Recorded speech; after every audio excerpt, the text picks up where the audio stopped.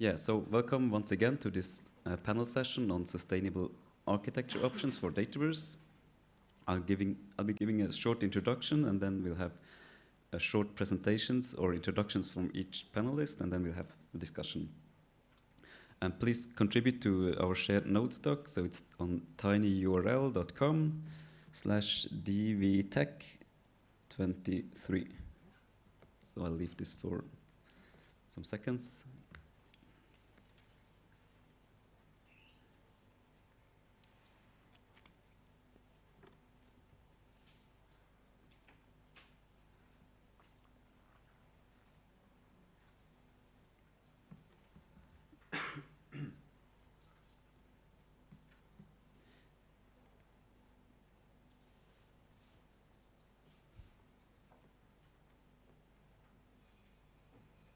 Okay. So here is the agenda. As I said, I'll have an introduction, and then we'll have introductions from each panelist, and then we'll discuss. So the background for this panel is that, as we have been hearing for the last couple of days, is the continuous growth and popularity of the Dataverse software, which poses some challenges to the sustainable development, both of the core software, the Dataverse software, but also the entire ecosystem of associated tools and services. And here on the right-hand side, you see just a repeat once again from the GDCC session. On the top, you see the numbers of installations, which by the end of last year reached 95, and as of some couple of days ago, it's 100 installations. And some of the installations, they would serve several institutions or organizations, so it's several hundreds by now. And so what we should address is how to ensure sustainability, because when you work with an open source software, we need to address multiple aspects, and as I presented at the GDCC update meeting, there are different approaches for assessing or evaluating approaching sustainability, and here you have one of them, which is from It Takes a Village project. So there are different facets like governance, technology, resources, and community engagement. So in this session, we are focusing on technology, and within that facet, there are different issues, topics to address. So for instance, architecture choices. In the community survey we ran last year, there was some questions about architecture choices, or maybe it wasn't really about architecture choices, it was on a more general level, what kind of options you have, like out of the box, as an extension, or as a loosely coupled integration. Another thing is to establish and also improving rules for contribution to the software, how to manage maintenance, how to make sure it is continuously developed, how to avoid or mitigate technical debt, and if needed also how to refactor and maybe even re-architecture if necessary. Here you see an illustration from a book that Oliver some time ago tipped me off. So when software is developed, you try to reduce maintenance costs or keep them at a reasonable level. But at some time you might realize that they raise to a high or non-predictable level, and then you need to refactor or even re-architect your software.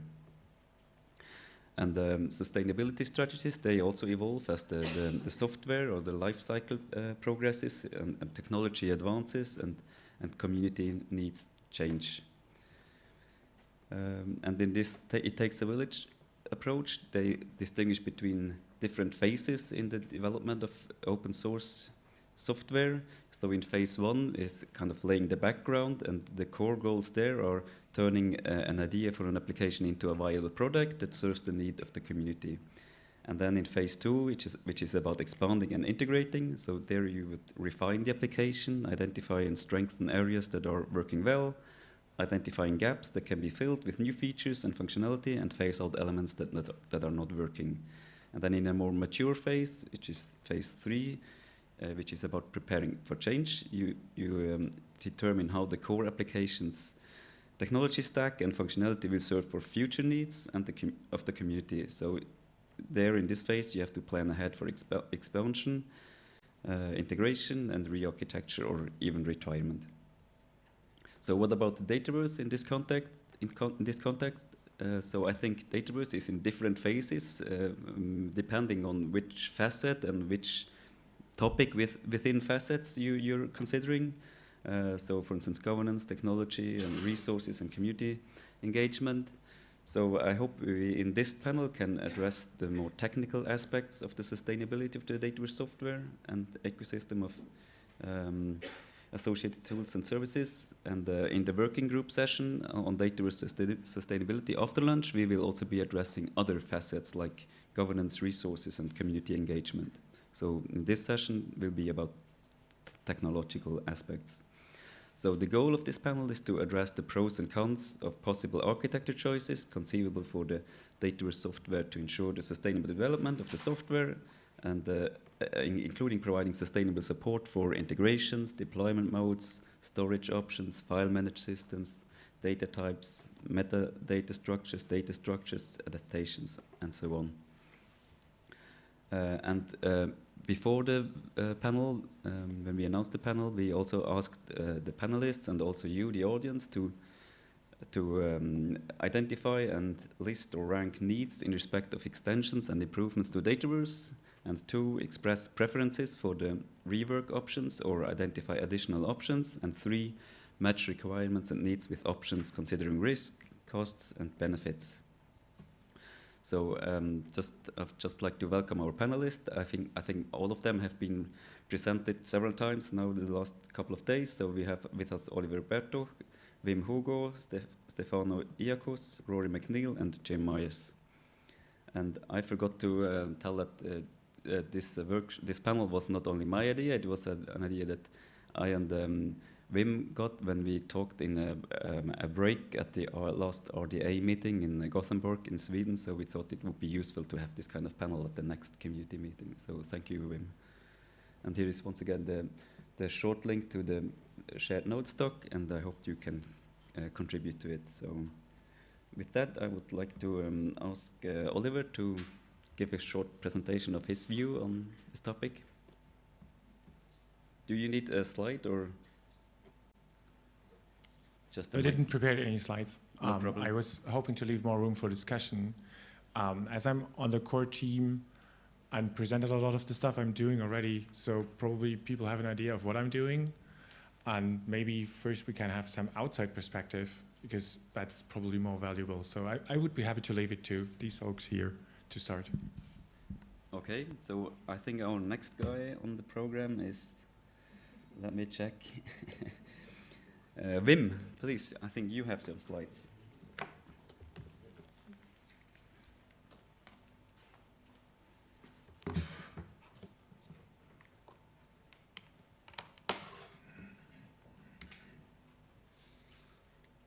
And we might have to move to the next panelist if my adapter doesn't work,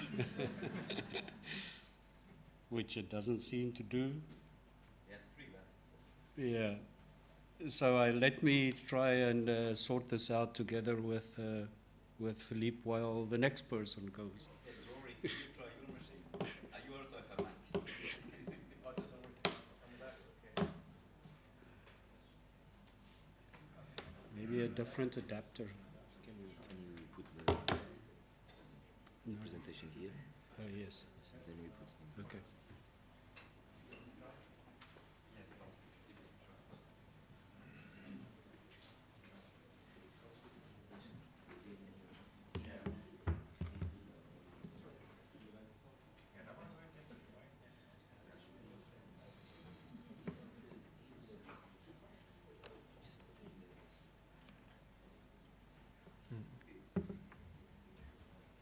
Nothing.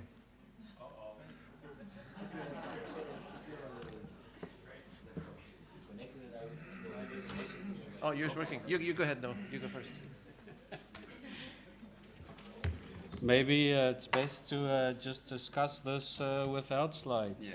Yeah.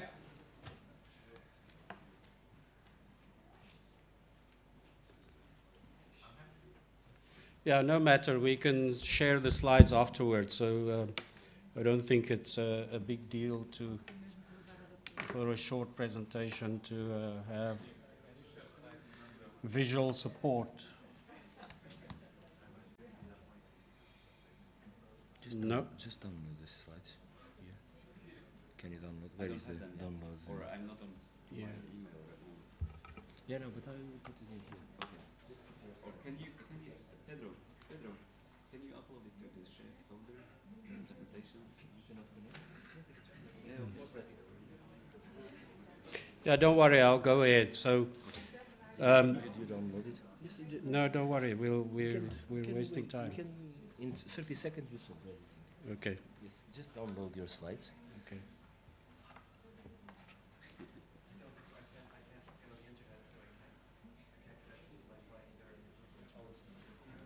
yeah, but I think we just do it without slides. Yeah.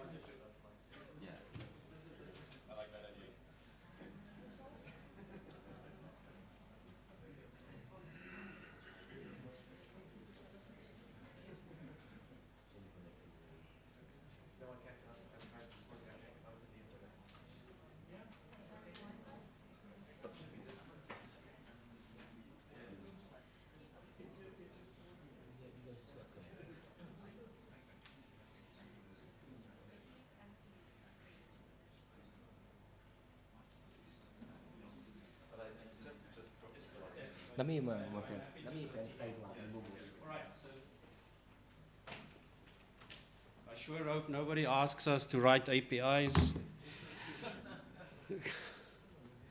All right, so Dance has started with the process of rethinking how we present our products and services to end users. And as a part of that, we're looking at extending the last mile, as it were, towards the place where researchers are doing the things that they do. So part of that perspective says that we can't expect researchers in our ecosystem nationally or even in the EU to know that they've got to go to different kinds of repositories for different purposes and provide different kinds of metadata and so on and so forth. So we're looking at ways to shape the channel through which researchers interact with the repository infrastructure at DANS and at our close stakeholder environment.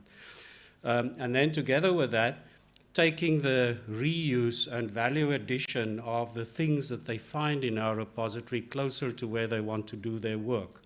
So our architecture has been driven, or our architecture thoughts have been driven by this idea that we want to extend both the gathering of research outputs into the repository ecosystem and provision of value-added services closer to where researchers are doing their job.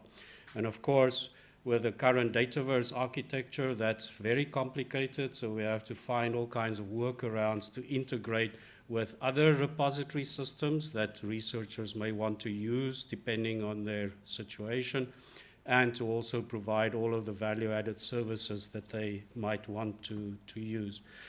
So we've come up with an ideal architecture that says we need an SPA wrapper there, and outside that people interact with, and in the middle there is something provided by OpenAI, and that's it. And that would do the job. But until we get there, we need some kind of intermediate process to try and serve the purposes of our community.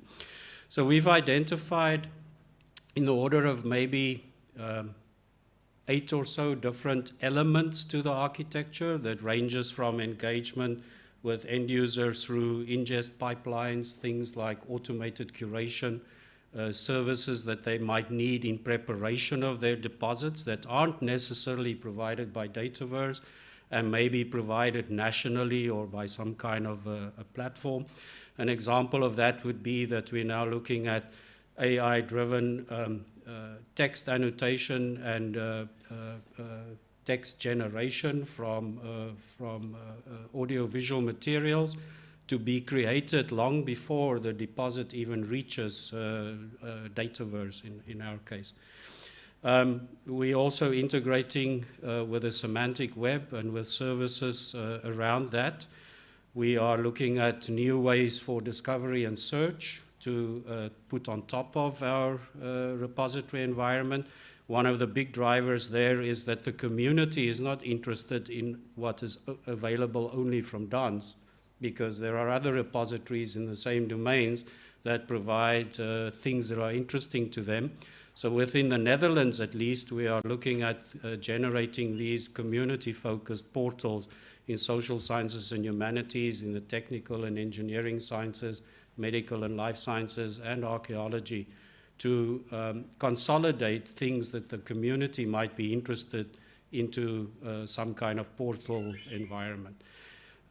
We're also looking at integrating with VREs and secure processing environments when people want to add value. Thomas has actually started building very nice technology where we have established a tools and type registry.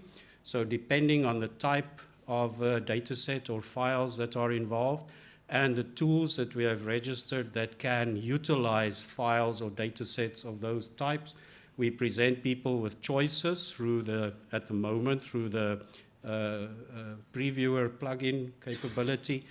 But these then are able to go and find code from GitHub repositories, for instance, together with the references to the data sets that the end user has identified, package it and put it into a VM, a Dockerized machine that can be deployed on the infrastructure of choice.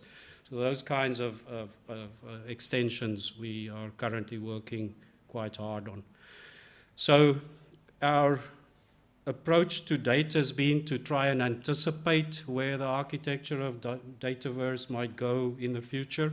So we're starting building React-based components and infrastructure and microservices that take care of all the things that our end users and projects demand of us, with a hope of integrating it in future into Dataverse in a much more robust and sustainable way.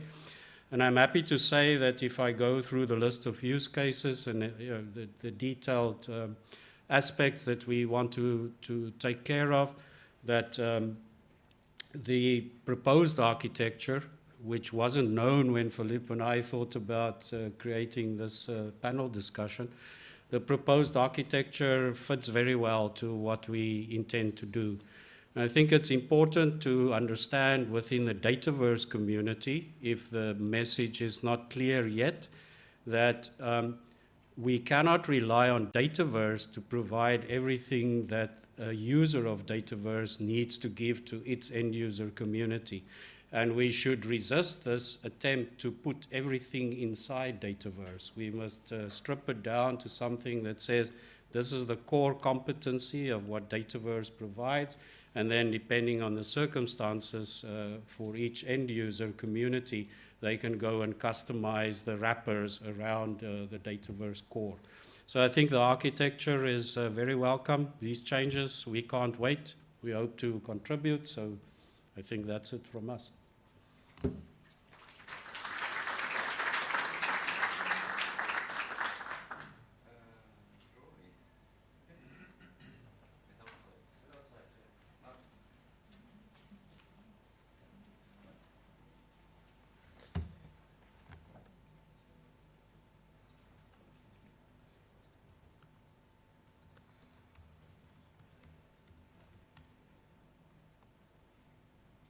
Okay, well, hi everyone, good morning, and Philipp, thanks for asking me to join this panel. And you can't see my slides, but I can see my slides. And the first one says, Re-architecting Dataverse, Reflections from a Friend. And I think I'm unique on this panel, and I think I'm actually unique in this conference, is that, of course, I know everybody has lots of things in their professional life, but people, by definition, who come to this community are coming from a Dataverse-centric perspective, and I'm not. So I'm here to give you a bit of an external perspective, and I think that's probably why Philipp invited me. And I actually have some hopefully positive things to contribute from that perspective.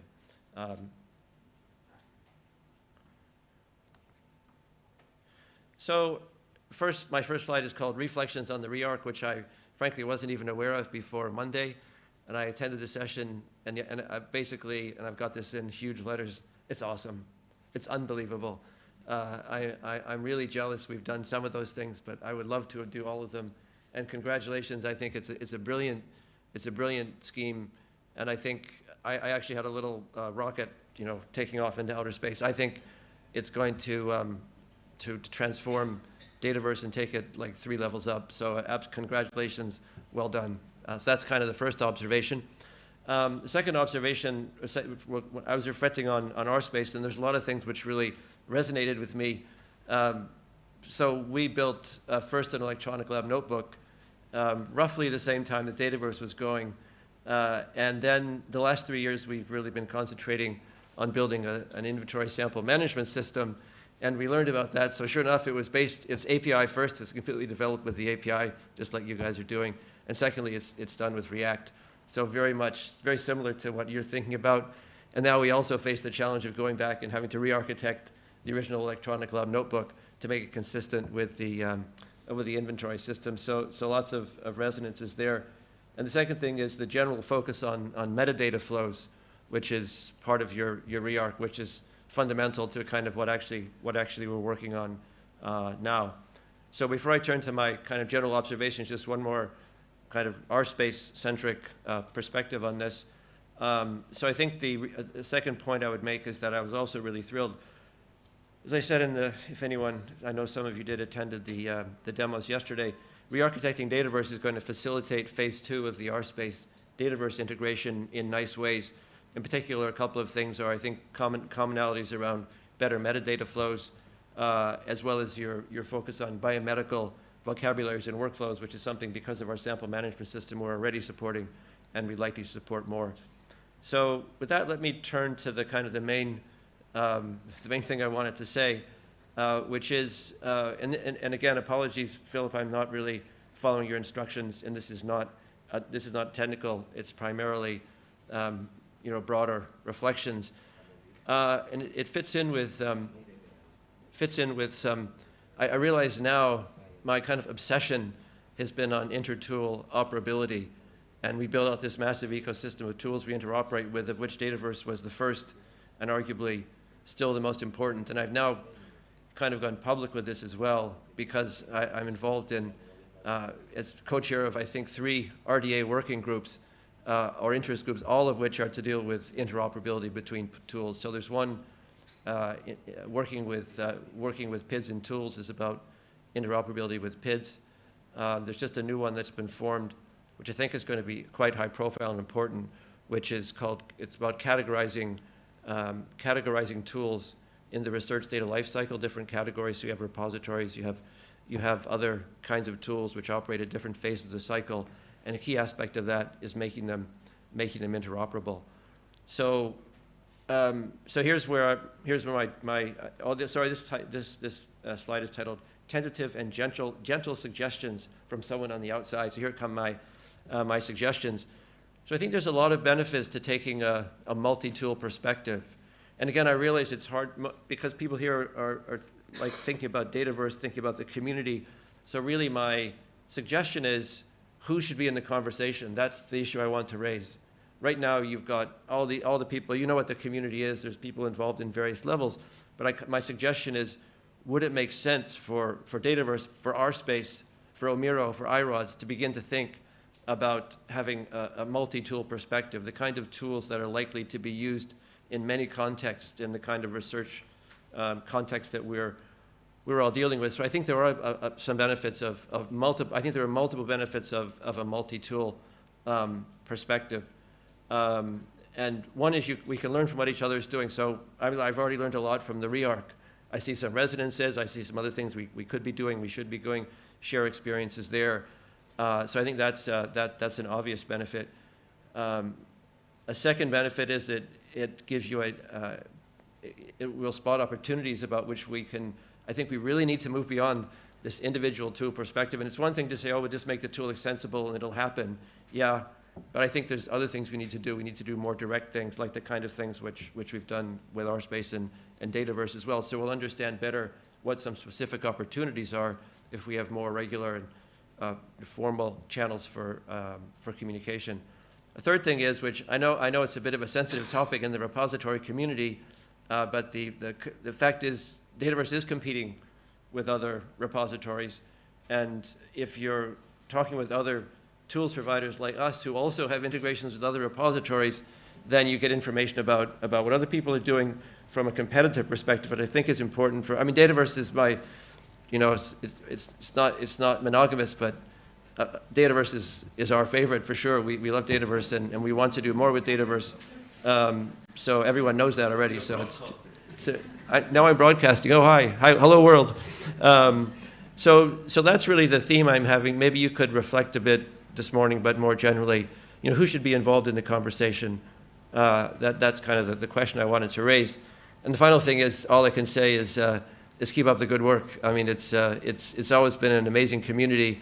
As I say, I think this re-arc is going to skyrocket into outer space. So I'll be happy to tag along for the ride. So thank you.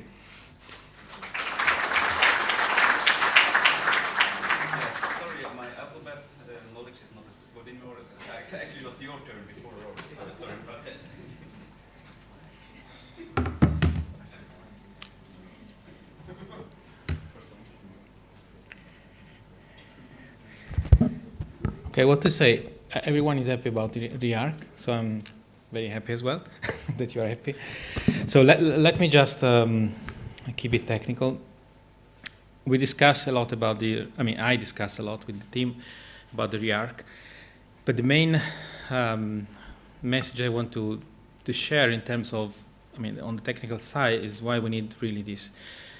So interoperability is the main word here, because as it was just said, Dataverse is just a piece of a very, say, complex and even evolving workflows around DMP, DRMs, and so forth. So we cannot think of Dataverse as it was once, like a one-stop shop.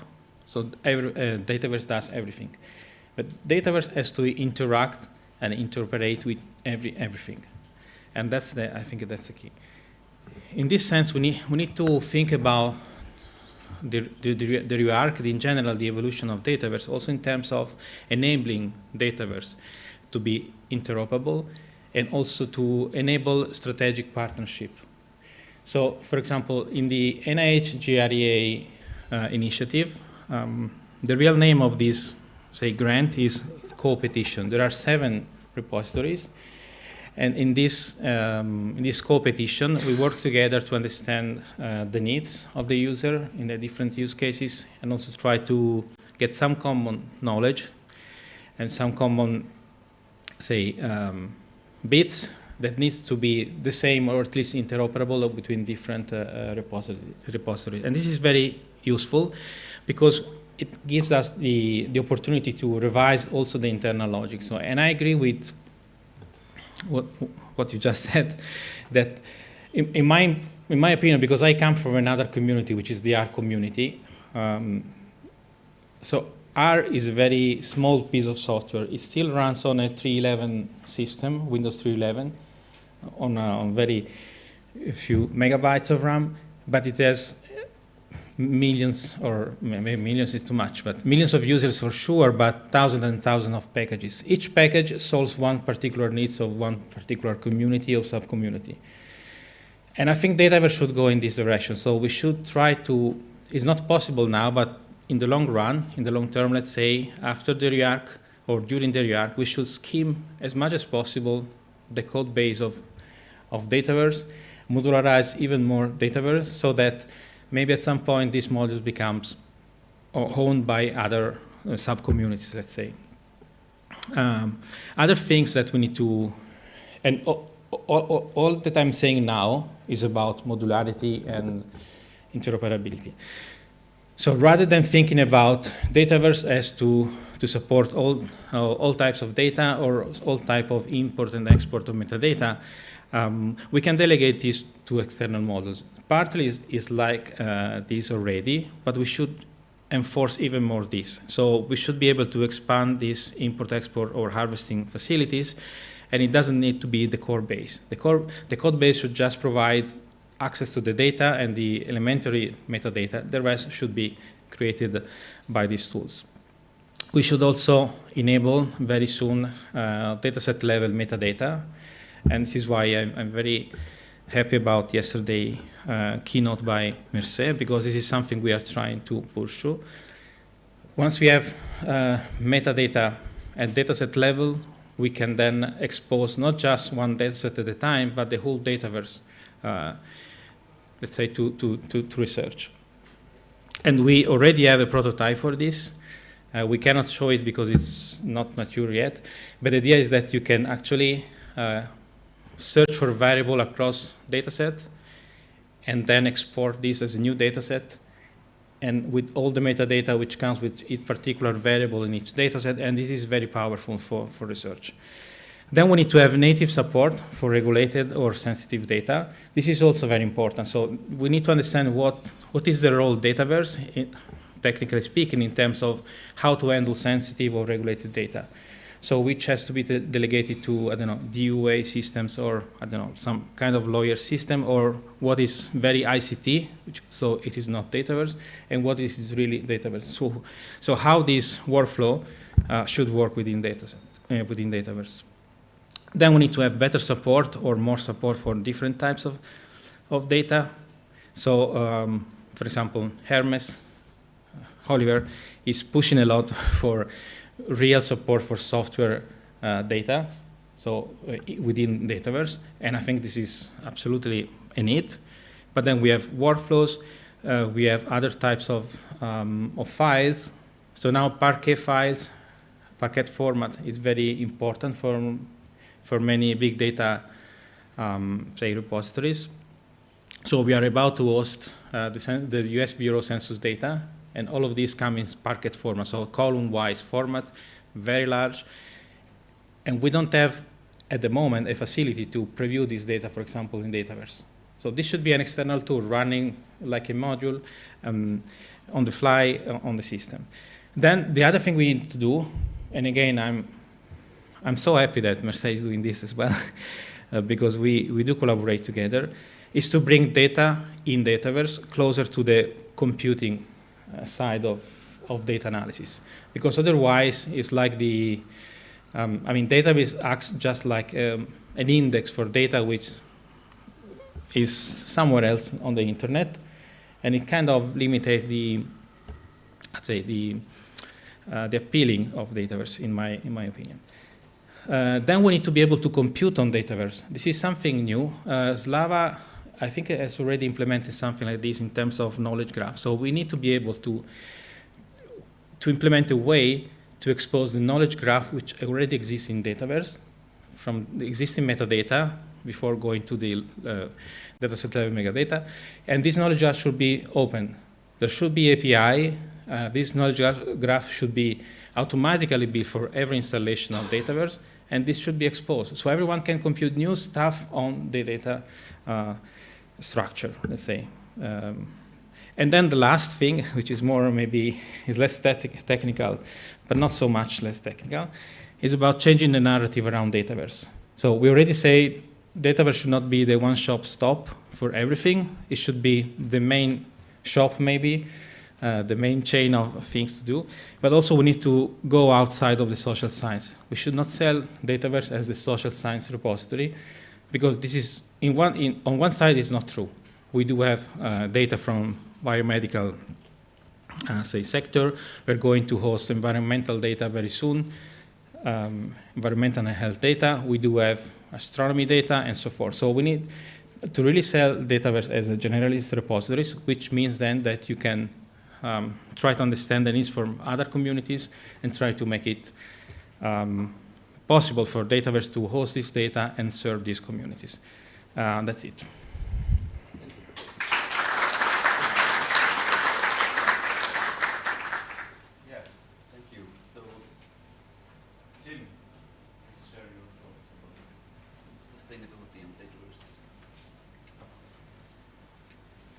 All right. Well, I like Oliver said, I wouldn't have any slides to start with because I figured after everybody talked, there'd be only pieces of the story left. So that's with the voice I have left. I will try and do some of that.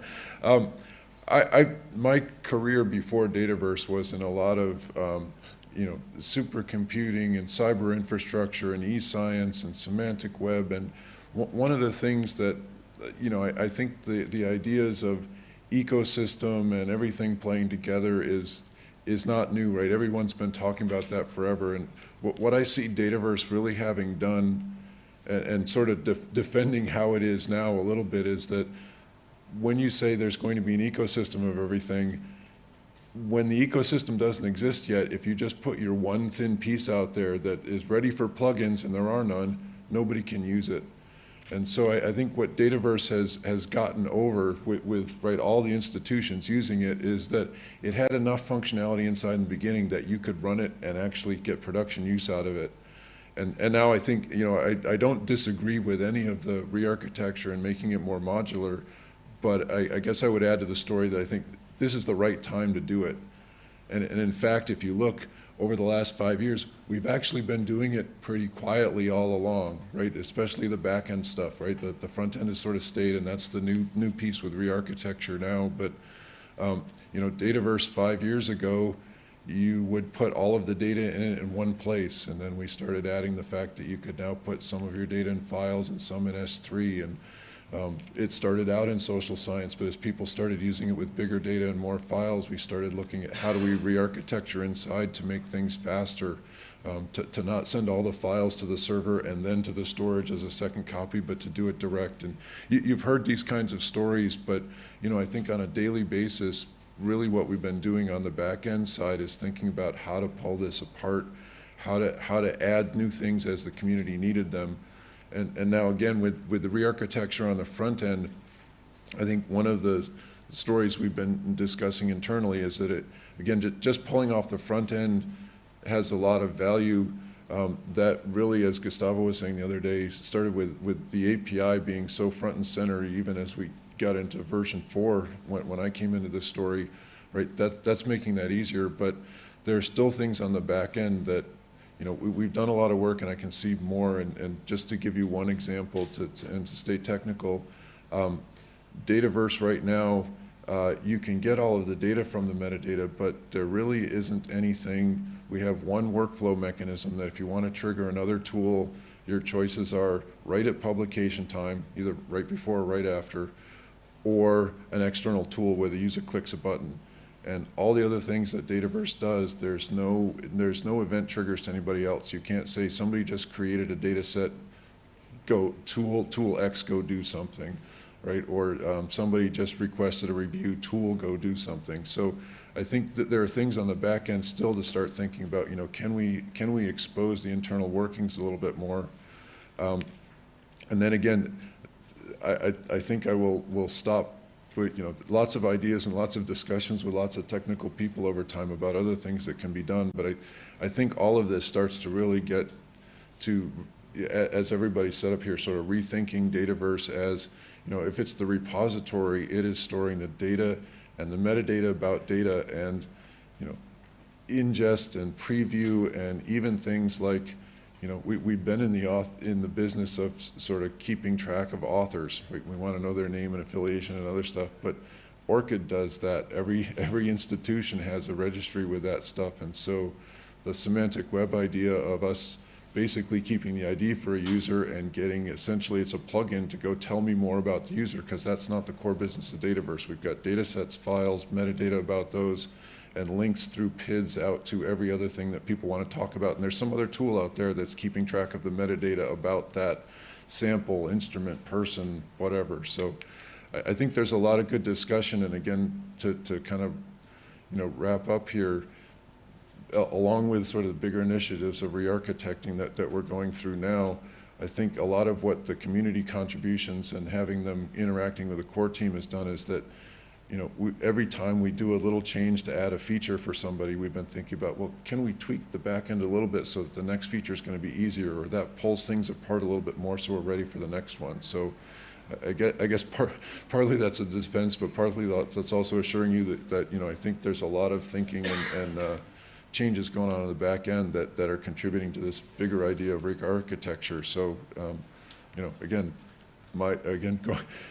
bouncing back at the end here to my career, right? I've seen so many things that start out as a research project that the developers say it's wonderful. The 3 people on the grant who have to use it say it's wonderful because they get money from the grant, and it goes no farther.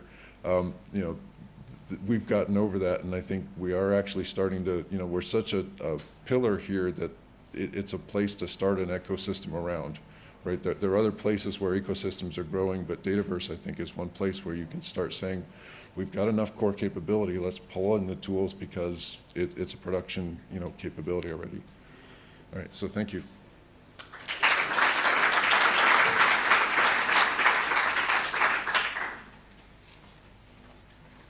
Yes, thank you to our panelists. Sorry. So I think maybe we should just, so my general impression is that, so the main direction would be more emphasis on the ecosystem, as I got it from your introductions. So, and also expanding, or kind of, as you said, Stefano, kind of changed the narrative. So it's not just a repository software for social sciences, it's much more. So it's kind of distributing the workload and the tasks, so to make it more sustainable. So maybe I would ask the panelists if you have any questions to each other, and if any other panelists, and yeah, just use the microphone and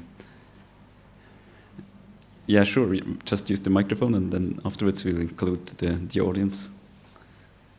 Yeah, maybe a question more for the people close to Dataverse, Stefano and others. I mean, we're looking at this re-architecting, I would assume, from a technical point of view, and saying, these are all the desirable features and elements we want of a new environment or a new architecture. But I just realized when Jim was talking, there's also, of course, a business argument here in terms of the competitiveness of Dataverse against the other repository software environments that are available. And I think this re-architecting effort will put Dataverse onto a new level of usability that can't easily be matched in the same time by the competition. So from a business and positioning point of view, it's also a huge improvement, I would think. Yeah, I second that. +1, I completely agree, and I think it's going to completely differentiate. The only other one which I think is interesting, just for what it's worth, I think Invenio RDM is beginning to go down the journey that Dataverse has gone down, and they are getting a bit of traction as well. And they also are open source. They don't have a powerful community, but I think a community is beginning to develop. So I think it'll be interesting to see how that develops. But as you say, to me, the re-arch is going to kind of skyrocket Dataverse into a position which will be, and that's going to bring new challenges, because if you become the leading repository in a way which now it's not quite so clear, there will be lots of new challenges, interesting challenges, but difficult ones as well. Just to comment on these two things.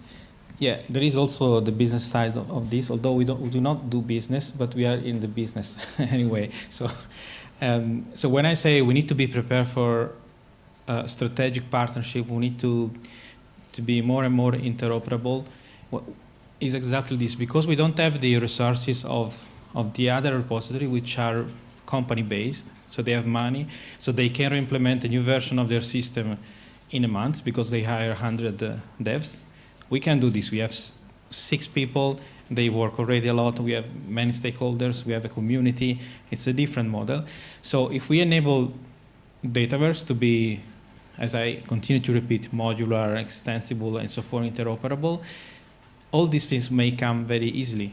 Maybe not from us, but from the community or from new communities, because we do not need to forget that we are in a bubble here. Everyone is happy about Dataverse. but there is also the rest of the world, which is the largest part of the world, let's say. And so we need to talk also to the rest of the world. And that's the business side of it.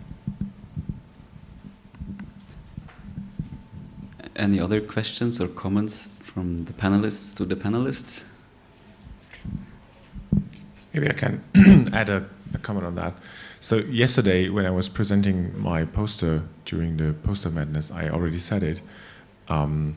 If Dataverse wants to stay relevant, we need to adapt, and I think we're on a very good way here.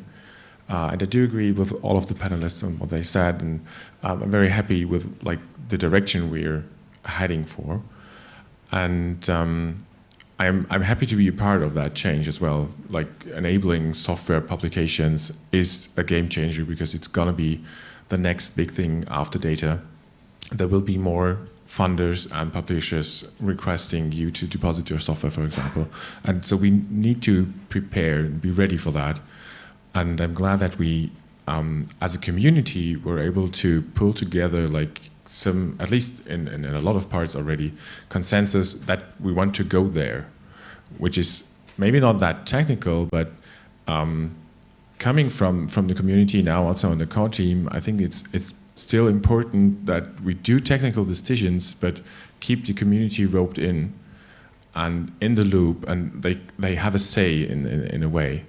So I think this is equally important when it comes to sustainability, because these technical decisions we do now are probably seen as a tech debt in like 10 years, because maybe we didn't get it all right.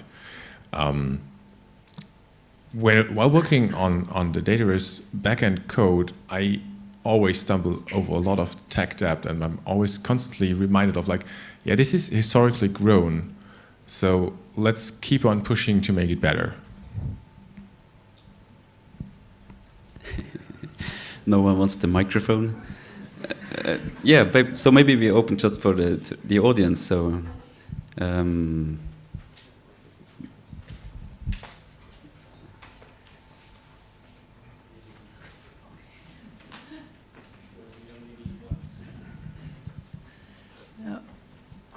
Well, thanks first all the panelists. I also was very, very much supportive of everything what has been said and the direction of Dataverse. So I have a short reflection and 3 questions. I'll try to be very brief. So one is that it is interesting that the precursor to Dataverse, there was a VDC that was completely modular, and I'm just pointing that out for your comments, Jim, because in a way, that's when at the point I joined, probably only Gustavo or Leonid remembers that part of the pre-Dataverse days, but it was at a time that there was not a community to be that modular. It was just not practical. It was extremely difficult to use because everything had to be built basically if you wanted to use it, or you had to put a lot of effort. And I think that that entire cycle, I mean, it was a necessity in a way to make it more monolithic, so there was a piece of functionality, a robust piece of functionality that could be used, could be distributed and have installations. But well, it's interesting to see that cycle because I agree completely that it's very much the moment, and I also praise, I applaud to the very firm decision, let's do it, right? Because we had, there was continuous, let's do little by little, but it's just too hard to do it that way. You just need to do it.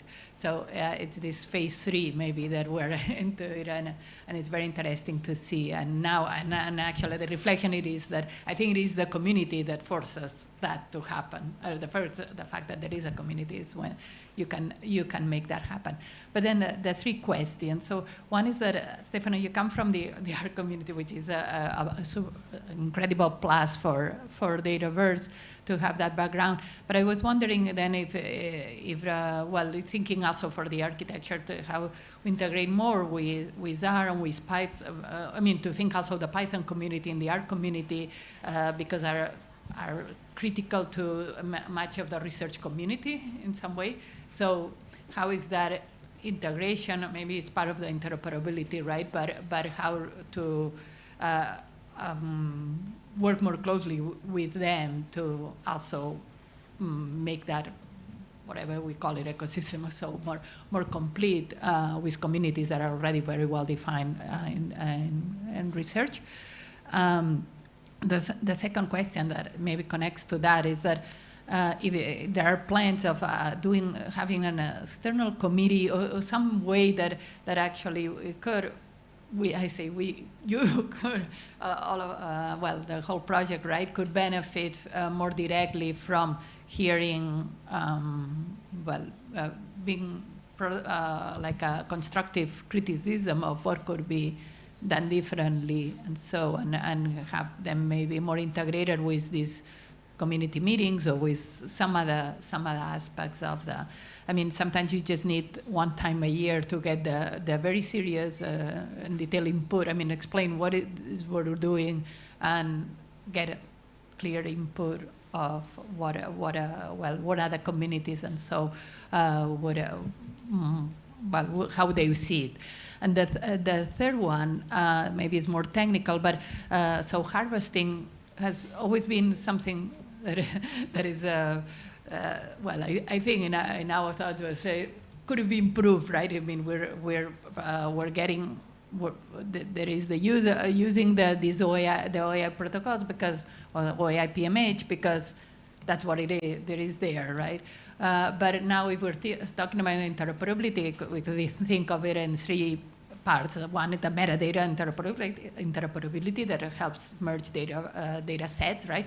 The other one, the tools interoperability, right? To integrate the modular architecture and the APIs to be able to integrate with other tools. But the other one is the Dataverse to Dataverse interoperability in some way, like how do we connect them? And if we, as a think of Dataverse beyond one sector, beyond one domain, right? And only social science, biomedical and others, but also beyond a sector that, for example, Dataverse is for open government data or for some industry that want to share data for research, then that interoperability is very important too. So just thoughts about how to go beyond harvesting or beyond searching, or maybe it's a very smart search.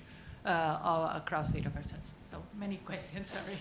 3 questions. Yeah, I think most of them were to Stefano, if I got it right, but I would just like to address your question about, the possibility of having a technical advisory committee. I think that was one of the first ideas you had when you discussed this with John, when you had this idea about creating the GDCC. So, and we haven't followed up on this one, but I think this will be an important part in this discussion we'll have in this working group on data sustainability. So I think we will address this maybe not in the working group session after lunch, but in this working group will have to address this. How do we formalize the collaboration within the community? Do we need other committees, as you say, on the technical side? Now we have a kind of lightweight steering group, which should also be formalized, but we also need other committees, I guess, and maybe other working groups also. So, but Stefano, please.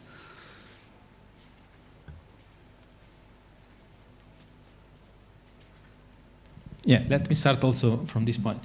This is exactly what Phil was saying. So there are several possibilities there, and this working group will have the goal to define how to, essentially, across different models. So for example, just to bring my experience from R has 2 bodies. One is the R Foundation, which essentially protects the brands, let's say, and support a bit the software development, the very technical part. And then there is the R Consortium. And the R Consortium is made of 1 member from the R Foundation, which is us, and then the industry, which gives different point of view on what R should be or how R should behave in different industry sector and so forth. So I think something similar has to be discussed, but I totally agree with you. There should be someone outside this nice bubble we live in, which is the Dataverse community, because it gives us the opportunity to innovate, to be at the forefront of what is now data management, data for research, and so forth. So in terms of how can I bring, let's say, R or Python, whatever new framework for analysis is close to Dataverse, I think this is part of what when I say we need to bring the data in Dataverse closer to the computing part, computing side, which doesn't mean only ICT per se, but also the tools that you use there. So I totally agree. This is something we should pursue, and I would like to. And I forgot the third question. So. Oh, the interoperability between data. Yeah, I mean interoperability. Yeah, totally. Yeah. Interoperability is interoperability. So we should pursue also these sides. I totally agree. And when I also mentioned the knowledge graph, this is also another way to be interoperable, because it's a way to also cross the knowledge, intersect this knowledge graph between different Dataverse instances, and this will help discoverability and so forth. Yeah. I don't know if, yeah. Yeah, on that, I wanted to just point out, like, Stefano was talking about the roadmap and the new documents that came out, and Gustavo and I were presenting the modularity one. Down in that document at the end, I probably framed it too negatively about the challenges of modularity, but in essence, the idea that as you get more of these plugins, right, they're not all independent, and just like to play the metadata game, right? If you put in a new metadata block, right, that has to go out, the exports, it has to go out through harvesting, and so if now one Dataverse picks up a new block and another one doesn't have it, right, we've got harvesting problems and those sorts of things. And I think there are fixes in there, and to not go into detail of them, but we're starting to play through some of the games with the RDA grant that we got to do the ORE stuff. What we started putting in is that when you harvested from somewhere else, if there was metadata that came in that didn't fit the schema in the current Dataverse, we'd have we just played the game at this point and said there's a metadata on original key in a metadata block, and inside that we put all the key value pairs from the other system that didn't fit, so they could still be shown to users, but Dataverse doesn't know much to do about them locally, but it can show them. And we're starting to get the same thing with Don's. One of the things that they've asked to add to it is this idea of system or protected metadata, where an external tool wants to say it knows metadata about the system, right, about the data set, but users shouldn't be editing that, because if they edit it, they will break the tool. And so the idea that there's metadata that you can see, but you have to know the key, right? You have to be that tool to basically be able to edit and manage the metadata.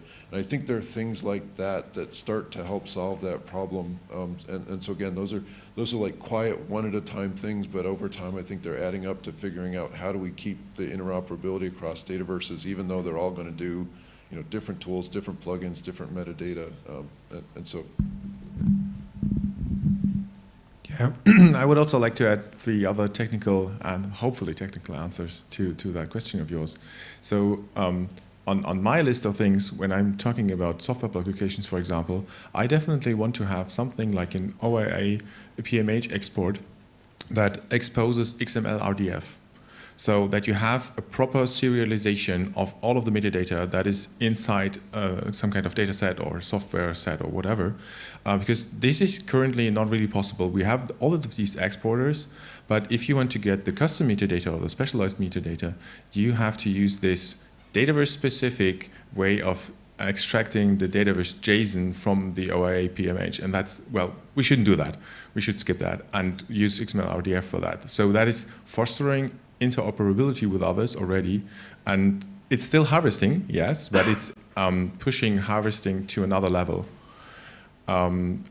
Also, right now, we, for example, do not give guarantees about the JSON that we hand out. So we should have a schema for that. We should have a JSON schema so that people can say, I am exacting a JSON schema of Dataverse in this version. Oh, you don't give me that? Okay, then I at least know that I'm not interoperable. And we can also reuse these schemas in a lot of other places when it comes to the new modularity and plugin support, to actually create data transfer objects and stuff like that, to make things better in terms of interoperability and how to generate all of this technical stuff, basically. And this third one is related to like getting to know that their changes actually exist. So I talked to Thomas about this yesterday, that it would be great to have some kind of a notification system that is also hopefully pluggable, so that you could have, for example, webhooks that could also send along metadata already, or that could be replaced, for example, with something like a Kafka broker that you can send events to some other place so that people can react to changes that happen inside of Dataverse. No, not necessarily. Yeah, exactly. I mean, just that you actually would know that something has happened means that you open up the possibility for the third-party system to like think about, okay, which way do I want to access that? Do I want a JSON LD export? Do I want to use a JSON endpoint, or do I go via OA PMH? That depends on what that third-party tool is doing, actually. So there's opening up more interoperable possibilities for the specific use cases of the third-party tool.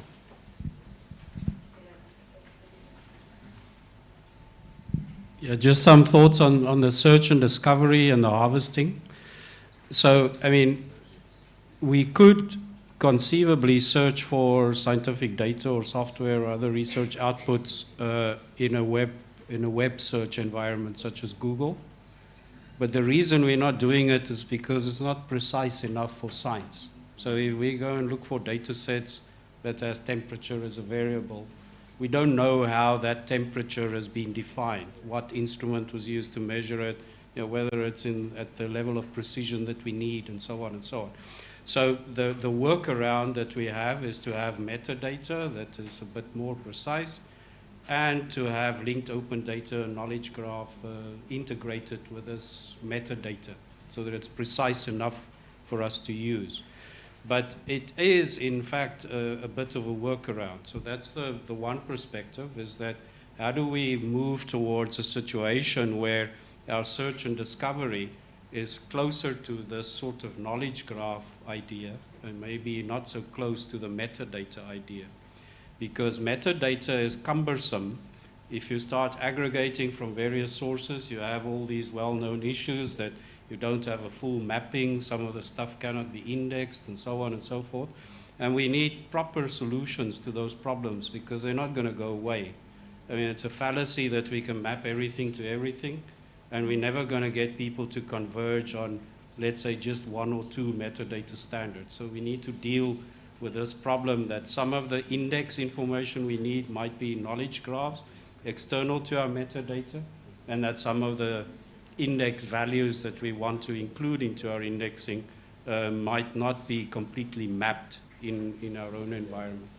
And then the second sort of workaround that we have is that it's feasible to search in a federated way, provided that you can solve the interoperability issues, but it takes too much time. So our solution is to aggregate everything into a collection and to index it there. But that's also changing. I think computational capabilities have grown, 100,000, 1 million times from 10, 15 years ago when these workarounds were thought about. So I guess the long and the short of what I'm saying is that the future of search and discovery is not in catalogs that we aggregate in a current, in a local instance of a Dataverse type environment anymore, if I have to think about it. We need to start anticipating what that future search environment is going to look like and maybe put some effort into it. Just a quick comment, again, from prior projects I've been on. One of the ways we started talking about metadata and repositories is that the repositories probably shouldn't be a member of the conversation, because it's the tools that people are using when they make the data, right? They know metadata about the files, and that metadata makes sense to either a person or to some other tool, but the repository doesn't have to make sense of that metadata, right? It just has to store it. And so thinking more and more about the repository as a place where the tools converse, and because the tools aren't on at the same time, right, they're 10 years apart. Dataverse has to store what they were saying, but staying out of the conversation makes Dataverse smaller and lighter. May I add a short comment to that? I see that there might arise tension from that, because you still have a lot of institutions that simply use Dataverse as their mechanism of data input. They may not have the tools or some tool chains, pipelines, whatever, and might be at a point of like, yeah, we were happy to just have Dataverse, so we're just getting started with research data management. So we need to make sure that we still have both. Yeah, I mean, that's, and again, I can point you to my system, which is no longer around really, because we did all that flexibility and we didn't have the, you know, just go and have the citation block, and it's the same and it can be harvested everywhere. And so, but I think, again, we're at the transition point where you can play that game of even saying that, you know, Dataverse at the core level should be able to handle any metadata, and it's the administrator who says, this is the metadata I want to accept in my one, and this is what I want to be editable. But if I harvest from somewhere else and there's extra metadata, it'll go in and it can go out the other side. But you know, there's lots of ways to play it. Yeah. If I may add to this metadata discussion, maybe it's not just to your point, but I was wondering yesterday when Stefano and others presented, you know, the more modularized vision of Dataverse. So would this also allow you to have to implement more complex metadata schemas, like more hierarchical ones, like, or would it allow you to have different databases, also non-SQL, non-relational databases? Yes. Okay, so Jim says yes. Okay. Computer says yes. Computer says yes. Okay. Yeah. Yeah. Again, I mean, just to add what was just said. The idea of having a very scheme code base of Dataverse is that all the rest of the logic should be delegated somewhere else. So we should need to design, and probably is still not there, correct protocols to also to solve the problem of import and export of new metadata that you want to create. Okay, you want to provide a new type of metadata, then you provide input and export at the same time, and this should respect these things, and we have automatic testing to verify that your code works. And it doesn't need to be something that our dev do. It should be something that we prepare. When I say we need to be prepared for interoperability and for strategic partnership with other say actors out there, it means exactly this. It's still not there. I mean, but the re-architecture effort is going to this direction. Yeah, sorry. Maybe to play devil's advocate for a second, I do love the ideas that come from the re-architecture, but I do also see that it has at least a hazard of the community falling apart, because if anyone is capable of doing everything, and are we allowed to like modularize everything and anyone can just plug and play anything, that might actually be counterproductive to fostering interoperability. So we need to take care of, like, I'm not sure yet, I don't know yet, but there might be a hazard in there. Of course, it's hazard because it's innovation, yes, totally. But there are, I think, proper way of doing this. So when I'm saying this, first of all, let me clarify. Dataverse is already API driven. I mean, it's not that we are inventing API now; they are already there. We just want to extend these functionalities and separate backend and front end, but that's a side argument. But it doesn't mean that with all this, say, flexibility, we do not continue to provide what Dataverse is now. So the community may not even feel that they need to be something different, because we will continue to provide this thing. But there might be other actors out there that want to integrate more with Dataverse or differently, and we should be ready for this. Otherwise, let me say this prophecy, we will die, because the other are just more powerful than us. Yeah, and someone said yesterday, the library are very willing to pay for services rather than work with open source software. We need to always remind this.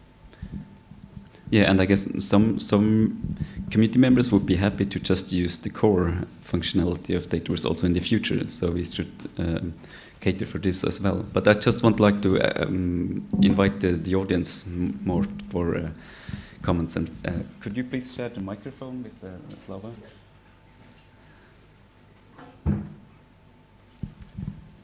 I have a comment about near future of Dataverse. So, as you probably remember, we started a dance experiment with Docker in 2016, and it helped us basically to build a multilingual Dataverse, because this is what we did. We put different translations into different Dataverse containers, and it allowed us, without making changes in Dataverse, build multilingual Dataverse, right? And after it was integrated as a core functionality. And after that, a lot of people came to us, and before it was not considered for Europe, but after Europe started to invest in this. So what I wanted to say, I see, and I usually like trying to look into like 4 or 5 years, and now it's the right moment to tell you that this current functionality and this modular approach, Dataverse will kill other data repositories like DSpace. It will get a monopoly position. What you should do, and obviously we are talking about shared services. It's a new concept that every service that will be bolded for Dataverse should be shared with someone like Zenodo, DSpace, and you should invite them also to participate. And it will be much more efficient collaboration, because they're already afraid. You know, after I'm presenting what is possible to do with external control vocabularies, and I have knowledge graph with millions of nodes on one of our server, I'm going to show today. It's really amazing, and there are endless possibilities, and people just getting scared because they're not on the same level at the moment. But this level is already possible to get with Dataverse. So you really need to share knowledge with other people and do it together, not only with Dataverse community. Thanks. I totally agree with you, Slava. And that is exactly along the lines also of Project Hermes, which is a project started to provide an infrastructure tool for people to deposit software into some target repository, be it Invenio, RDM, be it Zenodo, which is Invenio, but anyway, or be it Dataverse, MyCore, DSpace, and whatnot. And we're thinking along the same lines, try to talk to all of these people and talk about like what's missing, what do we need for better interoperability, and so I totally agree with you. I even think you should help DSpace, for example, to implement external control vocabulary support. It will really help.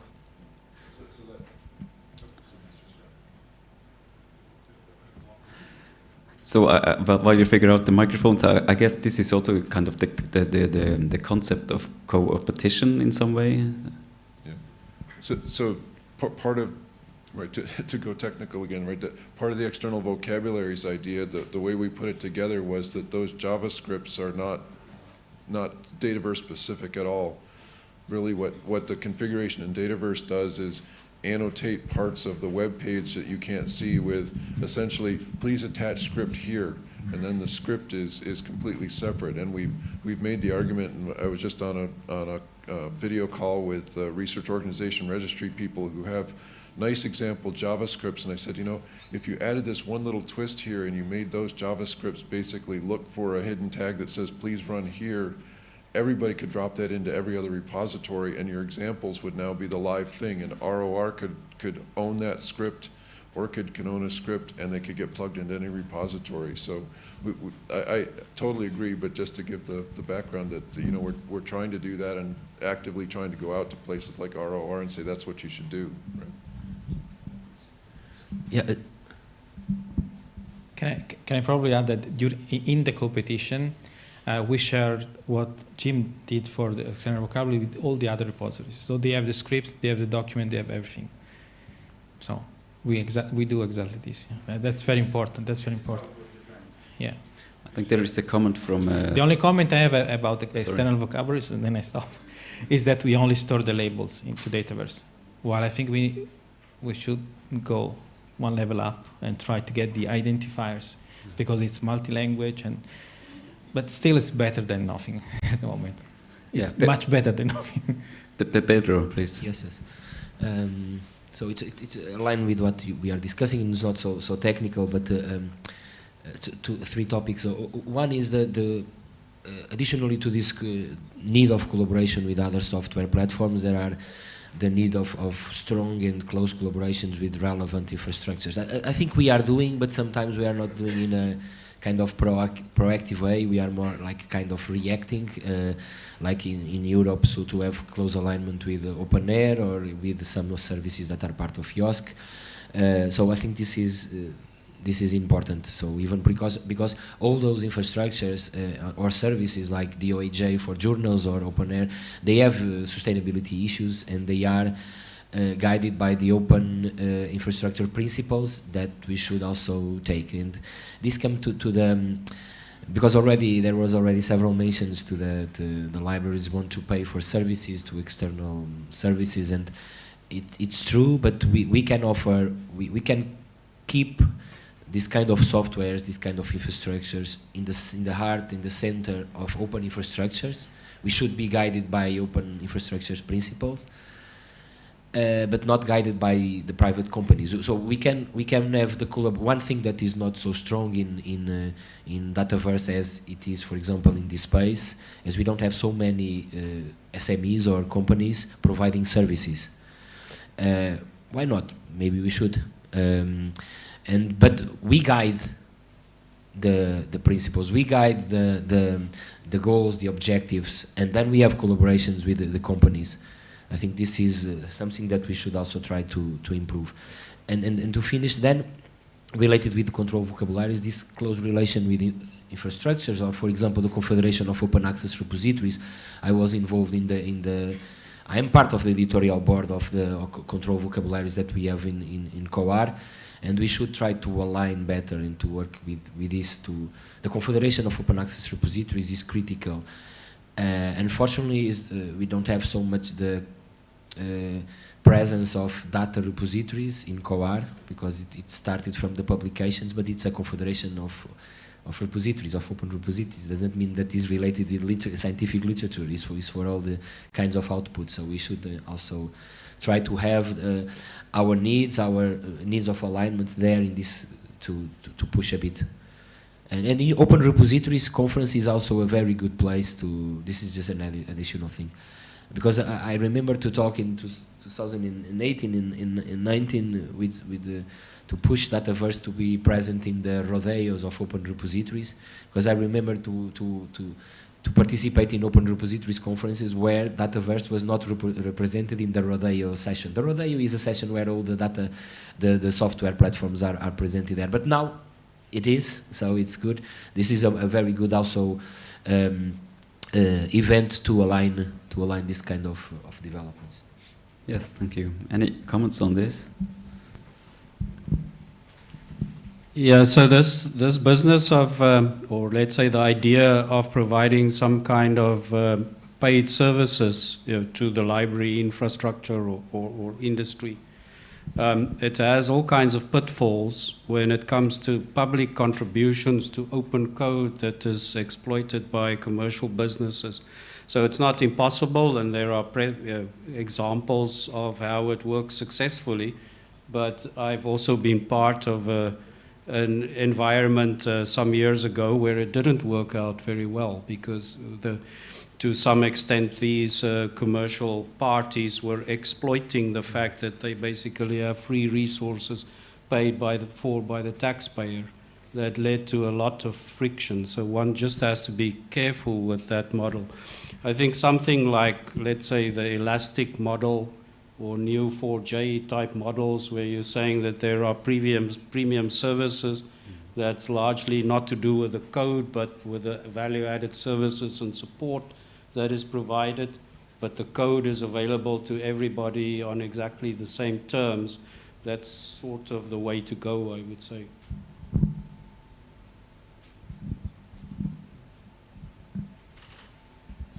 So we had this very same discussion like maybe 10 years ago around the R, when we started the R consortium. The risk of the companies is taking free jobs from us, essentially free work from us. And the solution was, okay, you want to contribute your stuff, you need your stuff, you provide the code, you make it open source, you make it fully compatible with our own roadmap, and it went very well. I mean, this company, which is now called Posit, it was our studio before. It's a billion company. They make lots of money on services on top of R. but they contribute also to the community. They provide lots of packages and infrastructure which are very useful to the whole community. So I think we should aim at something like this. Maybe not a consortium, something else, but we should not be afraid. We should just be able to control the process in a good way. Yeah. There are companies present here. Good. Yeah, please, Rory. Yes, so I've been thinking about this a lot because RSpace is in the process of going open source. So I've been looking at these kind of models as well. And the one which, the current one, I think is the most attractive one, which is following the model which has just been described as Nextcloud, which you're probably aware of. So Nextcloud is a for-profit competitor to Microsoft, I guess, which is, the code is available and people contribute to it. There's very much of a community, but it provides services and support on a paid basis.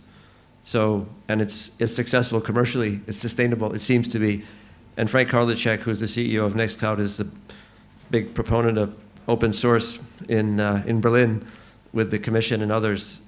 So I think that's a slightly younger model than our, it's developed really in the last 4 or 5 years. So there are successful models out there and definitely worth looking around, and I'm glad to see that Dataverse is thinking about it.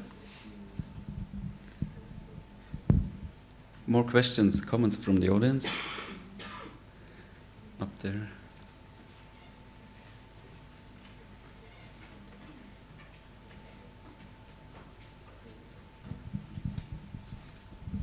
Yeah, so I have a bit more of a practical question. Like it was previously said, it was really important to, with the re-architecture, also keep in mind that core installations that are not going to be developing their own plugins still can use it.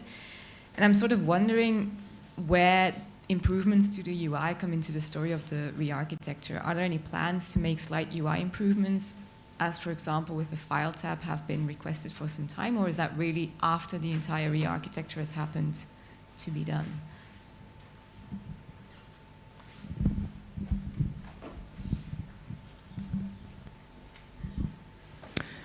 So the re-arch, let me just repeat, there are two pieces of the re-arch. One is making Dataverse fully 100% API driven, and the second one is separating front end and back end. The idea of this separation is to have two different cycles of an even speed of development of the two things. So the front end, with this separation, will have a probably much faster implementation of new ideas and design, UX stuff. So that's exactly one of the purposes of this re-arch. I don't know when your particular needs is prioritized now, but it will probably come out. Or even a community, because React is much more easier. It's much more easier to find people expert in React than in JSF. And probably the community can contribute a code. It's a GitHub repository. We can merge it and yeah. I have a practical question then. Would you encourage the community at this point to try to help in getting this moved, like contribute to the front end already, or is it too early? I mean, the MVP was presented 2 days ago, less than 48 hours ago.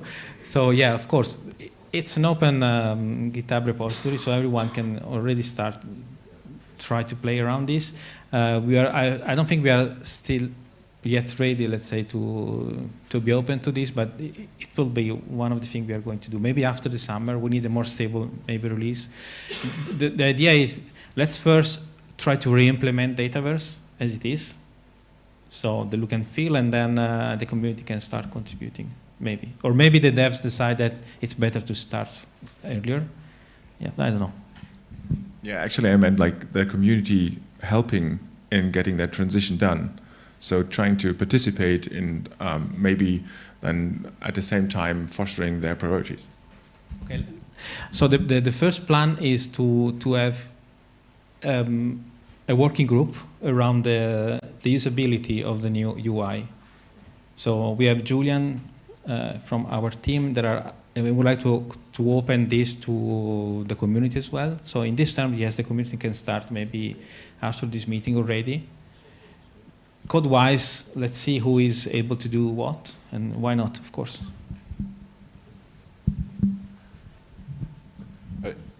Not being one that makes those decisions, but from the internal discussion, I think the thing I've heard most is that we're trying to go fast to get this out so that it's got all of the functionality of the current Dataverse and the new UI. And there has been discussion of, sometimes duplicating the existing UI exactly as it is isn't going to be the fastest way, because there are other components that we could plug in that would change things and be better and faster. And so I think right now if that comes along, we'll do the faster way and make it better. But if it's just going to be a change after, if it's something that we want to change, but it's going to add time, that's a step two. And again, that's just my perspective from kind of hearing the discussions. Yeah, I think we need to start wrapping up, but I would like to, if you have any questions or comments in the audience that you want to ask. Yeah. Nice. I'm the company. Okay, I work for Science. We're a company. We sell services. But I would like just to have a fun fact, because I'm a long time Linux user. It's almost 20 years. And I share this experience with a lot of my colleagues in the company. We came from the open source, from a way of life that says, if I take, I have to give. And so this is one of the best motivation that I like to stay in for Science, because we have as a principle, a base principle, that if we take from community, we have to give to community something. We have to reinvest in community. Then, fun fact, I organized a lot of Linux days, open software days, anything that was open when I was young. And every time there was someone that came to me with pointing the finger and said, yes, but there is no business. If there is no business, what can the software, or how the software can evolve? And I was trying to say that, okay, there's also community, there are public services, schools, hospitals that can have a benefit from public and open source. So, okay, that's the first time, the second, the third, the fourth. I say, yes, you're right, there's no business. We are just some stupid nerds. We don't have girlfriends, and we like to stay in this place using computer, right? Now, I work for a company. And there is always someone that's come to me and points the finger and says, yes, but you're making business on open source. Now, it's a lose-lose position for me. Yes, thank you. That was a good remark. I think so. It doesn't exclude each other. So I think it's about open innovation. So, but you need to, of course, you have to have funding in some way or another, either through business or through other sources. So. Yeah, I think it was really interesting panel discussion, and I hope we can continue this discussion in the working group on sustainability, where we also need to address other aspects than technology, like governance and resources and community engagement, as I showed you on this slide. Unfortunately, we didn't have slides, but maybe it was a good thing, because now we have concentrated on the content. So, okay, thank you very much, and now I think it's coffee time, and then we'll resume after lunch.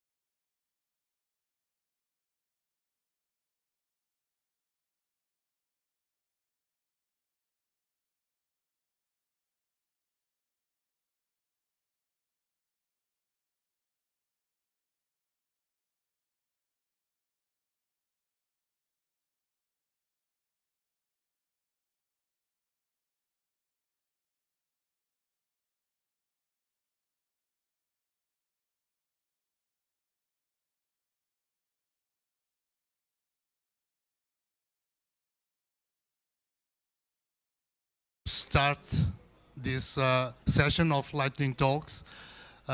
It will be almost a small trip around the world, because we will have presentations from Europe, from South America, Asia. But before we start with the 8 presentations, we will show the one video that was supposed to have been shown on the closing of the previous session. So let's see it now.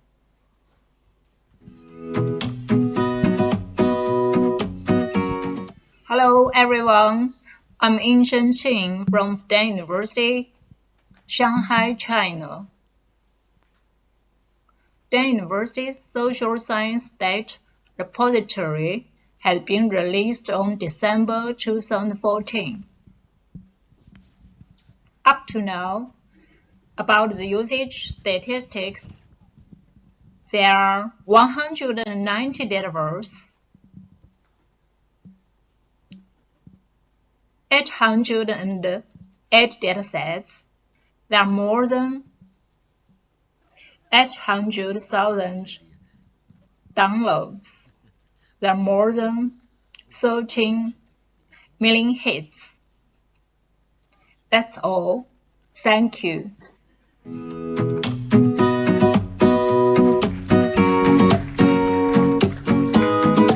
Hi, we are the Libis team behind KU Leuven RDR, pronounced as Radar, which is the institutional research data repository of the KU Leuven, one of the major universities of Belgium. The team exists of 4 people, Chris, Özgür and Erik as software architects and me, Diewertje, as product manager. We're still a relatively new Dataverse installation, having gone live in January of 2022. But since then, we've made some contributions to the community over the last year or so, such as lookups for authors and related publications that link back to our SAP and CRIS system. On top of that, we've recently launched our own integration dashboard that allows users to easily upload data from other data management systems and tools, such as iROD, GitLab, and OSF, into an existing or a new Radar dataset using a simple and intuitive user interface. For this, some new functionality was also developed by our team for the Dataverse API, such as the ability to create a new draft dataset without any metadata, and the option to replace and delete files using the native API. We've also been working on another dashboard, namely one to track our curation phase. It allows us to keep track of who is reviewing what, and to generate automated feedback emails based on some standard elements we always check each dataset for. In the last couple of weeks, there's also been some work done on improving the performance of Dataverse for datasets with a large number of files, as our setup was struggling to handle a dataset with over 60,000 files. So you might be seeing some improvements on that part in an upcoming Dataverse release. If you want to know even more about any of this, you can find Erik, Özgür and me at this community meeting, or you can email us at the help desk email address with any questions you may have.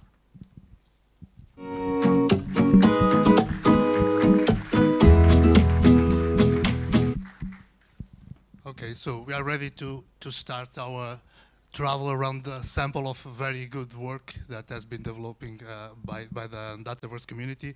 And we'll start with Canada, so Lina Harper, that will present the building of community of practice for Dataverse in Canada. The floor is yours, thank you. Oh, perfect. Perfect setup. Thank you. Hi, bom dia.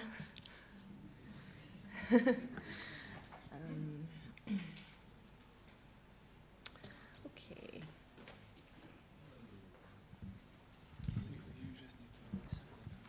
To click this? Or there, okay. Oh no, my slides are not showing up. It's okay. Well, anyways, good morning everyone. Bonjour à tout le monde from Canada. I'm Lina Harper, and I'm a data curator at the Digital Research Alliance of Canada. And I'm here representing my role as the liaison to Borealis as part of the Digital Research Alliance of Canada. I believe this was already played. I don't know if it'll play, but it's a video.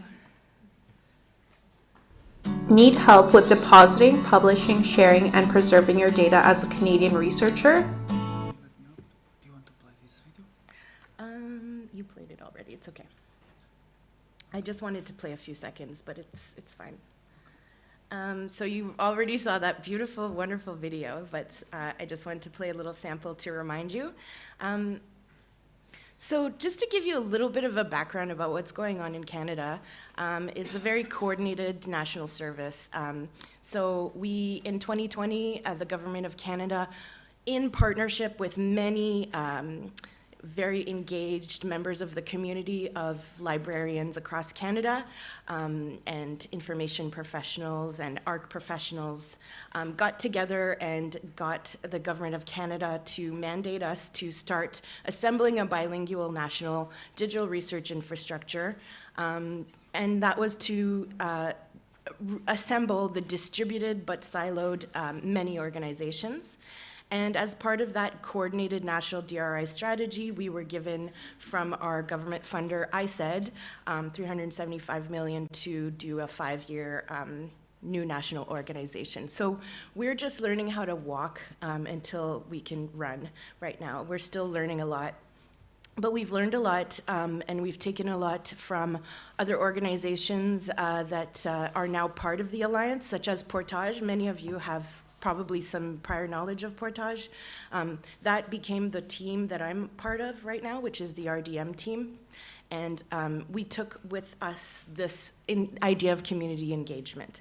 And so for the Alliance, just to give you an encapsulation of what we're about, we have 3 pillars that we concentrate on: ARC, RDM, and research software. So for the community engagement part, we have a structure called the Network of Experts. And again, that was from Portage, that structure that we took from them. Very grateful and honored to take that structure. And we take the expertise of these people, librarians and institutions across Canada, to get their best advice to engage with the community as they are the frontline workers, and we are a national organization. So we couldn't do this kind of work without them. And I just want to say as well, my role is the liaison with Borealis. So this role was created just recently, just last summer, and I was lucky enough to be hired to be a data curator as part of the national team for the Federated Research Data Repository. So part of my time is spent doing just technical data curation, making data sets from researchers findable, accessible, et cetera. And the other part of my time is with community engagement with Borealis especially. And one of those groups that we get our sort of feedback mechanism from is the Dataverse North Expert Group. And that's all I want to say about that. And I also want to say that these are the experts in the expert groups are volunteers that often do this work off the sides of their desk. So this is very important and valuable. And as Victoria mentioned yesterday, we have 70 instances across Canada, including British Columbia, Alberta, Manitoba, Ontario, Quebec, New Brunswick, and all of East Coast. We're a very big, geographically huge country, and we have a lot of universities. So this is quite a big success for us. It's supported by the University of Toronto, Scholars Portal, and the Alliance. And as you know by now, it's old news. We changed our name and branding to Borealis to better reflect a sort of Canadian identity last year.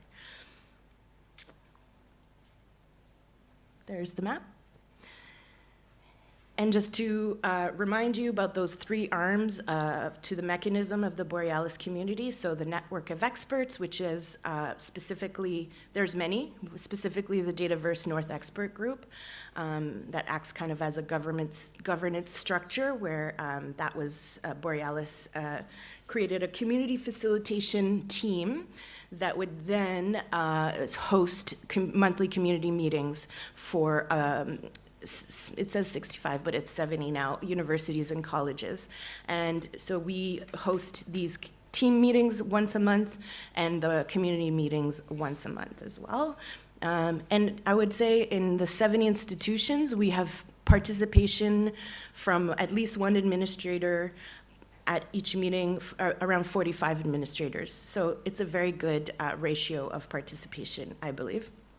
And it was launched in, this is all probably old news to you, but launched in 2012 with OCL, Ontario Council of University Libraries, and we extended the service nationally, along with 4 regional academic librarian consortia. Of course, this work is never possible without the help of consortia.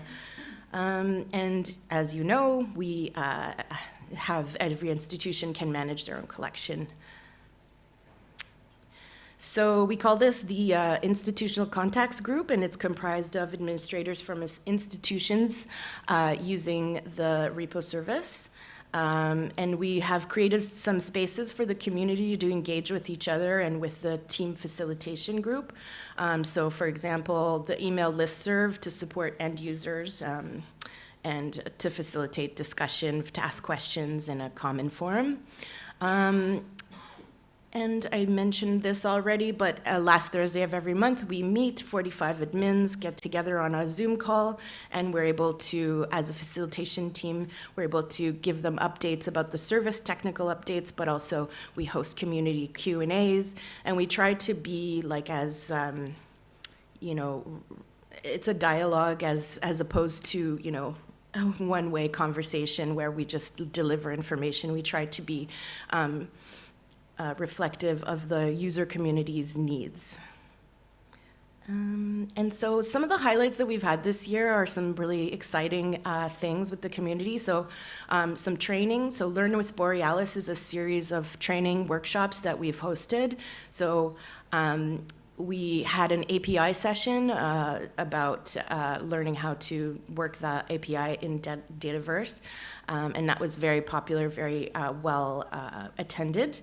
And then we have an upcoming session on the permissions, and we'll be doing one in French and one in English as a bilingual space, a bilingual country. That's important to us. The community right now is very interested in the default license setup for Borealis, which is CC0, and it's led to so many interesting debates and conversations during the team facilitation meetings, so much so that we are going to be hosting another panel talk at some point with the Alliance. I'm part of another expert group that I am a chair on, which is the Curation Experts group, Curation Events Working Group. And I think my time's coming up. I'm very close to done. And then another cool thing that we're doing is the administrators survey. And this was an 8-person working group. It's ongoing work right now, although we have deployed the survey and we have a really great response rate so far. So it's 2 surveys, one for institutional perspectives and one for an individual perspective. And we are walking the walk like our researchers, and we did the REB approval for that. This is just, you can look at these slides later, but this is the structure of our expert group mechanism. Interesting stuff. And then just to show you what the response rate is for our survey across the country, really good. We're really happy with that. And we're gonna do hopefully a longitudinal turn this into a longitudinal survey where we can collect long-term data and see patterns and really respond to those needs, user needs. And then just really quickly, some preliminary results. What are some Dataverse enhancement that would be most beneficial to the community? And 2 of those interesting responses were the integration with tools to support sensitive data deposit and sharing. This is very obvious to most people in this room. And something that's very individual to Canada is improving support for research conducted by and for Indigenous communities. So we have in Canada First Nations, Métis, and Inuit communities. So there's a very large sensitivity around that and interest around that. And then finally, we also have the governments and collaboration. We've formalized a working group just this year with the creation of a terms of reference and that was authored by the community facilitation team, of which, by the way, we are 5 members, myself included. And it's another thing that we've done with governance is we've increased the synergy and the collaboration with the Alliance, including onboarding myself as the liaison, so more conversations, more links, more reporting to each other, new policies, etc. Some interesting upgrades to the service. You can read this later on your own time, but I'll just point out the improved French translations for this service, and then that's it. And I really want to hear from you, so please get in touch and stay in touch. Thank you. Thank you very much, Lena. We'll have time for questions at the end. So from Canada, we come to Minho, where we'll be listening about the certification with CoreTrustSeal of our DataRepositoriUM. Pedro? Okay, good morning. So the idea of this presentation is to share a bit the approach that we had in Minho team, in the repositories in Open Science Office team that we had to the process of prepare ourselves for the certification. DataRepositoriUM was launched in February, just before the pandemic, so February 2020. So it's a service that we started, and it's embedded in the RDM strategy for Minho. So we have the strategy published. It's only in Portuguese, but you can access in the repository. So one of from the different components from the strategy, one of the components in terms of systems and services was to establish an open data repository, and we have established that. And since the beginning, we had a bit the goal to improve the quality of the service, the quality of the workflows, the policies, and the certification was the goal, alongside with other integrations in open air and in other services for sure, the registration also in Re3 data, fair sharing, to give more visibility. But since the beginning, one thing that we did was to prepare ourselves, prepare the service, but put it in production even if it was not perfect. Because we were aware that we will not have 1,000 deposits in the first week of the service in production. Sometimes we lose a lot of time to make services available in production, and we can do it alongside with the service. This is what we did. And the idea of the presentation was that the CoreTrustSeal was a way for us to improve the data repository procedures, and also a kind of self-training process. And this was the most important thing, the self-training topic that we mentioned. It was a slow process of preparation, but it was quite a benefit for the team to be more prepared in terms of the procedures, the workflows, the policies, etc. So the goal, we always have that goal since the beginning, to fill a bit the gaps that we had in our service in production, better definition of the workflows, establishment of some policies that we didn't have in the beginning, so detailed policies for the curation or for the preservation. Proper documentation made available. We had several things, but we need to improve those components. And also an important alignment with other institutions, the ethics committee, the DPO, so to have also some integrations there. Of course, when we release the service, we have the terms of use, the rules, but so several things were missing, and we did it in this process.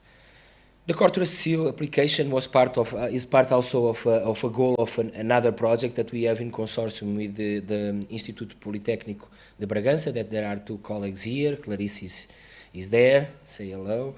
And the rest of the team is Julia, that is with that beautiful salmon color t-shirt, André and Paula. And we start this with a kind of meeting where we cover all the requirements one by one, and we put it in red and in yellow and in green, those that we need to approach. It was really a learning process. At the moment that we took that decision, we had in this project the money, for example, to buy this certification support consultancy to a company. And we decided to do it ourselves, even if it was slowly.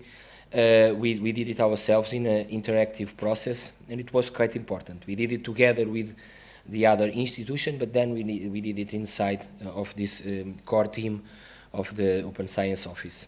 It's much more than a seal. I think this is the process, is the self-assessment, the self-training. I think it was really important. And we really want to emphasize the pedagogical role that the CoreTrustSeal process can have. We should not lose the opportunity of this application to improve the knowledge of the team. This is why we decided to do it in this way. The documentation that is available in the Dataverse website was also relevant. I think it was a great work. I don't remember who have started this. Philipp have contributed, but there are other persons that have there the documentation of their applications. So different Dataverses that have applied for the CoreTrustSeal have shared their experiences, and we compare a bit. We check what we can adapt to our needs, etc. And it was really important for us. So at the end of the process, we improved a lot of documentation, of procedures, etc. So we start with the analysis and documentation to have a global vision. So we did it together in the project. Then a self-assessment to identify the most critical gaps that we had, and then we started documenting, creating and updating some of the policies, creation of some services process and policies. We made available everything in the public web page, and we will also do a link and associate with our quality management system that in the library is certified, so we also need to integrate that in this process. So the information, basically, the results are available in our About page, where we have the different, so the draft of the preservation policy or the different documentation. But really, what was important here was the self-training process that we all benefit, not only to prepare the documentation that was needed, but also to empower the RDM knowledge in our team, and it was good because now we have a more capacity people in our team, which is really great. So thank you very much, and this is our presentation. Thank you very much, Pedro. Also for keeping the time, even shorter than 7 minutes. Well done. And we will keep in Portugal now from an institutional repository to Poland. It is the national repository being established by our national funding agency. Okay.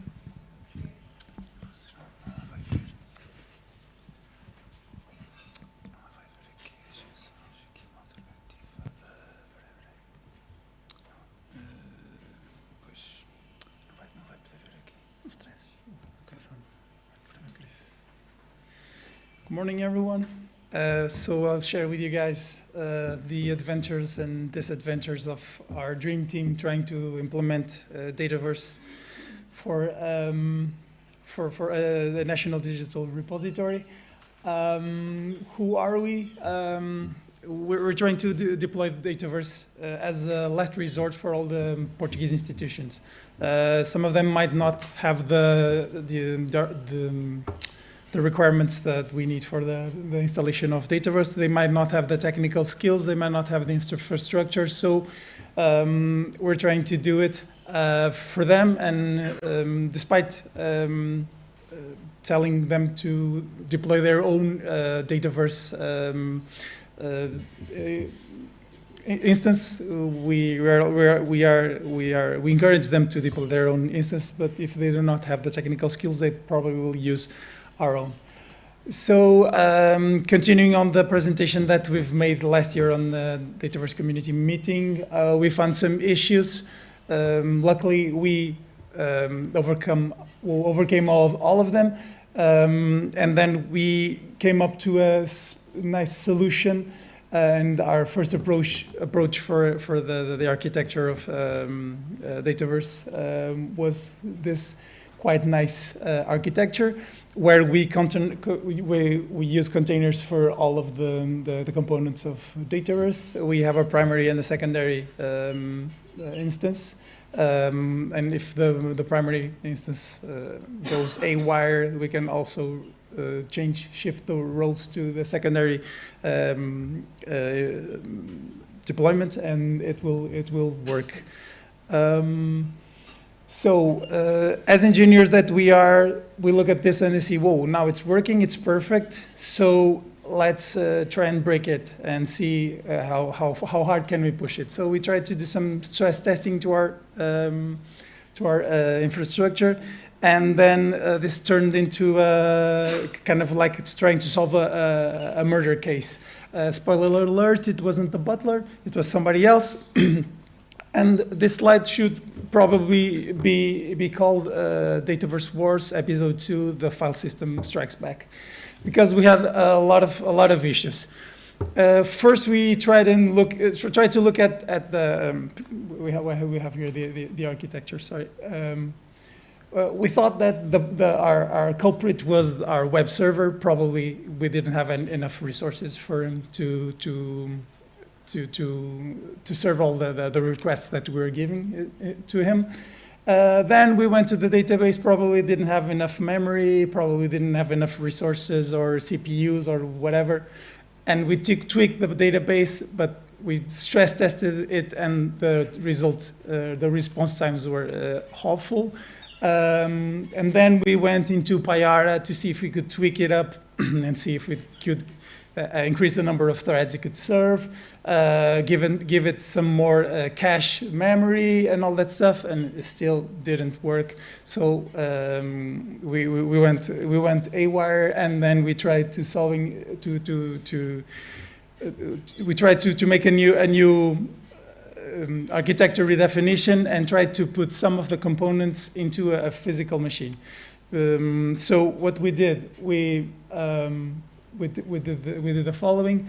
We moved the database and the Solr indexer and the database orchestrator to a physical machine, and we came up with this solution that really worked fine. For our stress tests, we used JMeter, and we started by a very small number of users. 10 users creating 10 requests in parallel, and then creating dataverses, creating datasets, uploading files, downloading files, and then deleting the dataverse, the dataset, and all the files to see the medium time responses that we could have. And we had some really bad results. As you guys can see there, the average response time was of about 54 seconds, which was very bad. And after our architectural change, the average time went down to 4.5 seconds. And as you can guys probably see, the total of requests for the first test was of about 280 requests, and we had that lousy response times. And then on the second test, after making some architectural rearrangements, we did 5,000 requests in parallel, and the response times was of 4.5 seconds. So the problem was the file system, the underlying file system. We have everything on top of OpenStack, and then OpenStack is on top of a Ceph file system, which has a 3-to-1 parity of data spread. So it took a lot of time for the data to be stored on the underlying file system, and then everything to synchronize and get started to work, and to go the upper levels and tell the database, okay, now I have the data stored in the file system. Now we want to synchronize everything. You can commit your insert or your delete or whatever, and then now you can tell Payara to load the UI and tell everything is okay. So this is what we've done. in the future, what we would like to do is to have 2 physical machines in which we will replicate the database and the solar index to have this fault-proof. So if some of the instances, the primary instances, they have a failure or something like that, if we have some crash, we can switch to the secondary instances, and then everything will work perfectly, hopefully. That was all. Thanks for your time. Thank you. Thank you very much, Zacharias. Also well done on the time. And now we are going to Brazil to know the experience of the implementation of the Brazilian Open Data Repositories network. So Laura Rezende will present. No,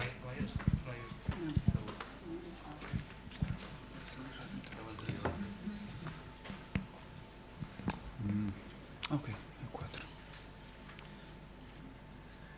A apresentação só vai ser vista aqui. Só vai ser vista aqui. A apresentação aqui não. Ok. Você vai replicar? Sim, agora clicando aqui. Dá para aparecer aqui? Não, só aí. Tá. Ok. Good morning, everyone. Bom dia. I would like to present you our network, repository networks, data network that was built in 2021. This is the beginning of our network, and it starts by a public call from a partnership between 3 institutions, relevant institutions that we have in Brazil, National Research Network, IBCT, Brazilian Institute of Scientific and Technological Information, and CNPq, that is our main funding agency. This call, the objective was to select 4 scientific institutions from different Brazilian regions to implement institutional research data repositories. And the institutions will receive, the formal commitment was that the institutions will receive DOI limited range, annual and periodical knowledge exchange. We have meetings, periodical meetings, and the institutions must demonstrate support from upper management and technological team in the beginning of the process. And institutions provide also 4 datasets, 4 or 5 datasets as a pilot experience to the depositors. And in 2022, we created the National Open Science Consortium, and these 4 institutions is part of this. And this consortium was the main issue is to establish bases for technical and operational cooperation aimed at promoting activities to encourage the practice of open science. And the focus now is in research data. And the incubation period of these 4 institutions was in the beginning from August 22 to December 2022. Weekly meetings we have with exchange experience and learning moments. This was everything based on CoreTrustSeal requisites. We studied these requisites and started to implement our repositories based on these principles. We had support for our installations and configuration of the repositories using Dataverse, supporting definitions like missions of the repositories, scope, roles, institutional teams' involvement, our policies. We have exchange of experience during our process of making the first deposits, talking with the researchers and understanding the context of the research. It was very interesting exchange. We had support and exchange experience about the creation of the documentation in terms of deposit, X and use, and the information that must be in our websites. This year, our meetings are each 15 days, and we have our network increased with the participation of Embrapa and Fiocruz. They are here also. And we have governance. We are in the process of studying governance for implementation in the network and in institutional level. And integration with Brazilian institution repositories network that we have in the past, the beginning of our scientific publications repositories. So now both network are integrated. And now our focus is on elaborate initiative for trainings, internal trainings, and for another institution that wanna implement their own repositories. And now some context of how the institutions are now. At this moment, this is my institution, UFG. Now we are preparing for the creation of an open science center that is going to coordinate the repositories and to implement open science internal actions. We have some events that we bring open science discussions.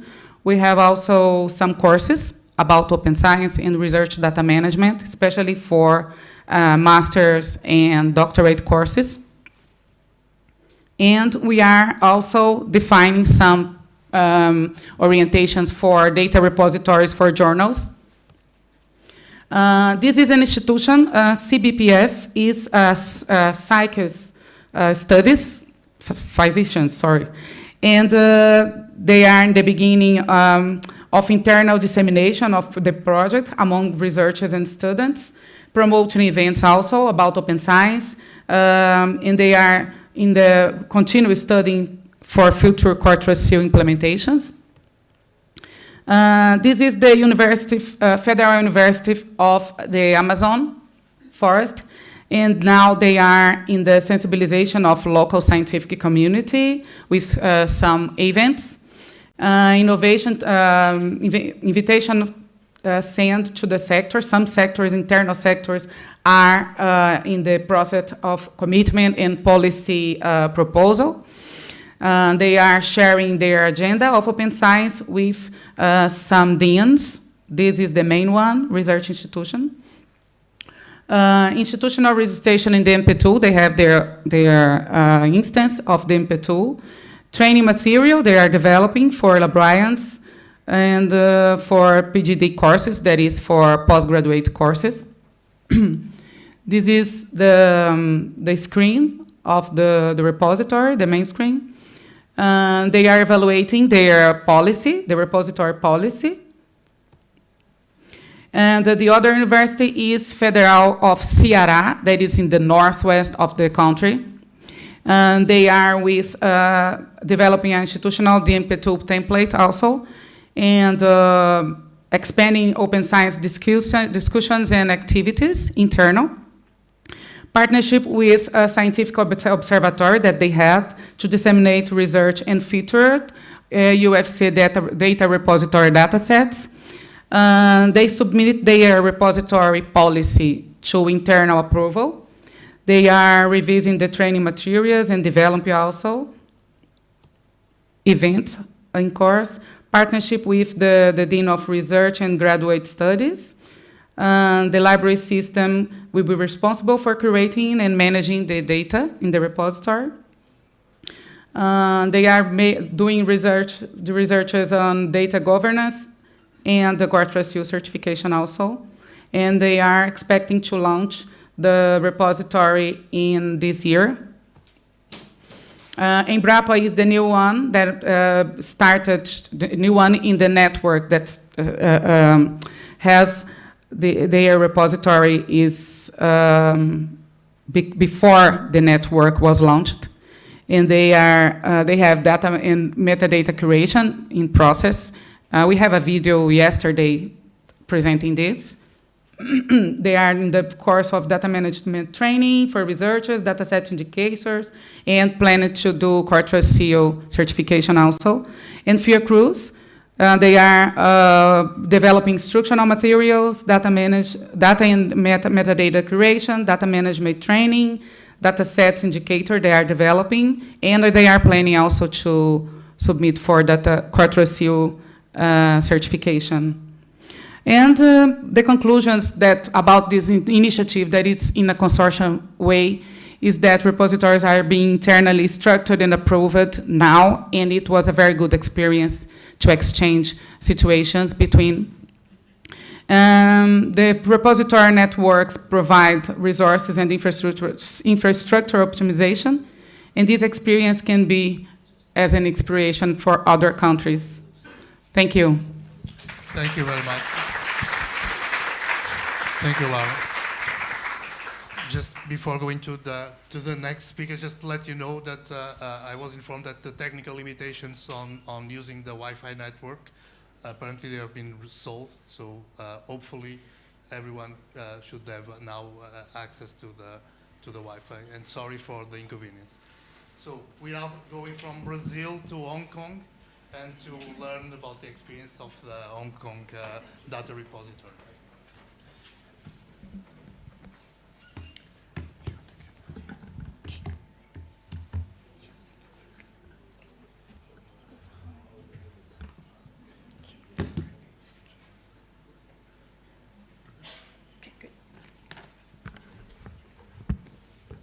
Good morning, I'm Wendy, Research Data Librarian at the Chinese University of Hong Kong.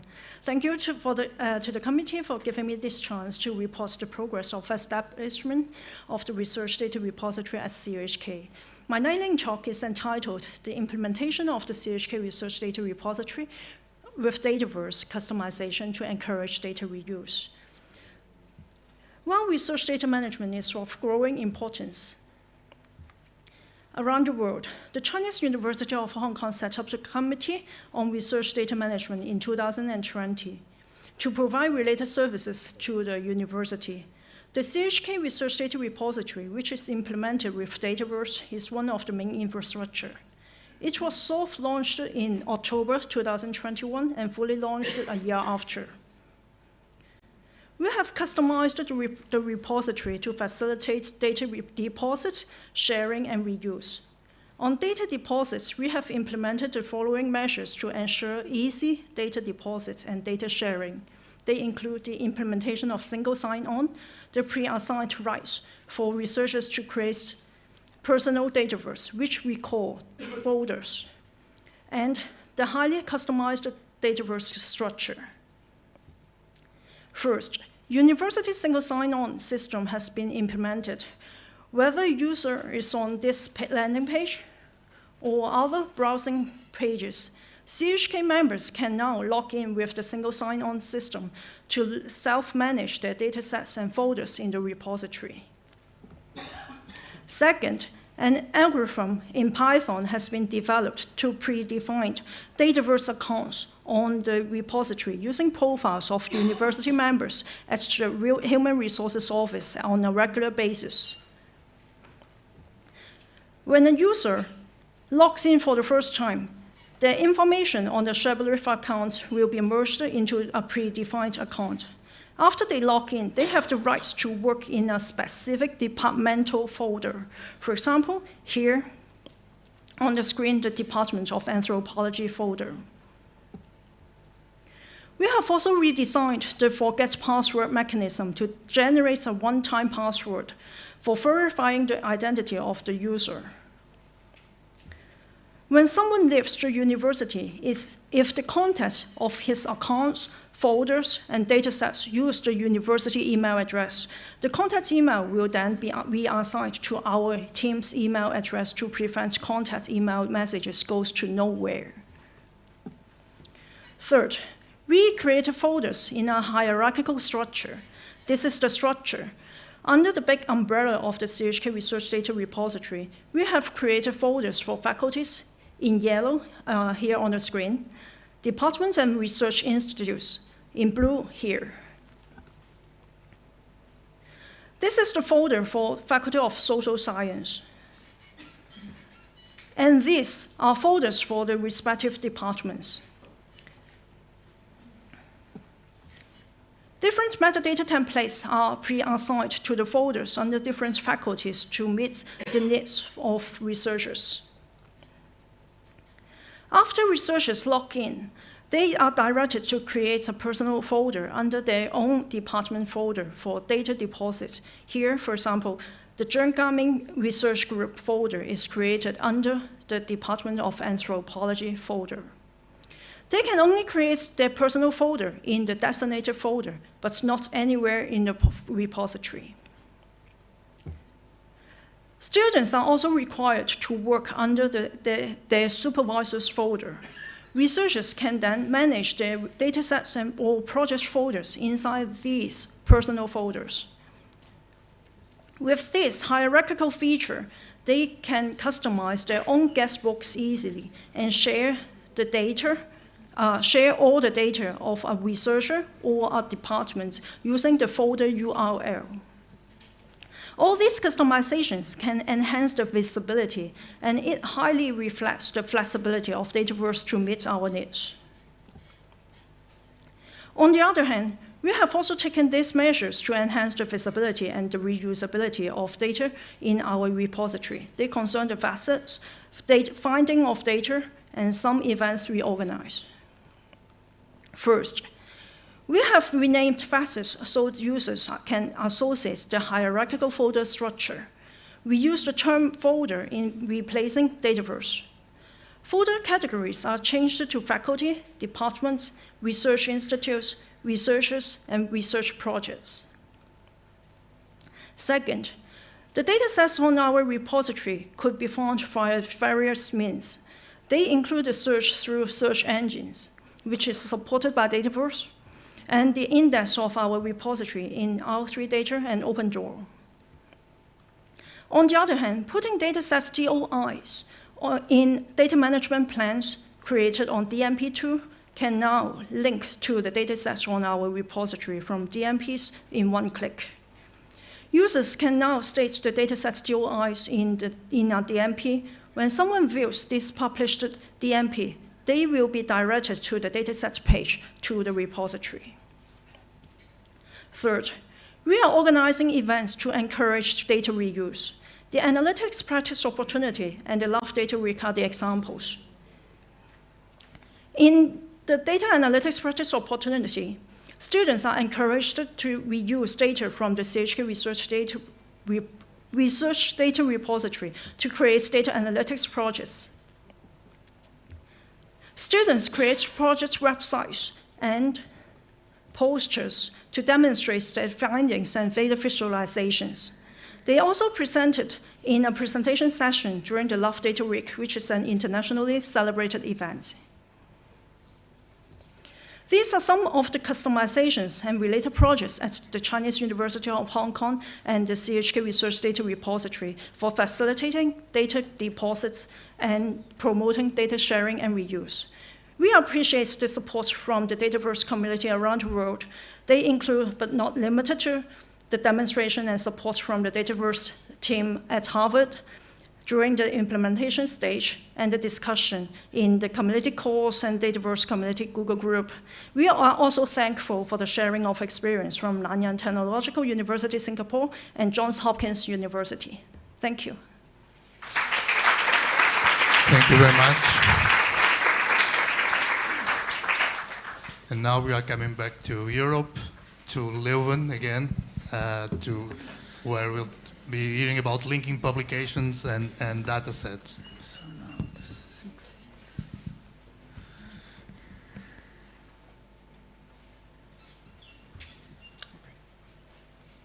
So yeah, hi indeed again.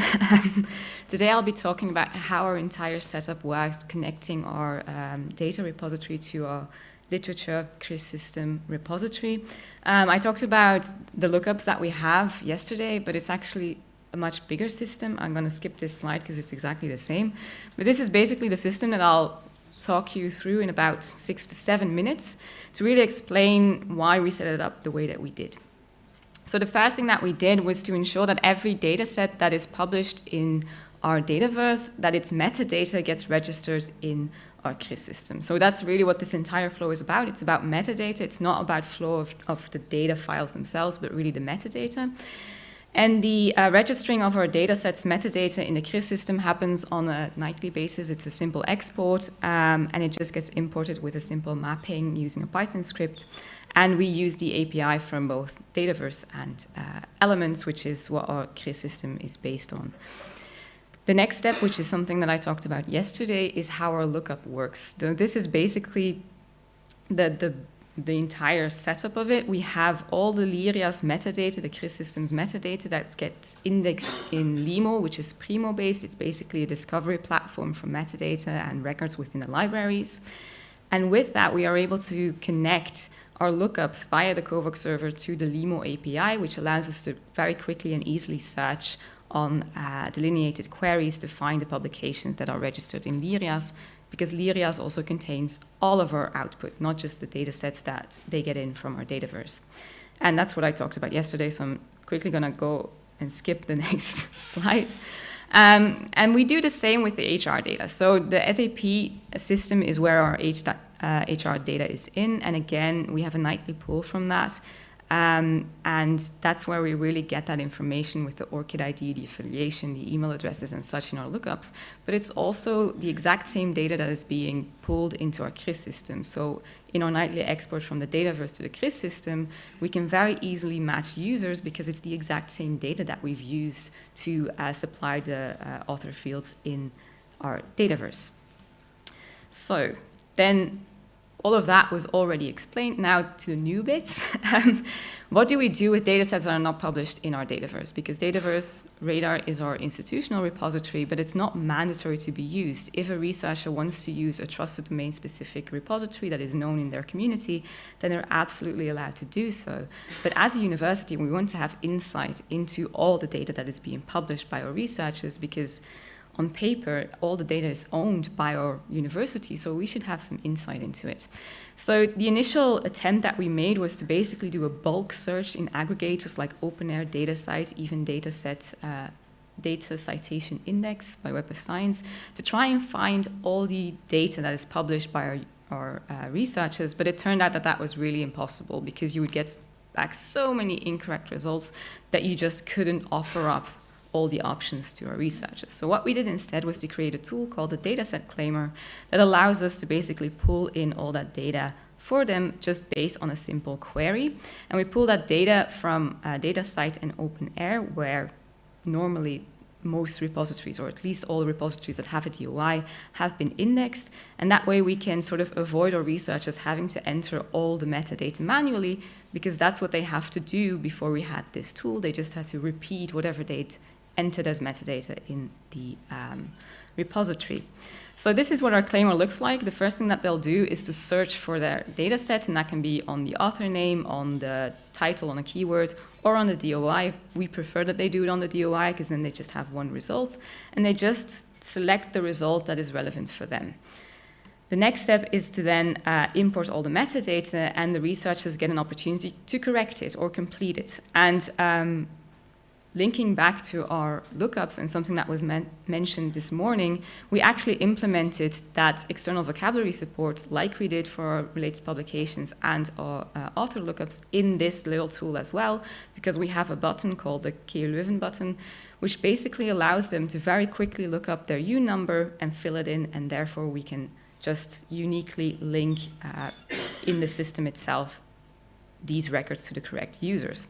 And we did the same for the related publications, because typically they're not exported by DataCite and such, or at least very often they're not there. But again, they can use a lookup that we had, that we already had in Dataverse to also use in this tool. So it's an example of how basically those external vocabulary support in that system with the CoVox server can be implemented outside of a Dataverse as well. Then the extra step that appeared here on the screen is the gray box at the bottom. Fris, which means fresh in Dutch, but that's not what it's for, is the Flemish research portal, which is basically the Flemish aggregator of all output produced by Flemish funds in one CRIS system, basically. It's another metadata aggregator in a way, and we have to report to them for our KPIs, but also to ensure that the research funded by the Flemish government is as visible as possible for them. And that happens via our CRIS system, because at this point, our CRIS system contains all the linking between outputs. So that's where you can find what data sets are connected to what publications and to what projects they are related. So that all ends up in FRIS. And I forgot to actually add an arrow because FRIS very soon will be harvested by OpenAir. So the enriched metadata will also be supplied to OpenAir, and we'll kind of create a loop like that to really try and provide as complete records as we can.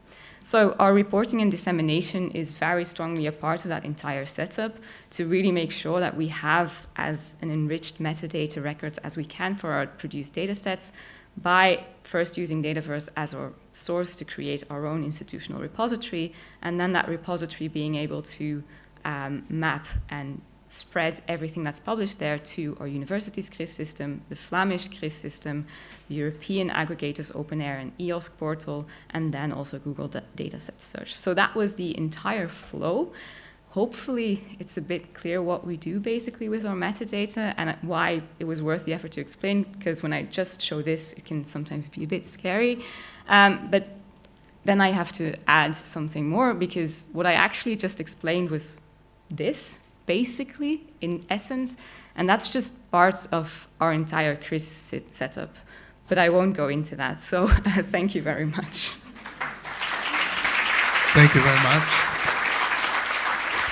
Very impressive work. And now we'll be hearing about facilitating Dataverse internationalization from Alfredo Cosso from For Science. The floor is yours. Thank you.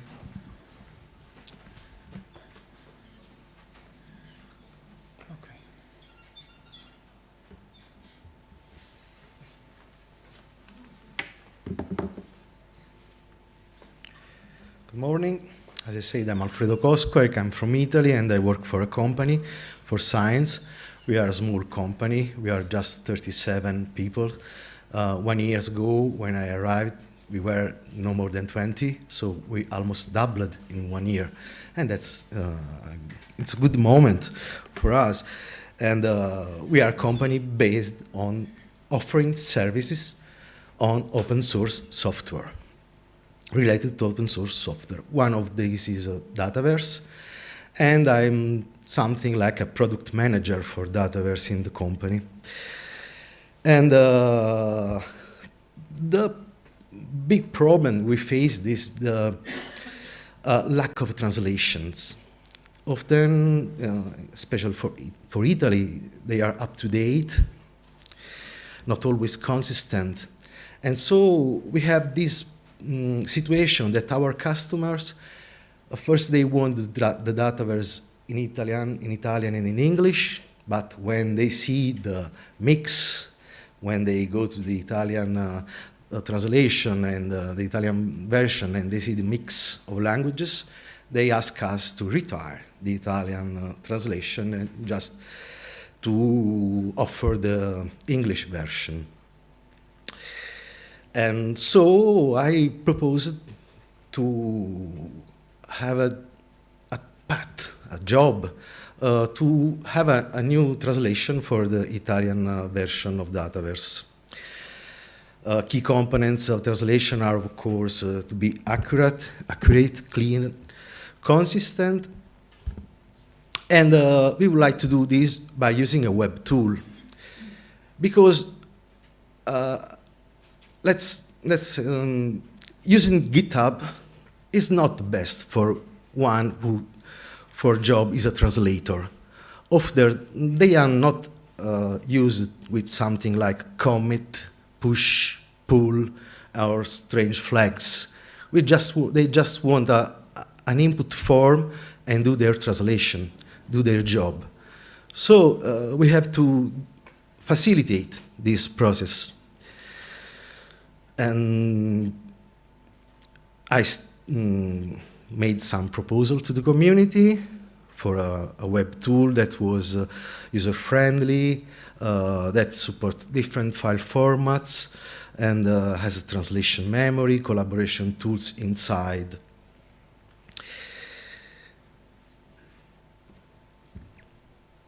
And we decided to invest in this, invest time, offer time from our job to do this. We cannot translate directly. No one of us is translator or has the expertise to do this. But we want to do this because this creates a best user experience. There is a best satisfaction in the user when he can use its own language. And last but not least, and sad but true, it's compliant with some local regulation. In Italy, we had, in the last months, 2 law proposals to sanctionate websites, institutional websites that have too much English in their texts. And there were 2 different, but 2 law proposals for in this way. So we have to do also this.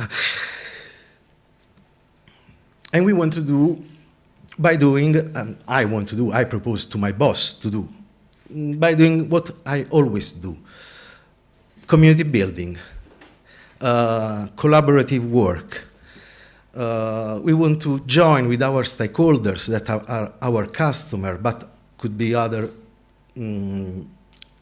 enterprises or other universities that are not customers, and we would like to build a community, like Dataverse do. I learned here with in meetings, periodical and online, and workshops and in presence. We would like to build a sense of collaboration in the Italian context.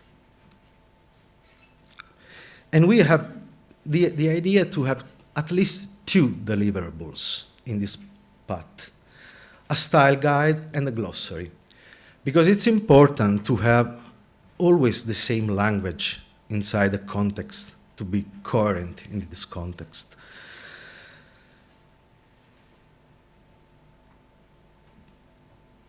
How? I think that there are a lot of systems. We can use gamification.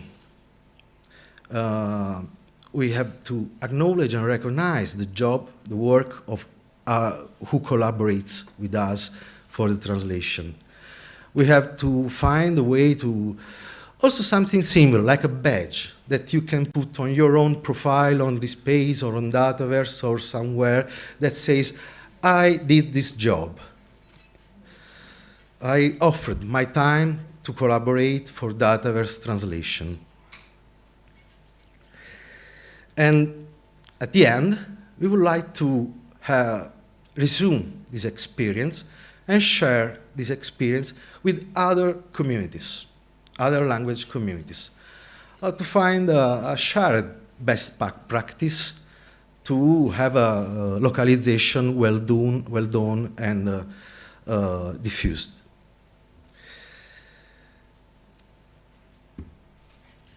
There are some references. We proposed as a web tool, WebLate. There is a description in the mailing list, in the events, and I know that there is something that is moving in this way. If you want to see our website, it's easy, it's forscience.com, so you can see services that we offer.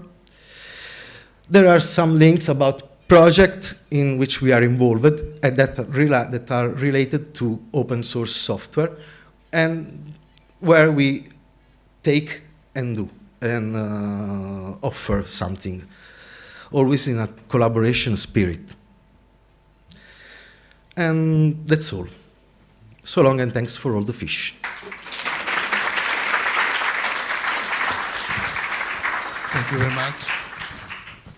And to close this session, before we take some time for question and answers, we will have a video from our colleague from Ecuador, Freddy Zumba, that will be presenting the implementation of the federated Dataverse infrastructure in Ecuador.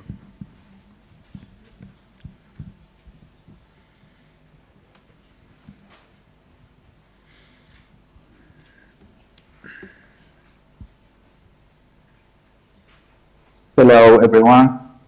From the Ecuadorian Corporation to the Development of Research and Academic Seria, we're working together with universities to building a collaborative research community through the implementation of the federated Dataverse infrastructure in Ecuador. Ready Plus is the Ecuadorian research repository at the global. We can find different researchers' profiles in this repository. We can access to metadata about patents. You can identify different programs, grants, even progress in research.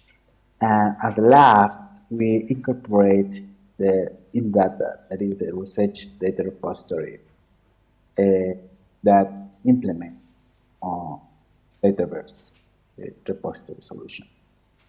We are part of the global community of the Dataverse implementations, and also we are part of datasets membership to get endorsed for these datasets published and in data repository. The Ready Plus is aligned to different standards and guidelines, even technology, like integration with ORCID. We are using 5 principles to make it interoperable, accessible, etc. Even we follow the OpenAI guidelines and use the serif model like umbrella to identify different components and follow the clear descriptions.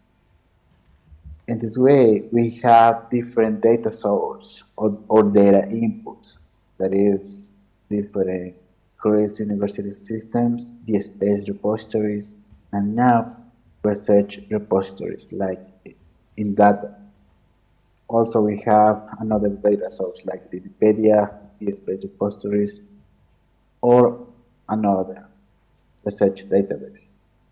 And the output and how the universities or users can access to this information or metadata can use different web browsers or web access, APIs, access Sparkle endpoints, or the traditional OAI PMH protocol. And in data is the first intention to have the national data repository in Ecuador. For this project, we have different guidelines, use case, user manuals, and different content to make accessible, make easier to publish the researchers' datasets in this repository. We have different programs and events for diffusions to get adoption of this kind of repositories in Ecuador. And we are together to build a community to help to the researchers know about the researchers to save data, know about Dataverse repository that is open source. And in the future, the universities can implement these repositories in their premises. And like a first intention in this way, we are using a national federated authentications from CEDIA. That means that the service that CEDIA has is the unique authentication point, like a service that we provide. And we connect the Dataverse authentication protocol with this solution, CEDIA, to make accessible to all universities in Ecuador, put or save the datasets in this repository. We define different Dataverse space, and each researcher can authenticate with this protocol and save the data or dataset in this installation. It makes accessible to the researchers. They don't need to create an account. They need to make another process to access the repository, and they can access directly following different guidelines and requisites that the anticipation has, and set the data in the protocol and make accessible this data following the licensee and maintenance of the repository. And conclusion, and the next stage for this repository is to increase the use and adoption of the research data repositories in Ecuador or even in Latin. Working in standardizations, use the best practices to manage research data, to even extend actors and resources to adopt data repositories, making maybe partnerships, working with internal and external collaboration, and working adoption with the researchers and governance with different institutions, and to create or collaborate with the government to create a public policy research to adopt this kind of technology solutions to store the data in Ecuador. It's all. Thank you.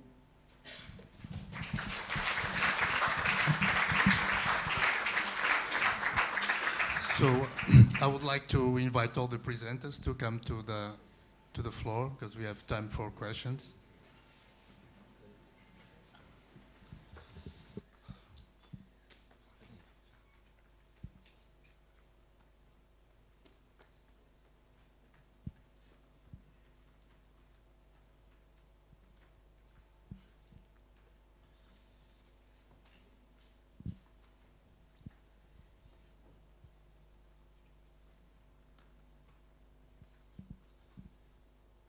So we have already one question over there.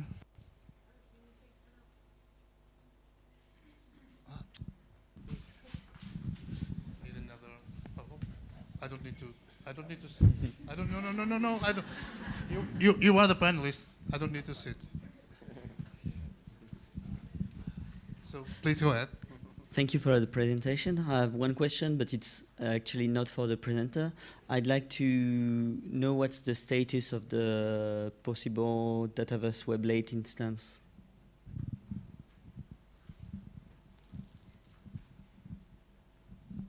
Sorry.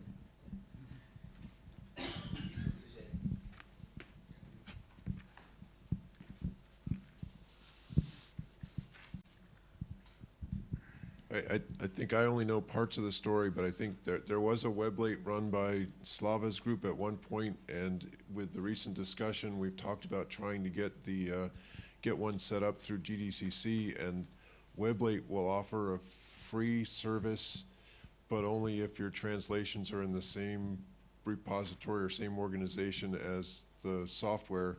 And right now we've got Dataverse is at IQSS, and the translations are at GDCC. So I don't know if we've actually exhausted all the discussion with them to say, hey, you know, look, this is really one project, it just split, can we still have the free stuff or not? So if there's anyone who can volunteer to kind of push that conversation through, I think that's kind of where we are. If they say no, then we've got to figure out, you know, is it something that we can run a hosted version ourselves again or not? But definitely a place where a volunteer could help get that moving again, I think.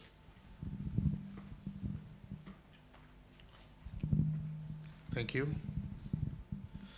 We have another question over there.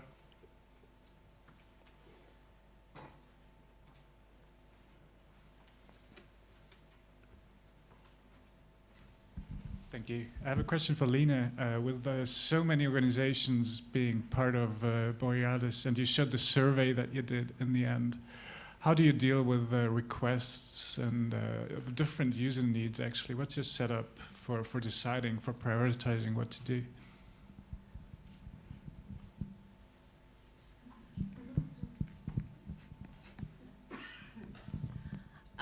That's a great question, thank you. And I think that my colleague, Dylan, would be also very well positioned to answer, but I think it's a matter of being very flexible and open and allowing a lot of, you know, pregnant pauses and silences, and allowing that space to exist so that people feel that they have ownership over the space and the right to that speech and to make suggestions.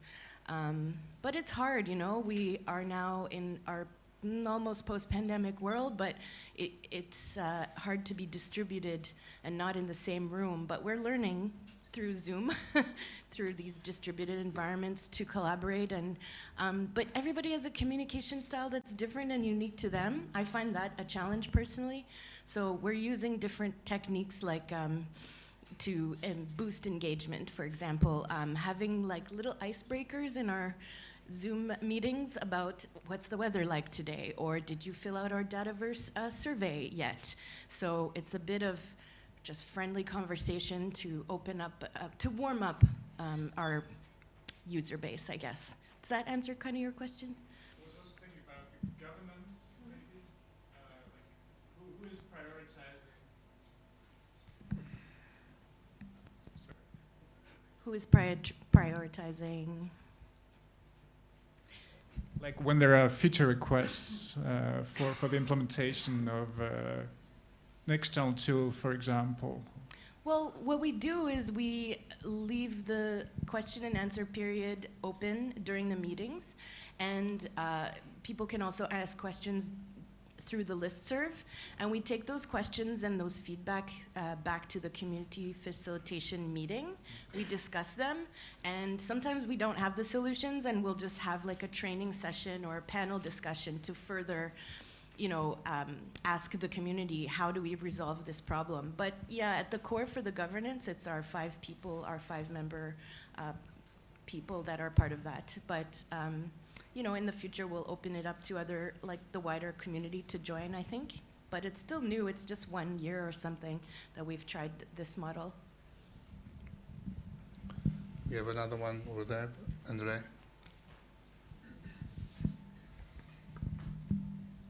Lena and Dylan, because we haven't gotten a chance to speak. So, you know, you had mentioned, and I had mentioned to Megan and some of your colleagues at IQSS that from your survey, you found out that 2 of the important components that people are looking for are sensitive data support and indigenous data support. And so sensitive data support is a priority for the NIH Gray Grant through OpenDP and data tags. And indigenous data support is also a use case for the NIH grant that starts in year 2. It's already started. But we encourage groups that are especially dealing with the indigenous data community to join the working group, because we need the perspective. What we have now is founding members of local contacts, GIDA, folks from the Australian Data Archive, but it would help to have members from your community join the indigenous data working group. Because it's going to give us more use cases that we have to figure out how to support. Our initial concept, the demo is on Dataverse TV, is really dealing with TK labels, support of TK labels, and there's a access workflow demo as well. That's part of that video that you'll see, but having you guys on board is really going to be helpful. So maybe somewhere between now and when we all get back to home, that we should talk. Of people, yeah. And I love that you're doing TK labels. We're exploring that, I think, as well. But I do want to say that with the indigenous piece, the Métis, First Nations, Inuit, they're all very distinct communities, and it's hard for us as Canadians and white settlers to impose our model and our framework and our structure onto them. And so sometimes we have to go out and see what's already happening. Where are those conversations happening? And it's more us folding ourselves into their structure rather than necessarily inviting them to ours. But it's really hard, and I would love to speak to you more about it. Yes. Let's do that. Andre, we have one other one. No? I was just going to clarify the first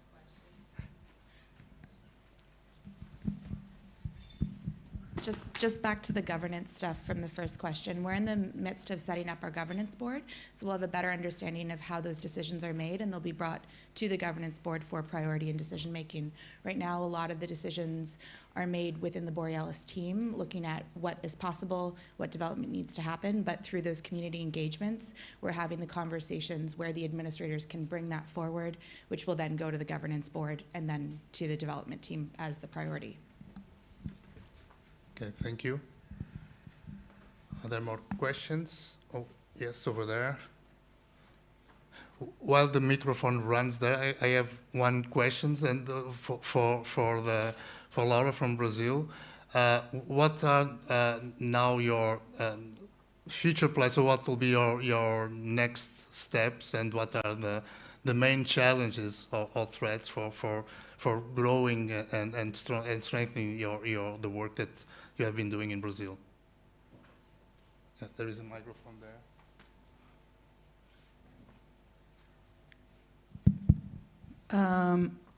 Our next steps is, first we are defining our governance model for the network and internally in the institutions, and the training material and courses that we are in the process of developing in the RNP and CNPq, the main agency wants to offer to our research community.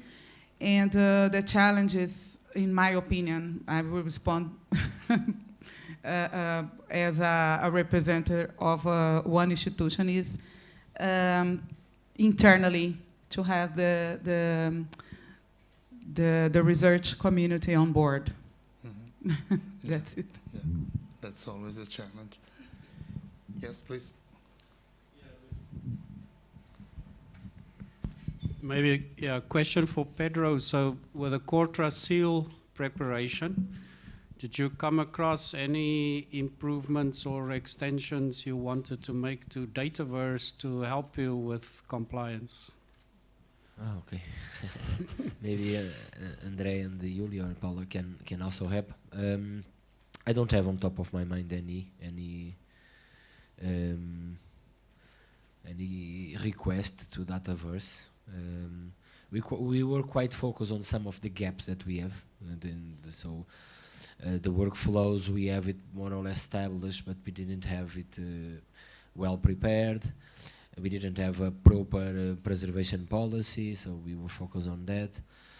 Even the curation policy was not well prepared, so we were focused mainly in this.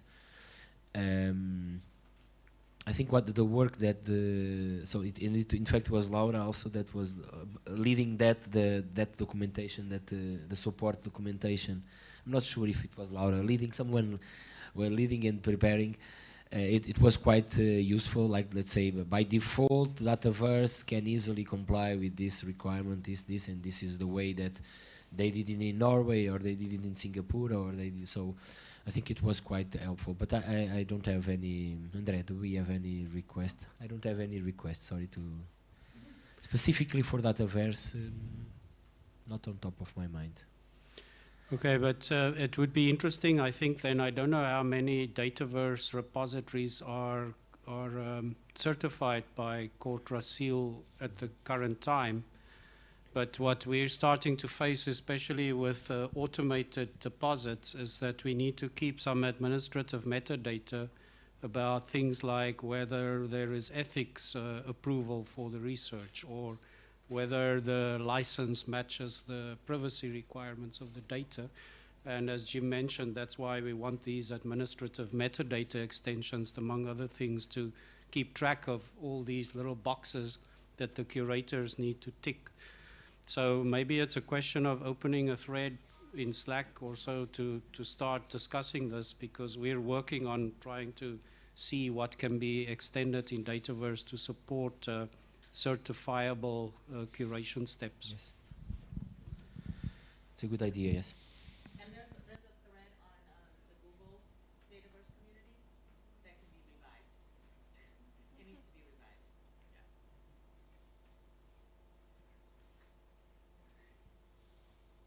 Sorry. Okay, we are coming to. Oh, there is another question over there. Yeah, still. But I think it's a good idea because we are putting always we are always putting the effort on the researcher that is depositing, at least from our side, that we are a self-deposit data repository, and then we leave a bit the quality assurance for the researcher and not for those that are validating. I think it's the metadata. It's important to improve those curation policies. I think it's good. I have a quite practical question that I don't know whom to address, because on one of the slides there was that the repository is indexed in Google Scholar. I don't know on which, sorry. But I thought data repositories are not indexed by Google Scholar because Google Scholar is for text publications and not for data sets, and it's only, but this was a requirement of one of our researchers, so I just wanted to ask, is there a way? No, we have in the slide that we usually present to the researchers, because the DOIs are there available. I think I'm not sure if there is any limitation, but we can see DOIs there present. So, is there any limitation? Do you know? I don't know. Julian knows. Over there. Hi everyone. I think the slide said Google Dataset Search. I don't know if and there were some slides that said that Google Dataset Search. I'd be surprised if they were being indexed in Google Scholar, but they shouldn't be. Okay, I think we are on time to end. I maybe extend 1 or 2 minutes more, because it's not quite a question, it's more kind of a comment regarding the work that was presented by the colleague from Leuven. That was very impressive and very useful work.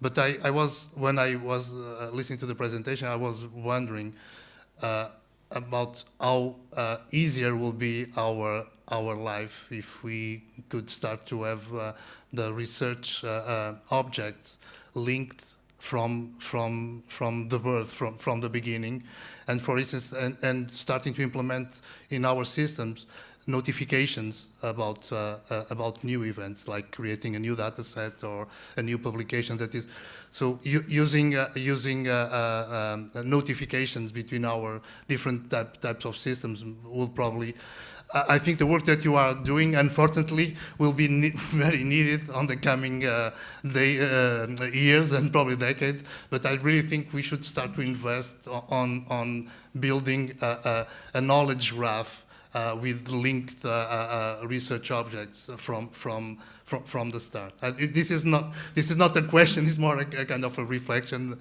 If anyone wants to add on this.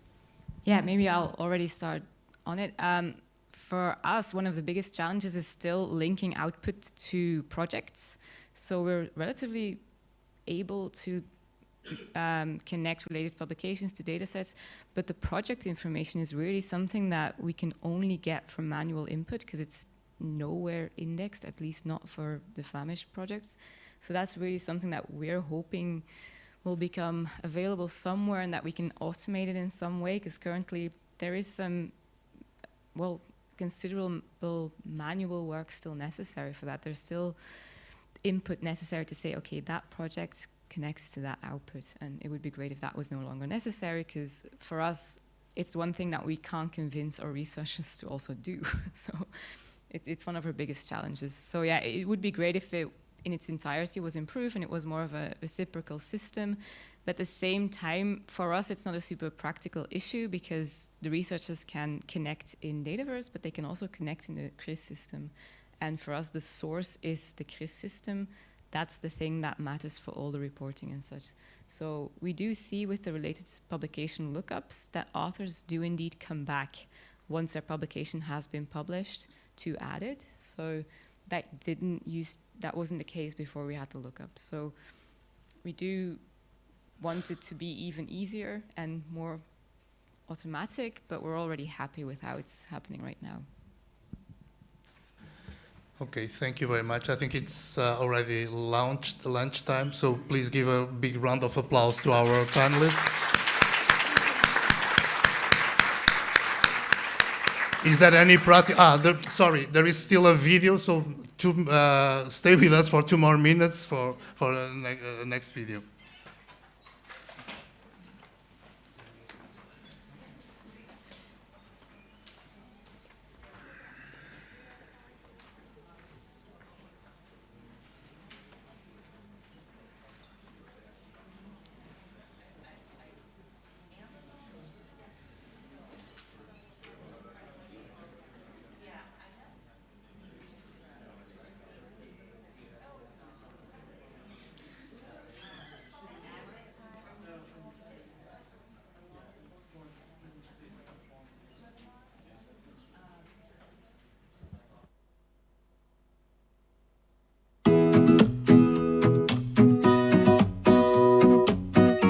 Edmond is the open research data repository for the Max Planck Society. This repository is the place to store completed datasets of research data with open access license. Research data from all disciplines can be published in Edmond. Through this, Max Planck scientists gain the ability to create citable research objects. In 2022, Edmond was significantly innovated. We switched from self-developed software to Dataverse and have been very happy with this step. After successful data migration, we could switch the live system to Dataverse at the end of February 2022. Our users' feedback has been highly positive.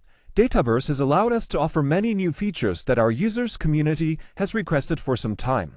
For example, the possibility of versioning datasets was a particular frequent wish. We have connected Edmond to our institutional single sign-on. Our Max Planck researchers can therefore use the system immediately.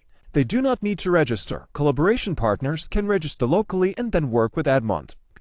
After a major change, we focused on improving the repository by enhancing its operation. We developed a zip viewer for users who upload large amounts of files or many individual files. This viewer allows users to view and download single files directly from the published zip files, making navigating and accessing dataset information easier.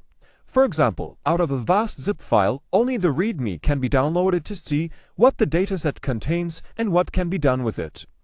The metadata quality varies, so we support users with auto-suggestion. Our auto-suggestion for affiliation was implemented in autumn 2022 and includes a selection of WORO identifiers that appear after entering the organization in the metadata. Max Planck institutes are boosted for quick and easy filling of institution and WOR by Max Planck scientists. Around the same time, we were also able to activate Edmond for MyBinder. Since then, dataset with Jupyter notebooks can be loaded into mybinder.org. There, code and data can be viewed immediately and used interactively. This increases reproducibility considerably. In January 2023, our 500th dataset was published on Edmond. This is a symbolic mark, and we are now on the way to our 4-digit number of datasets. Where are we now? We currently have datasets from 62 of our 86 Max Planck institutes in Edmond. The relative distribution of datasets by our Max Planck subject areas shows a wide range of published datasets in Edmond. Since February 2022, we have also been publishing datasets under the Creative Commons 0. One of our largest datasets with 800 gigabytes was recently published in March 2023. Currently, a dataset is published in Edmond on average every 2 days, and we are excited for more to come.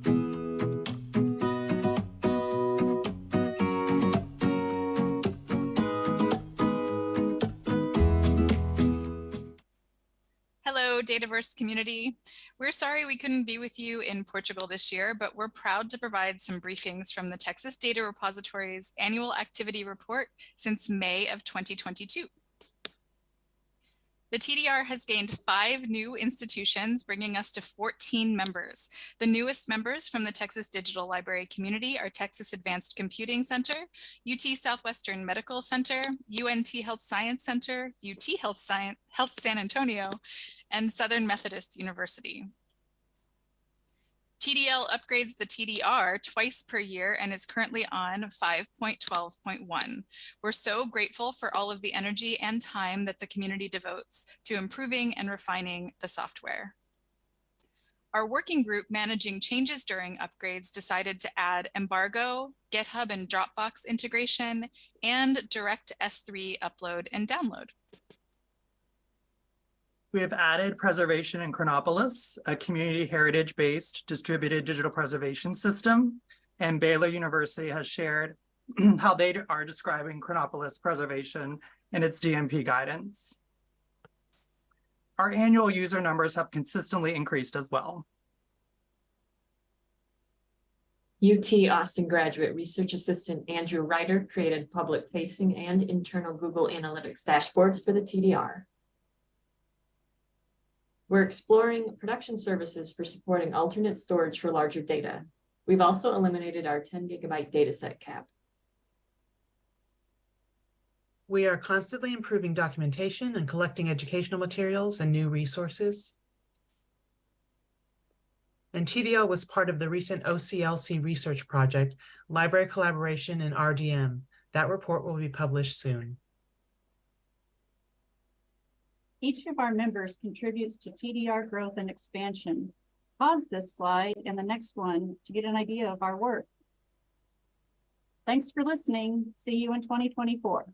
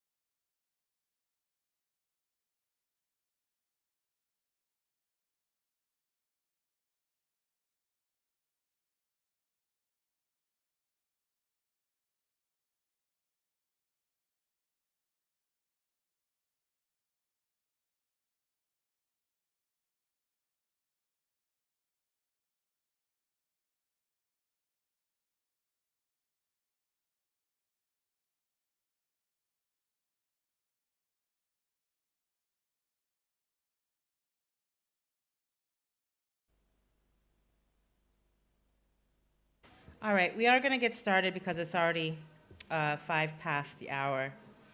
And our first presentation is geospatial and high-dimensional data in Dataverse, smart detection, improved metadata, and geo-search. And Phil Durbin and Jan Range are going to be presenting. Phil is from Harvard and Jan is from University of Stuttgart. Did I say that right? Good. Okay, I was close. Anna from Harvard University and Amber from University of Toronto are not here, so take it away. Oh yeah, we only have 7 minutes, no time for jokes. I was going to talk about the... Oh no. Started. That's bad news. I've been saying he's one of the Stuttgartians of the galaxy. You just lost 4 minutes. Oh, jeez. Okay. All right. Stuttgartians of the galaxy. How do I get to my slide? Do I just advance? Oh, yeah, please. It's another one. It's another one. I thought it was fine. Yeah, I just need to bring it. Oh, I'm Okay. going to give you some time back. Oh, no, you don't have to. We'll be quick. Okay, so thank you everyone for coming. Should I wait a little bit? I can ad-lib. It's time for the joke. Right. Some more jokes.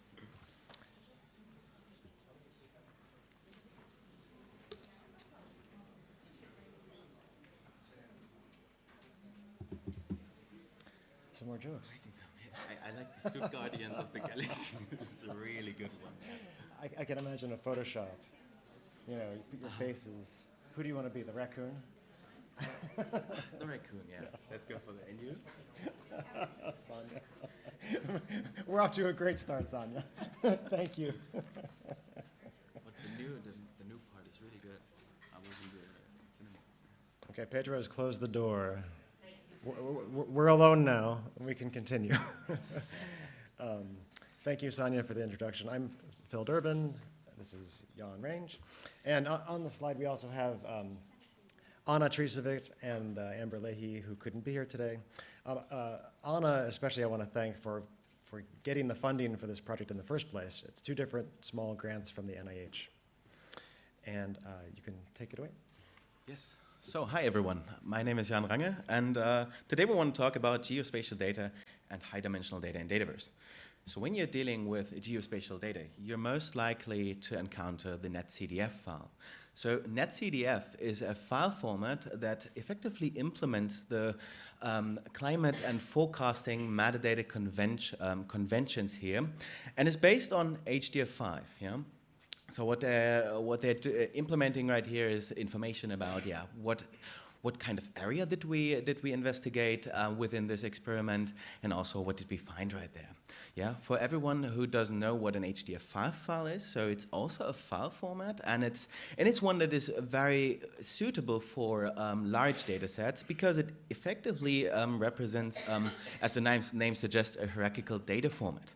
The nice thing about it is that you can just pick out the data that you want, so you don't have to load everything into your memory, and that makes it really efficient for especially big data.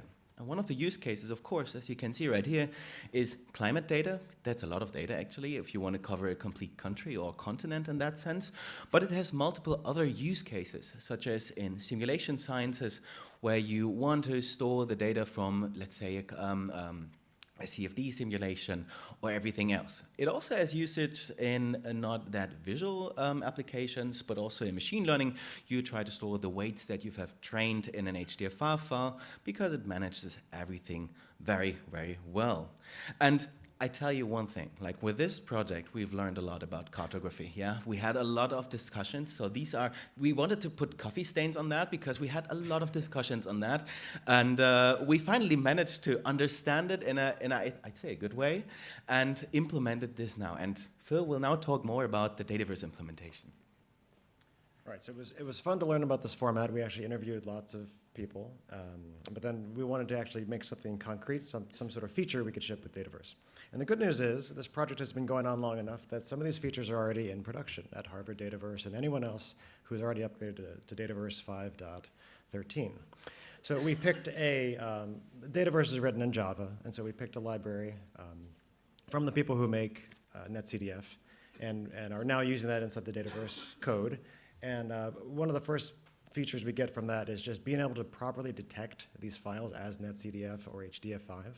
So previously, files could have just been shown as unknown unless they had the correct file type, but now we are showing them.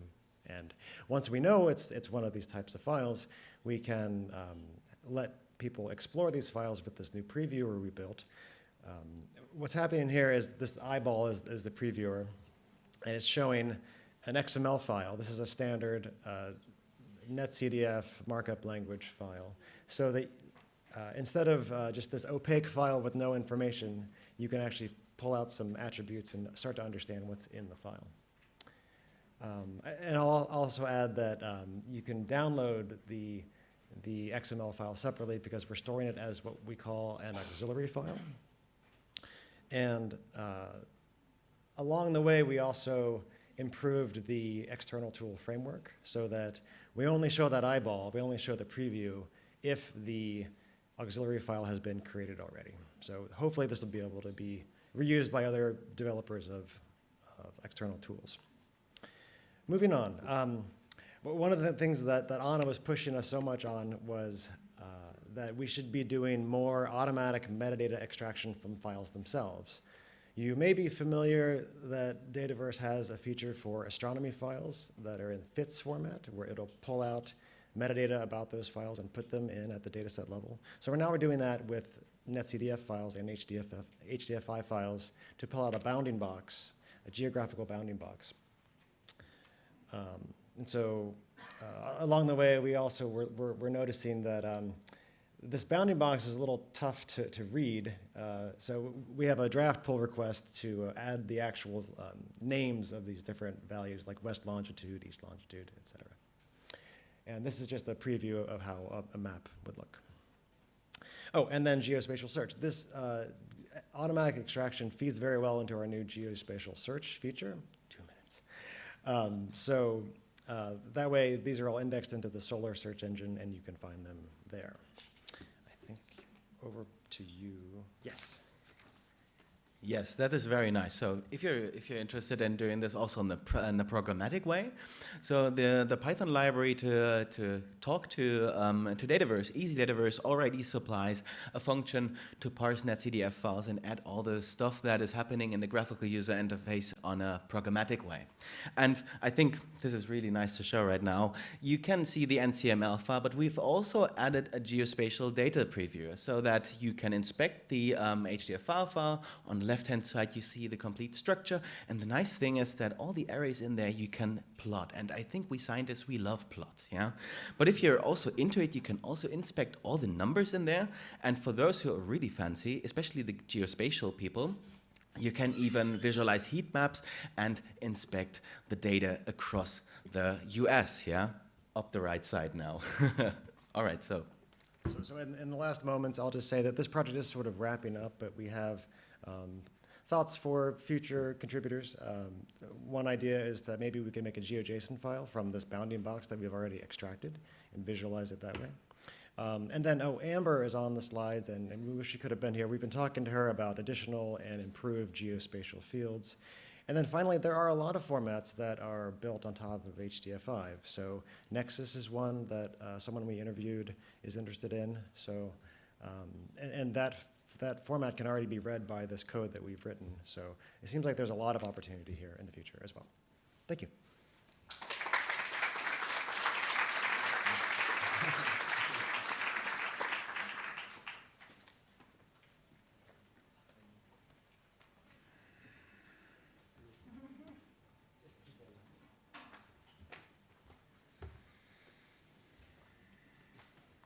Okay, thank you, Philip and Jean, because I know I tore up your name when I said it initially, so I apologize.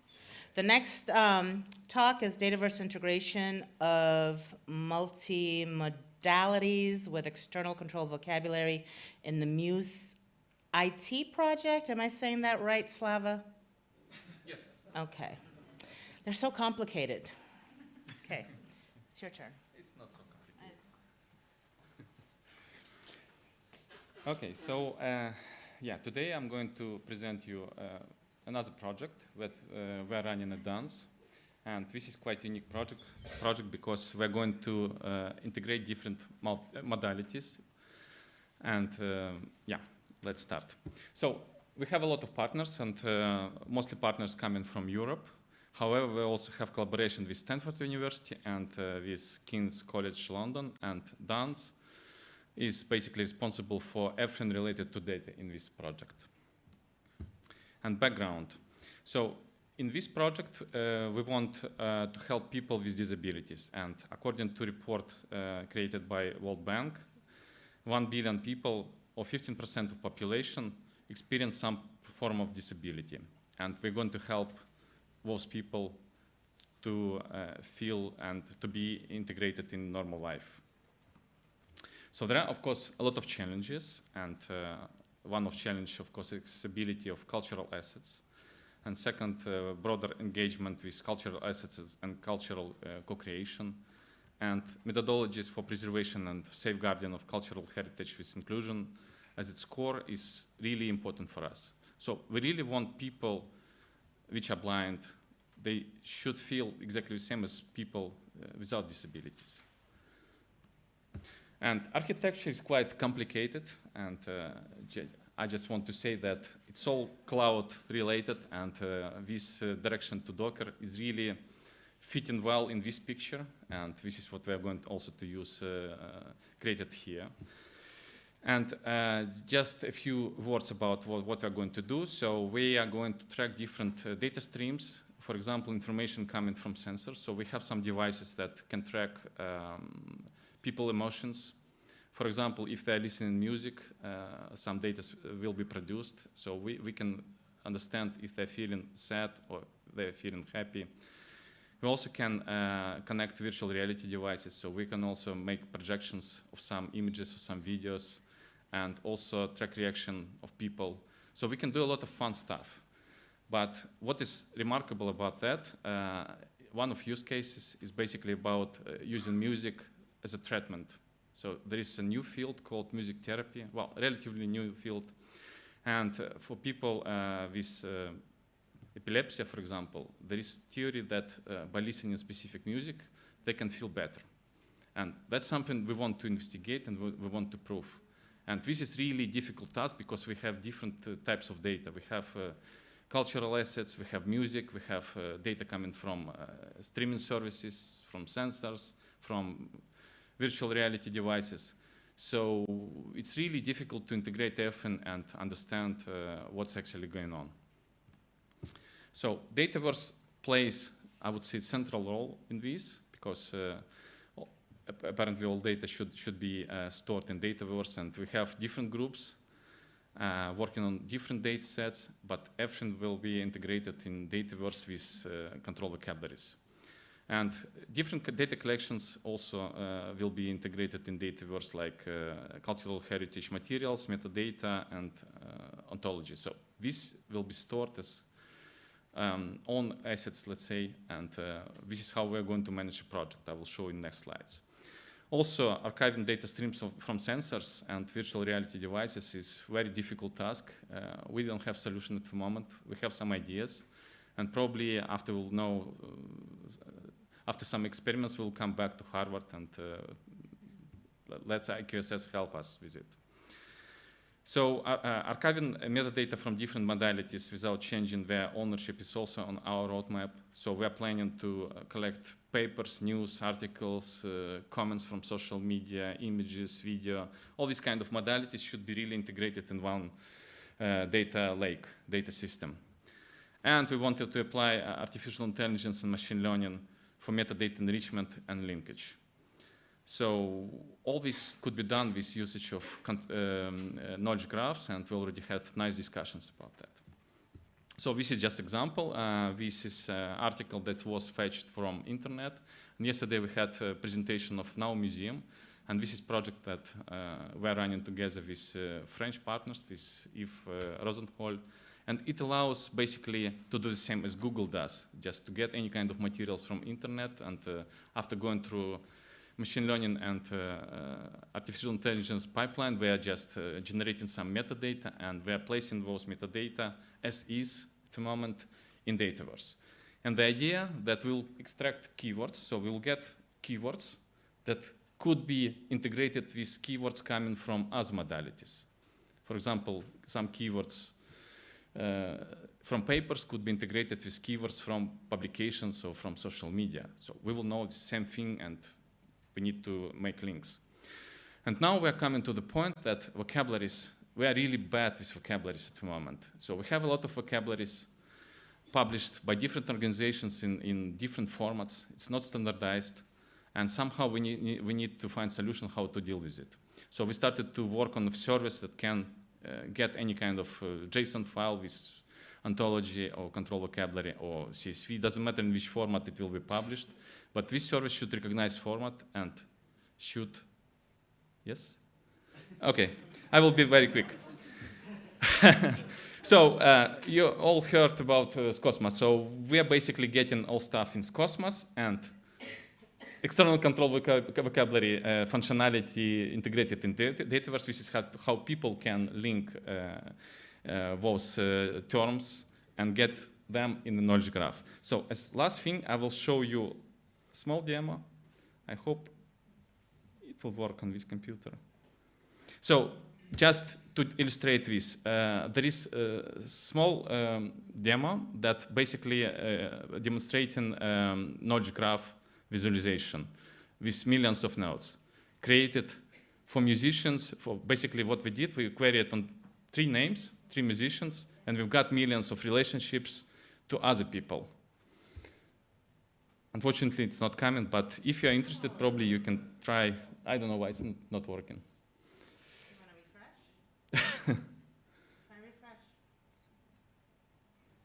Wait, probably. Yeah, it's a pity, but yeah, that's life. Okay, thank you.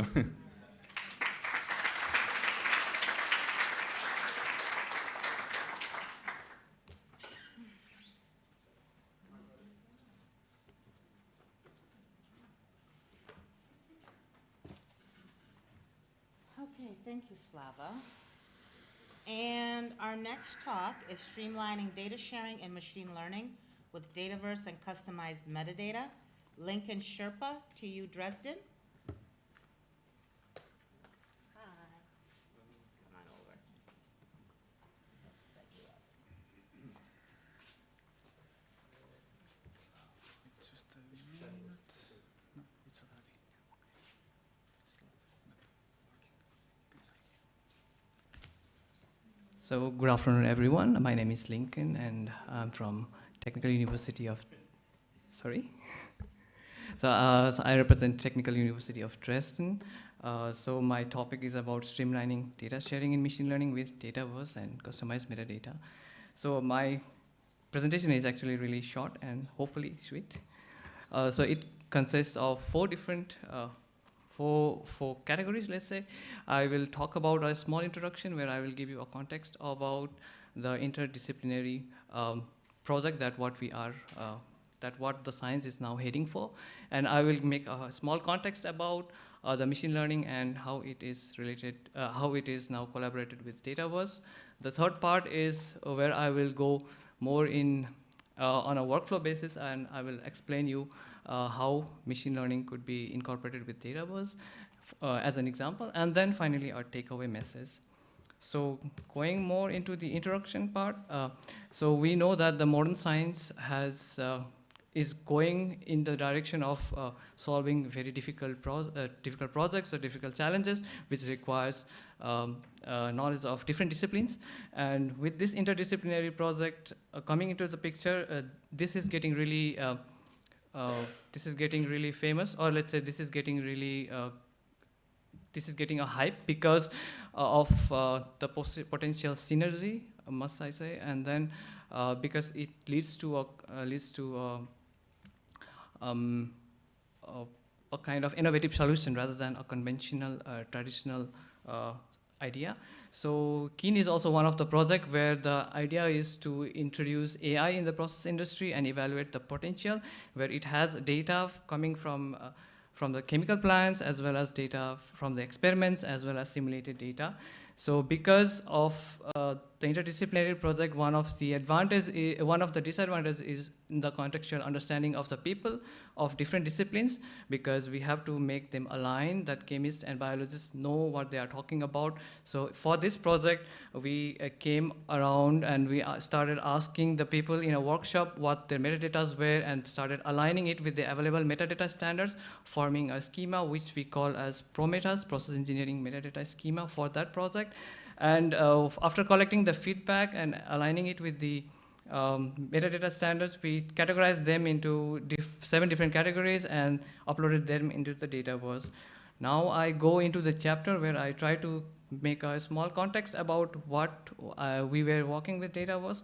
We all know that the deep learning process is highly data demanding. That means if more the data, more the requirements of high capacity storage, as well as more new challenges for the data management. And we also need to somehow stick with the fairness of the data as well. So for example, in the figure that you can see is one of the application for Dataverse. In our case, this is the experiment where you have a chamber and you have you have a pipe with a liquid and you have a lot of bubbles coming out, and you have to categorize them based on the level of bubble. So since this is image based, so that's why the image parameters such as so like lens settings and camera settings play a vital role, so it's necessary to capture them in order to assess them for future analysis.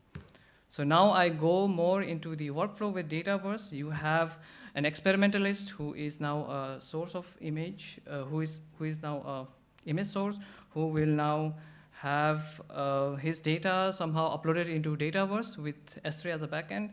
And then you have a machine learning engineer or ML enthusiast somewhere down the line who is requesting a dataset JSON representation so that he gets to know all the IDs of a file. Now we convert this IDs of a file of a dataset, let's say IDs of the dataset, into data points, and with the TensorFlow API, we use a technique called data on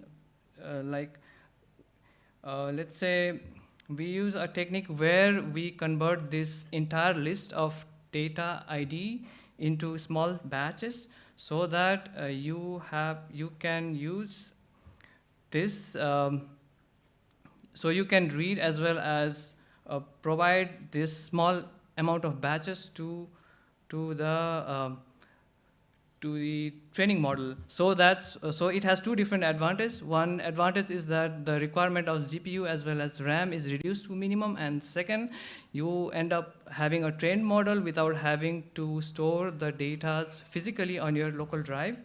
So if the model is now ready, then he can also again upload this back into the Dataverse with the customized metadata that what we have developed, or let's say what I was talking about before. And this model which has been shared could also be used then by some other person who could re-evaluate and do some further hyperparameter optimization and so on, and further enhance the model. So in this way, we believe that we can finally somehow move towards the advancement of science in the terms of machine learning. And so now the beauty of this project is now, because I'm now talking about one data set per machine learning engineer, but since the same metadata has been applied, so you can imagine that you can combine 2 or more data sets down the line and produce even better model and share it with the community. So takeaway message from the conclusion is that you can have a customized metadata for the contextual understanding between the different discipline when it has an interdisciplinary project, and the incorporation of Dataverse in machine learning workflow. Thank you.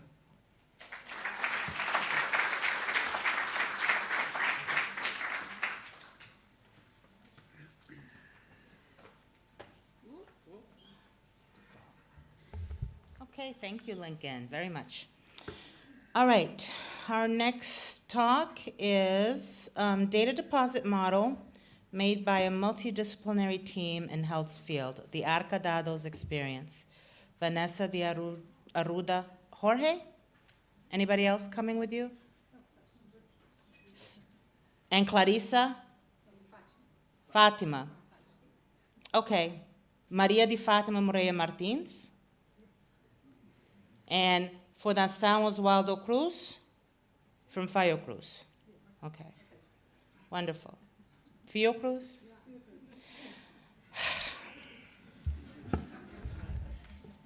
Thank you. Come on up.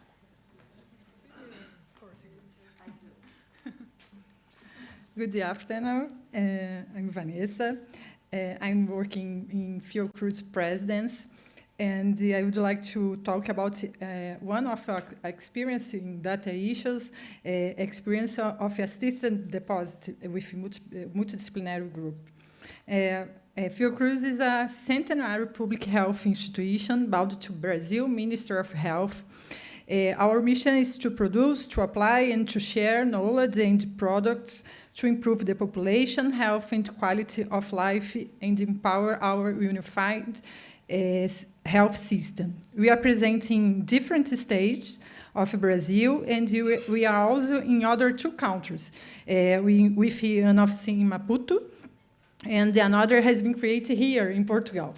Consider our mission. Since 2014, we have worked with 3 open science policies in formally institutionalized manner. The first one is the open access policy. The second is the open education research policy, which launched 2019. And finally, the third one is the research data policy, which was launched in 2020 in the middle of the COVID-19 pandemic. The last policy about data is accessible in 3 languages via this link, and describe the principles and guidelines on management, sharing, and open data opening of data for Fiocruz groups. In the same period in Brazil, other institutions were discussing implementation of research data sharing. And we are invited by IBICT and the RNP to be the first institution to test Dataverse in the group that was participating of the 4th action plan of open government partnership. These all institutions that was working on with us. This is our brief history, our timeline of implementation of our Dataverse installation called Arca Dados, the name of our installation, which was launched in October 2022. Of these years, we have been working to implement and improve our workflow and process, so to create a trust relationship with Fiocruz and partner research. It has been so easy. It hasn't been so easy for 2 main reasons.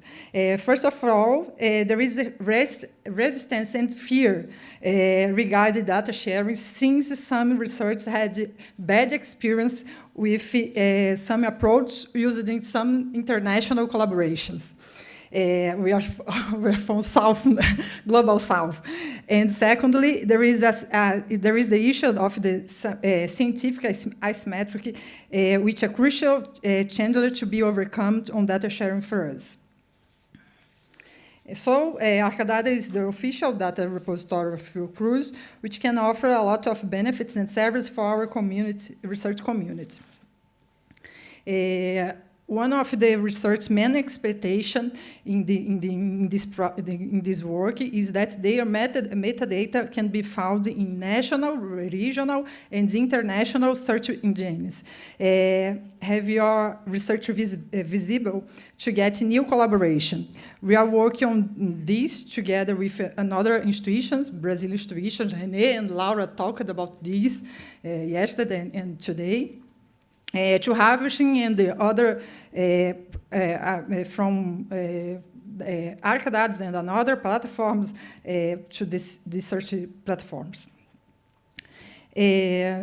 And these benefits and perspectives made the research looking for us and participating in the construction of assisted deposit models. There are our numbers of these are not our numbers and platforms I've indexed so far. During the assisted deposit, the research learns about license, about copyright, transfer rights, metadata, the fair data sets, and the data use agreements that was needed in Brazilian laws. I think you wonder what the assisted deposit really is. This is a data set evaluation. This is a data set evaluation with a process model. In it, the research receives all instructions about the deposit.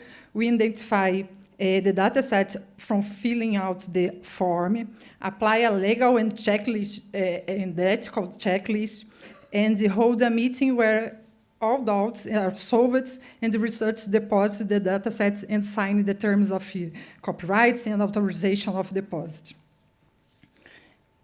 Sorry. This is the representation we made of the model with inputs and outputs and some outcomes. And the healthy area, there are several specificities for data sharing, such as anonymization, consent, and genetic heritage.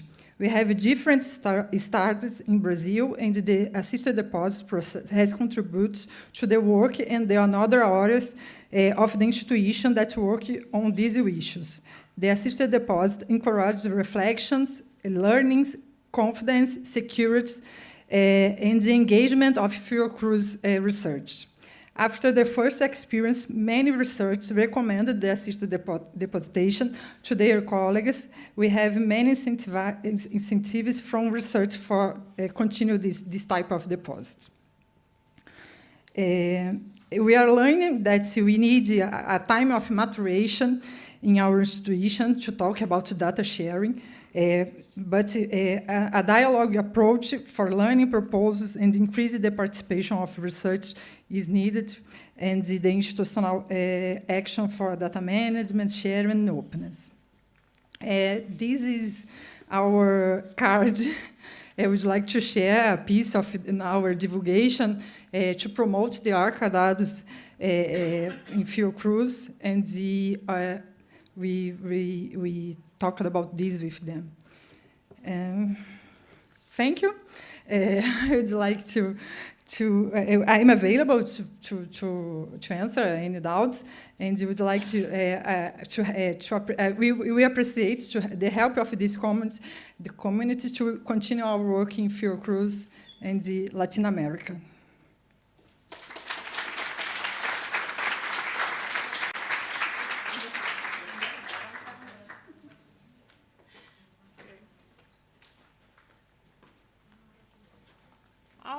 We have 3 more talks to go. So, artificial intelligence and thesauri tools for Dataverse's information retrieval task. Adília Alves, Centro de Investigação de Montanha IPB, and Clarissa Paes, Clarissa Paes, Instituto Politécnico de Bragança. That's it. Good afternoon, my name is Adília Alves. I installed Dataverse in Instituto Politécnico de Bragança, an institution of higher education in Portugal. And Clarice managed the repository, Dataverse. So, Instituto Politécnico de Bragança is an institution of higher education located in Bragança, as I already told. And we have 6 schools and 4 research centers. Before, researchers were unaware of the need to open and preserve research data. They maintained the data locally, just for them, and they have no notion of how to preserve the data and how to open them. So too much primary research data is irreversibly lost. For example, climate time series data. Here in Portugal, we have HIPMA, that's an organization that keeps climate data in Portugal, but there's no resolution.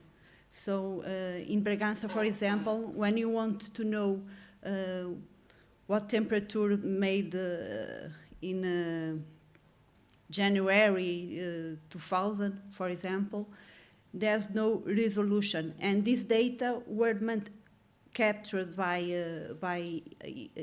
IPB, but they didn't maintain them. So we lost too much data, primary data. We decided to use control vocabularies.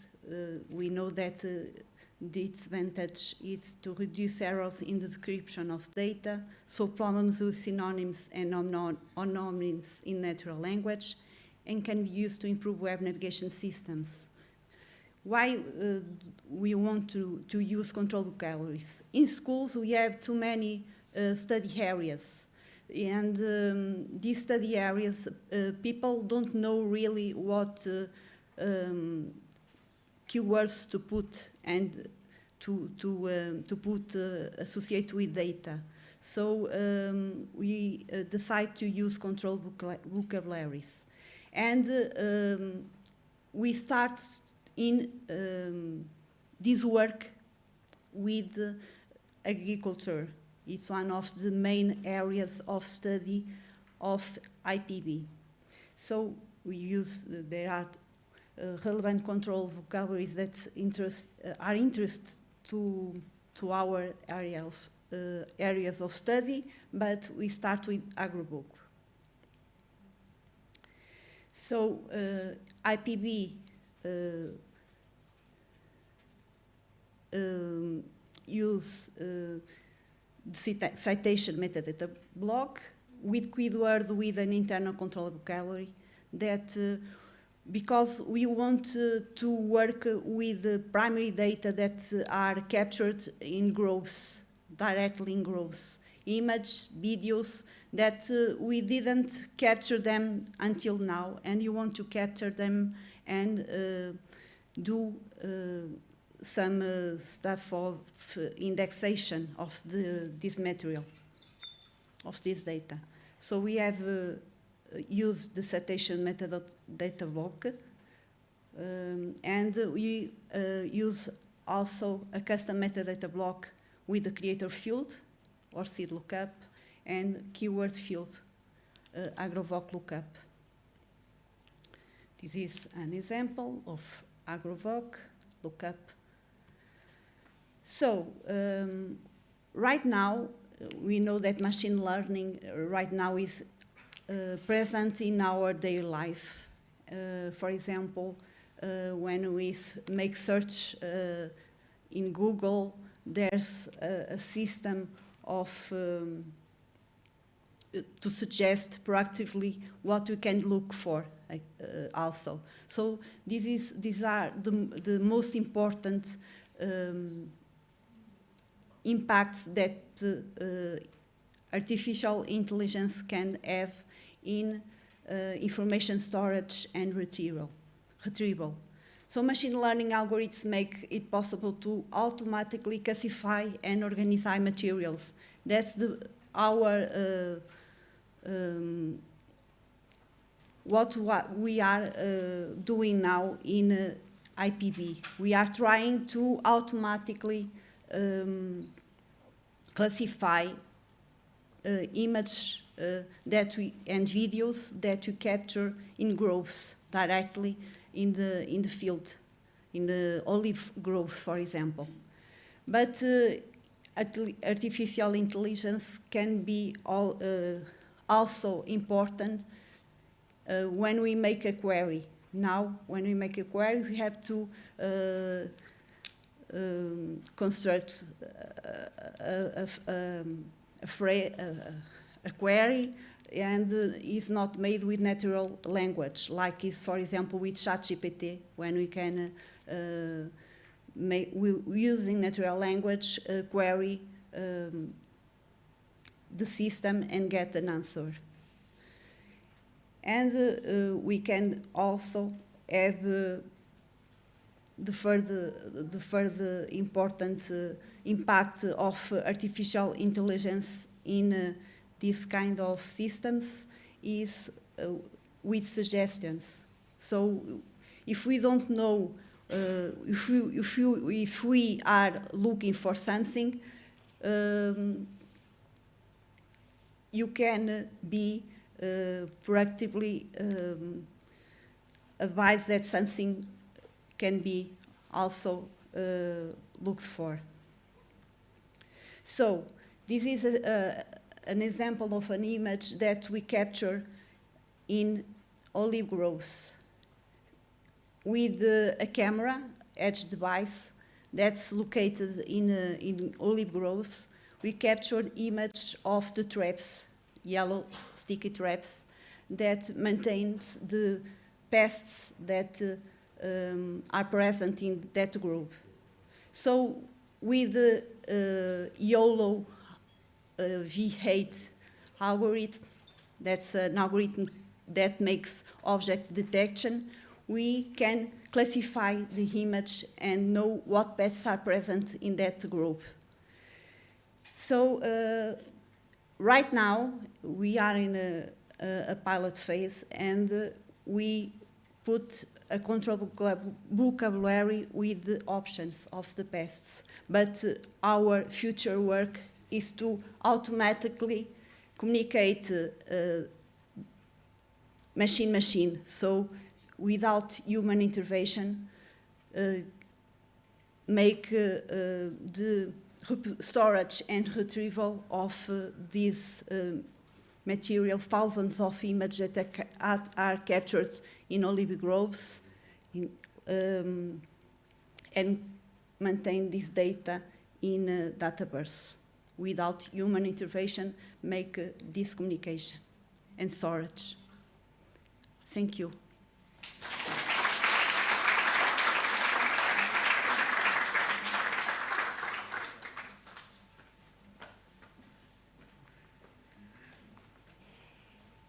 Okay, this is a really big group. I have to introduce everybody, even though everybody's not here to speak today. But enhancing research software archivability with a container registry in Dataverse.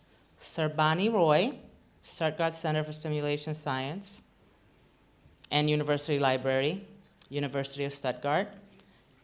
Annette Seelan, Technical Information and Communication Services, University of Stuttgart.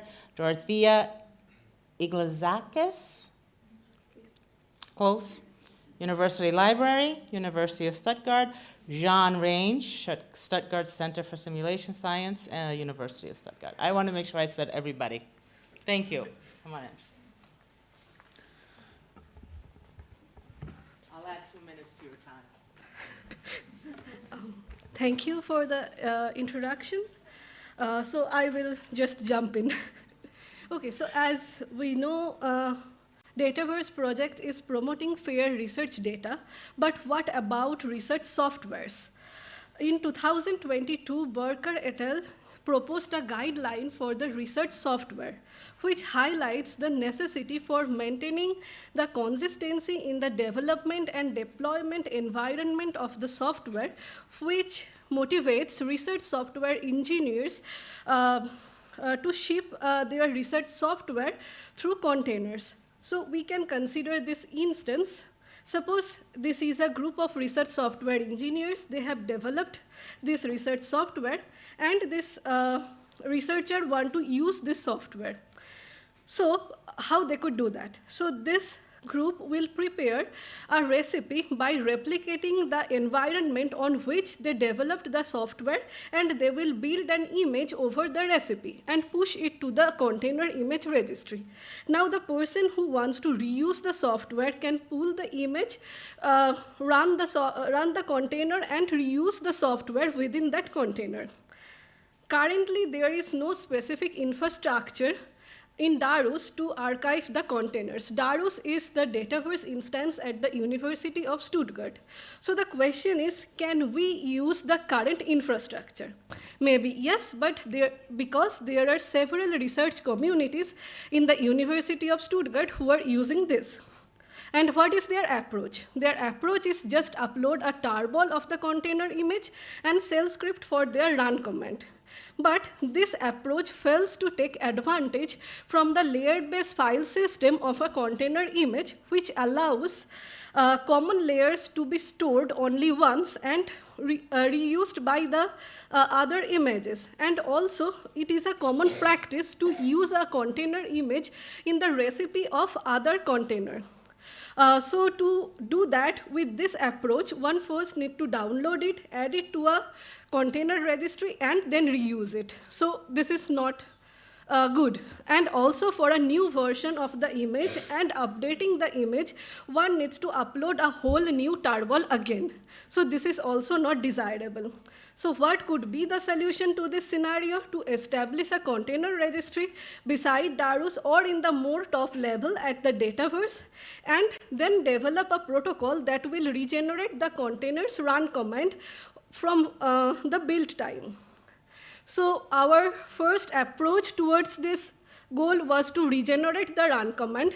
This is important because when this run command sometimes have several arguments, and to rerun the container and for the reusability of the research software, it is also very important to keep on track of the of all of the arguments. So our aim was to establish a metadata block that will collect the arguments of the run command from the developers. And our first consideration towards this was to make it technology agnostic. That's why we have gone through several containerizing platforms. Although there is a runtime specification from the Open Container Initiative, but some of this containerizing platform have their implicit advantages. As this CoPio, this gives some advantages to the advantages to the non-privileged users, and this singularity has some implicit mounting. So together with this OCI specification, we need to keep in mind also these advantages from the several platforms. Okay, so this is our proposed metadata block. I cannot describe more about the use cases of the fields and something. So our current goal. Currently, we are developing a tool that will collect the information from this metadata block and use the container image to run a container in the backend so that a user can explore or execute a research software directly from Darus. And also we are planning to upgrade this tool in such a way that it can detect if there is any update in the metadata or new version of the image, and it will rerun the container so that a user always get an updated and uninterrupted execution of the research software. So until this, we are using the, and in our metadata block also, we are using the URL of the external image registry. So the question could come, what is the need for hosting a container image registry beside Darus or Dataverse? So it will help us to control the access within an authorized group of people so that we could maintain the data privacy and confidentiality while dealing with the sensitive research softwares. And also it will reduce our dependency on the availability and stability of the external registry's external network and sometimes potential bandwidth limitations. So this will eventually help for faster image retrieval and deployment. And lastly, we could customize and control the versioning and integration also. So a possible step towards hosting a container registry beside Dataverse could be to install and configure it. So for that, first we need to agree on a software depending on our requirements. Then we need to define the storage backend and secure and authenticate the recipe. And then our idea is to develop an interface between the Dataverse and the container registry. And at this point, we are seeking collaboration from the Dataverse community to integrate this container registry in the Dataverse. And yes, I want to conclude that I have described our aim to enhance the reusability and replicability of a research software so that a user can explore and update an archived research software directly from Darus or Dataverse. And here are my colleagues who are working with me in this project. Jan and Doro is here with me. And thank you for your attention. I think question and answer session is later.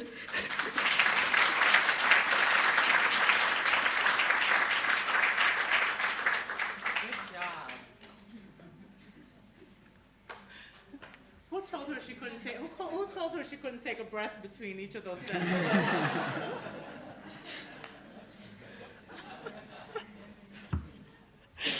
Okay, our last presentation is a video recording. It's Dataverse Roles for an Optimal Data Quality Curation Workflow by Dario Bassett, Stefano Bolelli Galevi, Paula Galimberti, University of Milan. We will see a video now. Mm-hmm. It's loading. My PC is slow. I don't know why. Okay.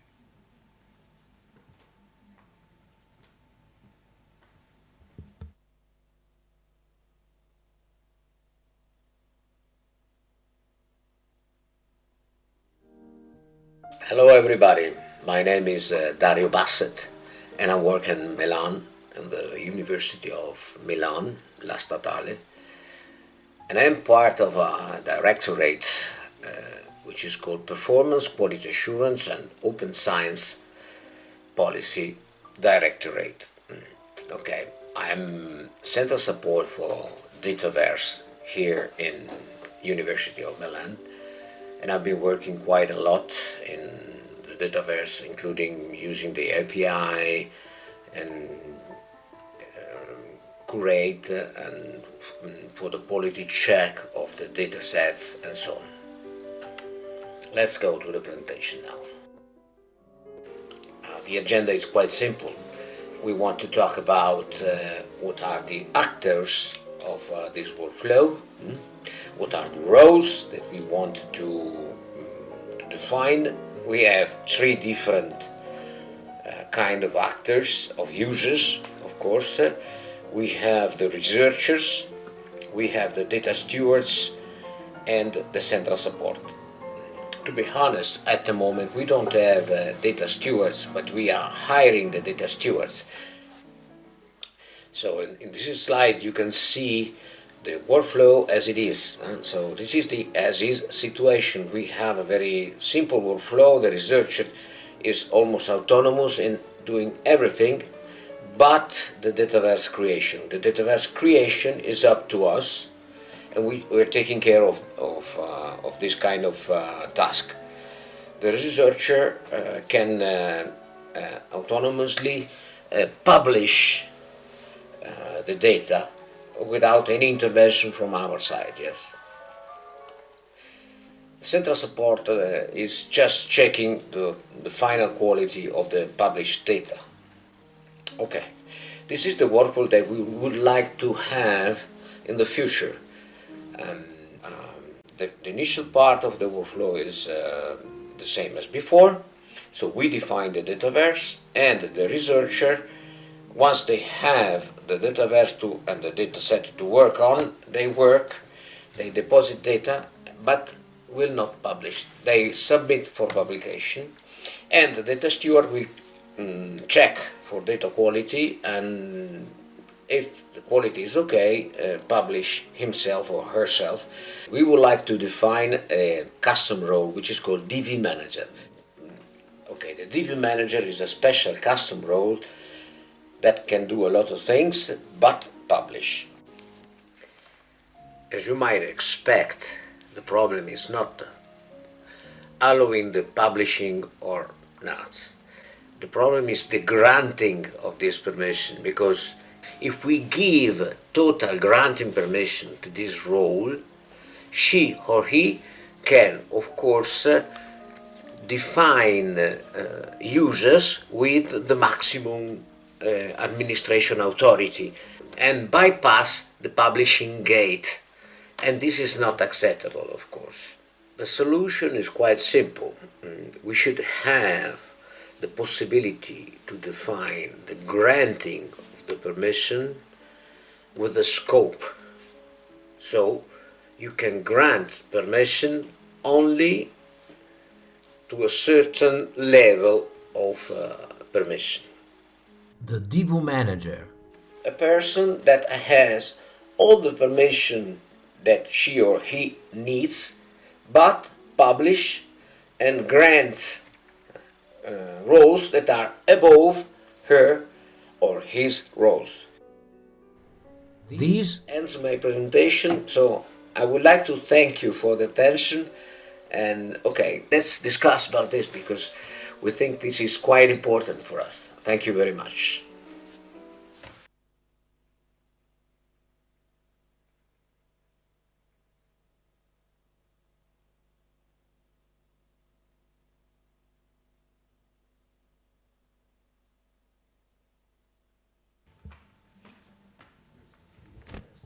Okay, so that is the second half of our lightning talk, and now we're open for questions. Can we get all of the speakers back up on the stage, please?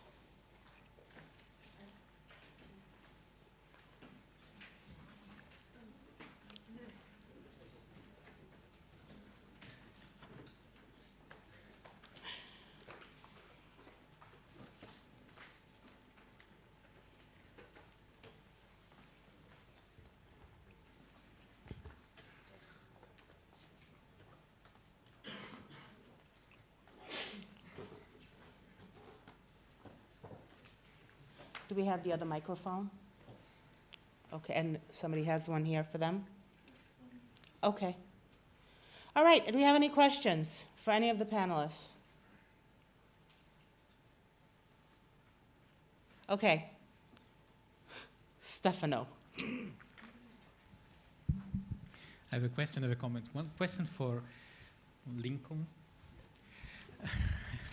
So when you mention the TensorFlow transformation of the data, you say there is no memory occupancy.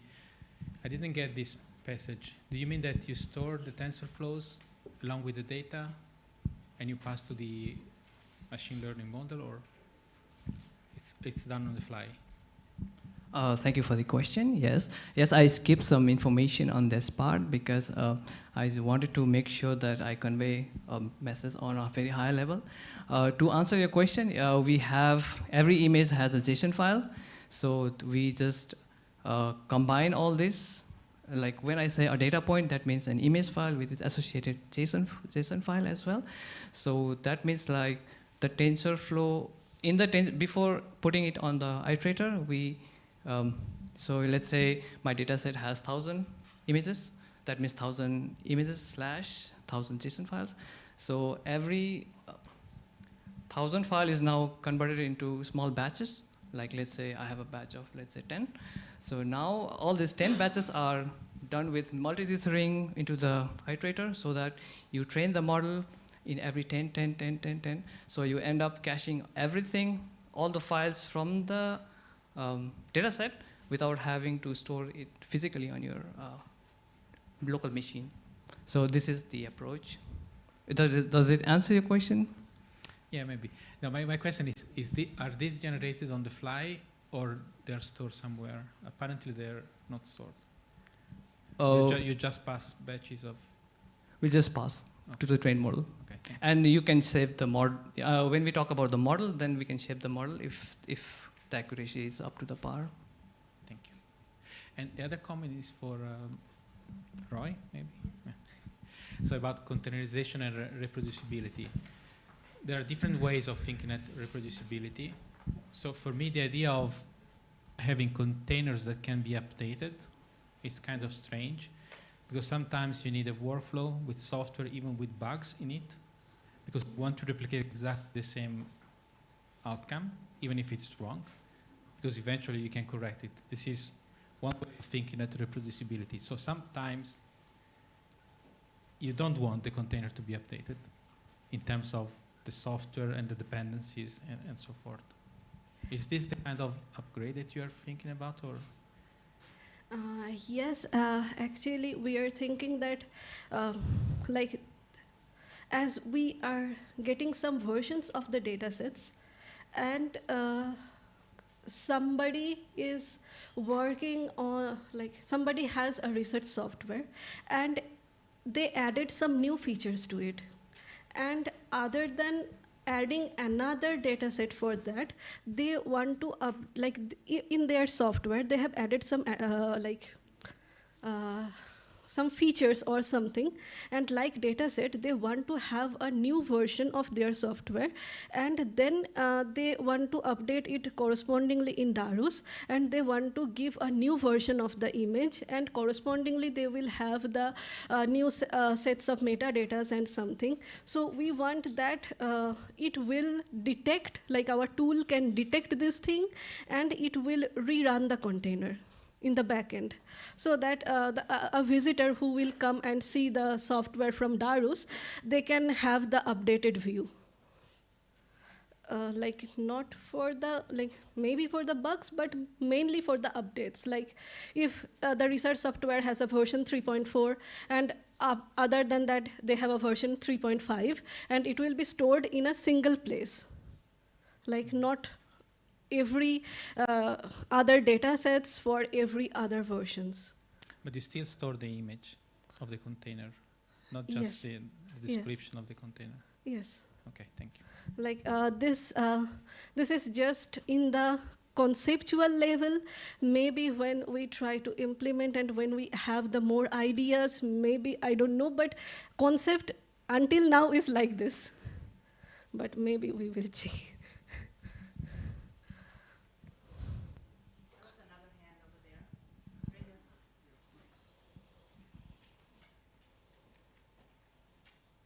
I have a question for Adelia. I found it very exciting to see the controlled vocabularies. Is that something you define per project, or is it for the whole institution? Because it seems like a very, very complex. Yes, there are too many terms to apply, but we are using just right now in a pilot project, we are using just for 1-2 projects that are working with image and videos from olive study. So we are leading with image and videos from pests, olive pests only right now. But maybe in future we will extend to other areas. We are working with that, we start with that area study because it's an area with edge devices located in the groves. So we want to keep that data. Before Dataverse, they count the olive flies and forget other data. So they forget primary data. They just stored secondary data. And we want to keep that primary data because it's useful data to other projects around the world, because olives, there are olives all around the world. So we want to keep them and share this data, primary data, with other researchers from Greece, from Italy. And it's important to keep primary data, not just secondary data. It's the start. For us, it's the start. Thank you. Any more questions? We have time for maybe one more. Oh, yes. I have a question. Yes. So yeah, the question now from the panel here. So Slava, I was really enjoying your talk, and what you essentially do is you extract keywords. And as of a personal interest, I mean, would it also be possible to get a publication or an article and extract something like species concentrations that we can parse in some metadata schema that, yeah, essentially just gets me enzyme concentrations or whatever. Is this possible actually, or yeah, there is library published on GitHub, and it's available, and it's integrated with Dataverse. I presented it yesterday. Oh, that's awesome. Nice. I was just thinking about it. I'm sorry. All right, cool. Wonderful, great. Thank you to all of the presenters.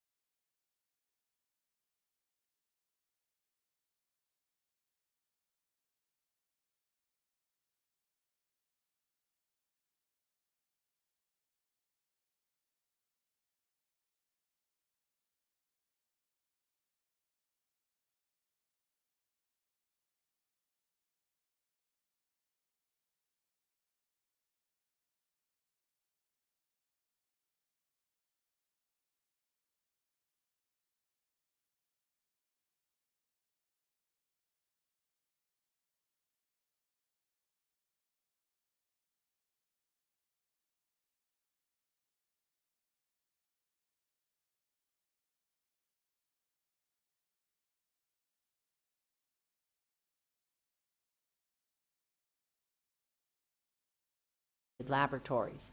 The data produced in the context of the research carried out in these centers are very important for the production and reproducibility of knowledge and innovation, as well as for their preservation. The Dataverse was installed in the IPB in order to have an effective and efficient infrastructure for managing the data resulting from the scientific activity. In April, we presented the Dataverse and the DMP to the different research centers and investigators. Since the outreach sessions, the number of deposits has increased significantly. However, we still have a lot of work to do in order to convince researchers to share data in repository. We are now in a process of certification of the repository for CoreTrustSeal. Thank you.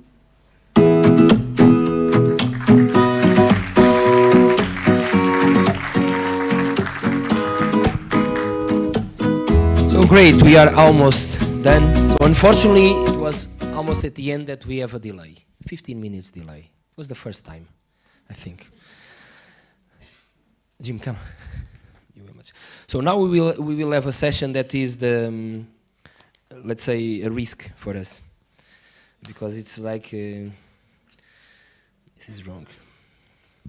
So the idea is that we have working groups and interest groups. And the idea is that we take this opportunity that because we are here face to face, usually all the meetings are online. So we have this opportunity to bring more people together for the the working groups. Okay, we just put in the agenda 5 working groups. We will meet in the auditoriums that we have available. I will explain to you. In fact, I need before Jim start talking. Jim will do a bit of the status and the main outcomes from the working groups. Unfortunately, we don't have the working groups in the paper program. We only have it online. Okay, so the working groups that we decided to have is a new working group on the GDCC sustainability, containerization, software metadata, control vocabularies, and registered metadata. So these are the 5 groups that we will put it in the screen for you to select. If you check the program online, you can decide which working group that you want to participate. There is a facilitator of the working group that will tell you a bit about the main, the status. And what we want to discuss is about plans, new features, so new goals for these working groups. If someone at the end of Jim's presentation want to alert the community for new interest groups that we may want to establish, or to revamp some the interest groups that we have, so we can also have some like 5 minutes for that. Jim.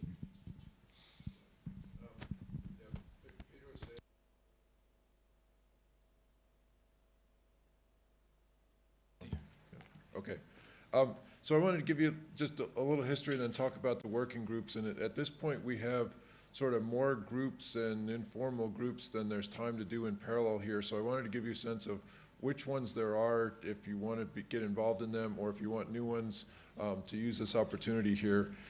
This actually, the sort of formal working group started after the 2020 meeting.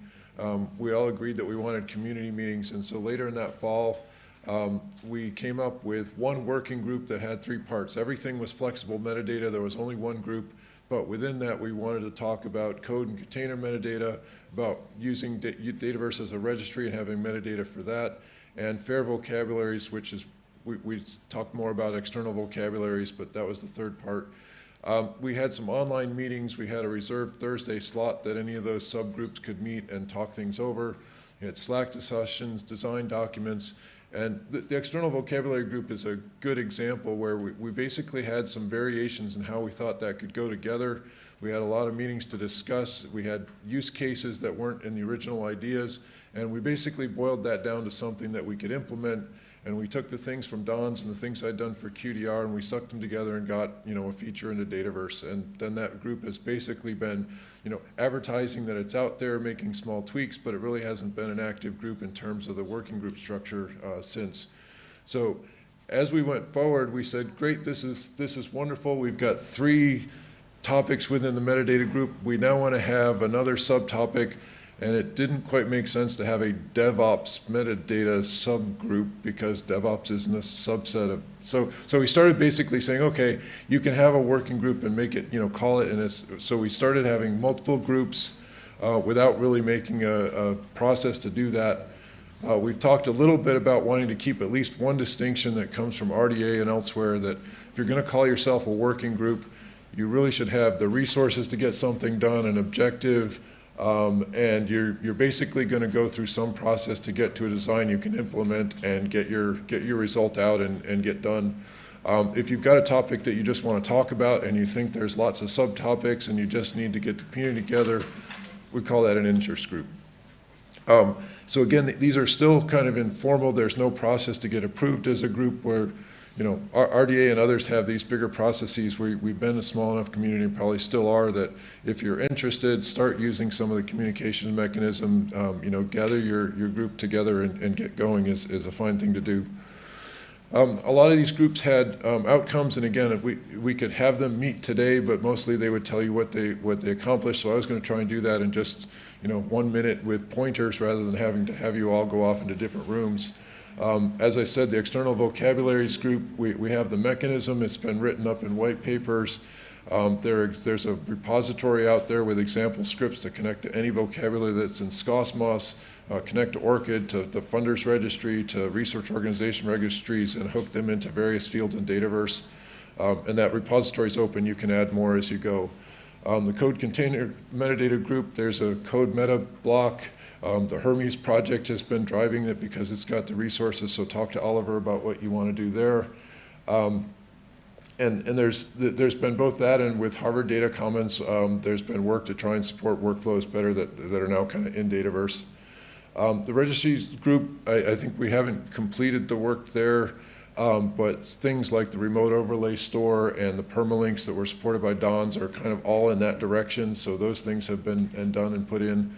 I mentioned protected metadata here. I talked yesterday about metadata that you have to have a key to be able to edit, so users can see it, but if you're not the application that wrote it, you can't change it.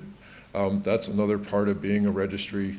And there's been a DDI group that talks on and off, and one of the topics that's come up in there is trying to support DDI CDI, which is pretty different than codebook and other things, and so we've been trying to just figure out kind of at the interest level, what do we do with it and how would we work with it.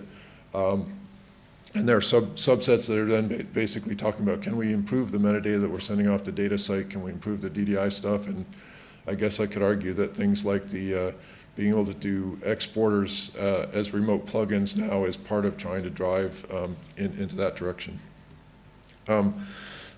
If you go out and look on the Slack, there are a whole bunch of other groups that are out there that I'm not going to say too much about. Some of those things are like, you know, PyDataverse was created, and then there's an interest group around it. Yeah, DevOps that I mentioned, and so on. Big data, we've done things to get bigger and bigger data, and there's a group out there if you want to ask questions, but it's not really driving towards any particular thing right now. The one that's really active and that I want to ask Phil to come up and kind of talk about what they're doing and how they're communicating and stuff is the containerization group. So maybe let me just pause there and actually do that, and then I'll go on to the last slide.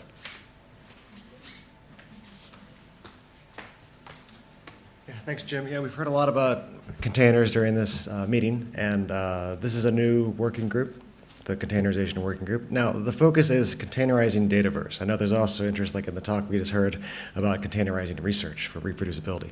But our focus is running Dataverse itself in containers. We've been meeting since March. We have a proposal, like a roadmap of where we want to go. We've made a lot of good progress already. We've been doing demos and such. And we meet every Wednesday morning, Boston time, so afternoon here. So yeah, you're welcome to join the meeting down the hall, I guess, and every Thursday. So thanks.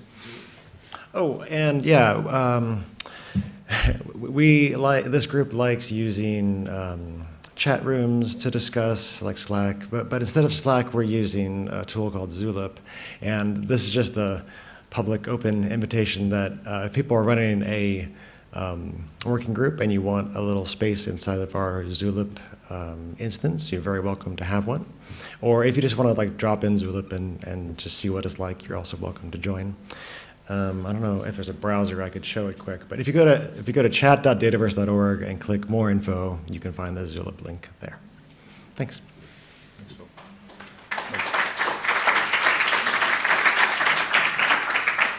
So the last thing on this slide, I noticed I missed the geospatial group, but there's ongoing interest there. And again, you heard things from Phil and Jan already about, you know, pulling geospatial stuff out, the geospatial indexing and so on. So getting involved, again, we've got some things set up today.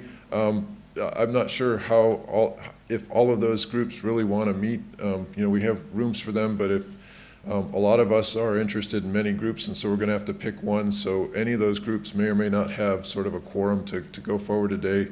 And I know there are a couple new topics I'm going to ask for raising of hands in a minute about, you know, if you want to advertise a new topic that you want to get people together here while we're all here, find out who's interested and get coordinated enough to meet either today or later. All I would say in general is, you know, that we're really informal about this. It really is, you know, volunteers who want to get something done or want to talk to each other to get an understanding. So talk to people here, use the Slack and the chats that we've got set up for the community to keep on going. try and keep to this, working groups are trying to get something concrete done in a concrete amount of time and have resources to do it, and interest groups are broader. Definitely, like we've said several times in this, there are enough things inside of Dataverse. If you're going to do a working group that wants to make changes, make sure we can figure out a way to not break features that other people want. So kind of involve people from the core and from people who know Dataverse in that area, so we get a good design out that's going to work. And again, a lot of these groups, we're somewhat beyond this level of working groups and interest groups. We've made up our own process. So a lot of the groups have made like design documents that are trying to say, here's what we're going to get done, here's some use cases, here's design option A and B and C, and we're picking B because blah, blah, blah, or we're combining B and C, and this is the one we're going to go with because that's what our discussion went. And so those kinds of things might be useful for you, so I would definitely say look at what other groups have done and kind of adapt that process to what you're doing. So with that, again, Pedro mentioned the groups that we thought could be useful today. If they're not, we'll see who goes to those, but I also want to basically open the floor at this point. If you've got another topic, and I know there are a couple, so I'll point it at some point, but if you want to do those tonight, today, just raise your hand and kind of give a quick, come up to a microphone, I guess, and advertise what you're interested in, and we'll figure out where to let you go off together. Hi, I'm Ellen Kraft-Miller. I'm working on the new SPA front end for Dataverse, and we're developing a UI component library that's meant to be shared, and I wanted to see if there's interest in a working group to get community members who are also working in React, who have started to develop components, so we can work together and share components and evolve this component library for Dataverse.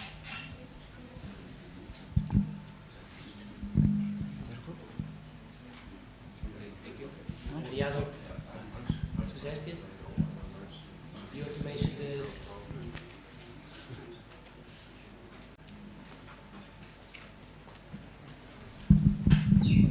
Thank you. I'm Katie Micah. I'm from Harvard Dataverse. I think I've heard a lot of talk about sensitive data this week. Maybe an interest group about sharing sensitive data or storing sensitive data in a Dataverse repository would be of worth to discuss.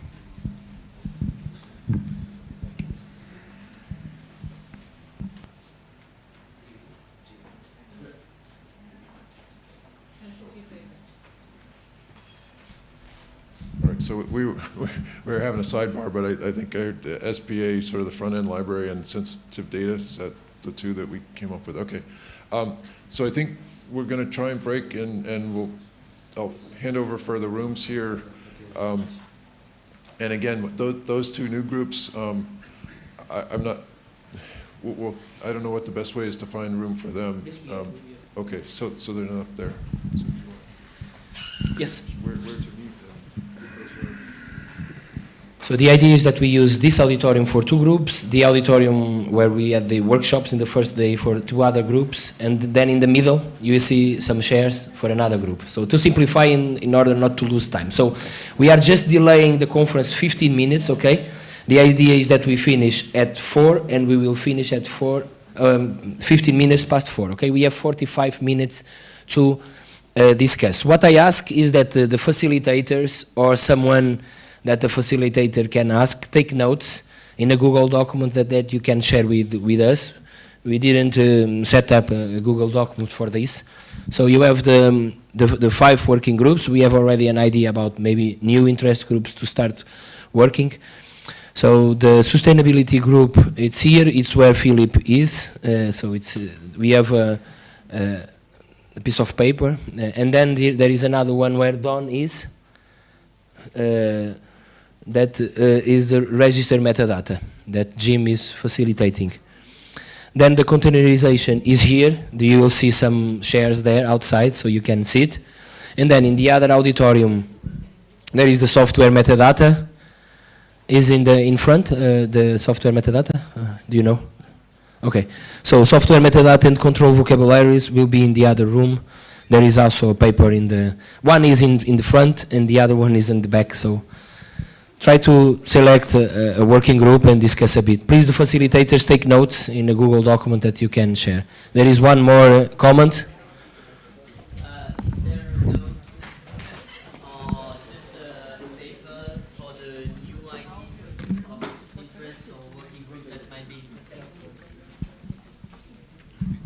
Is there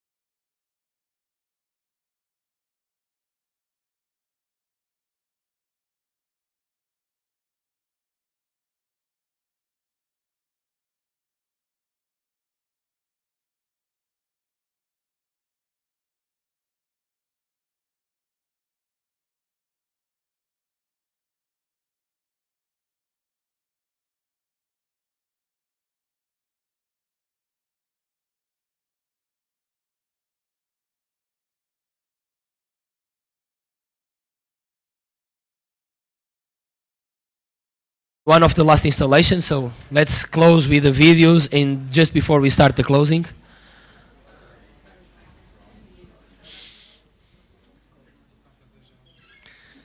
So is everything okay with the broadcasting, the recordings? Okay, great, thank you very much.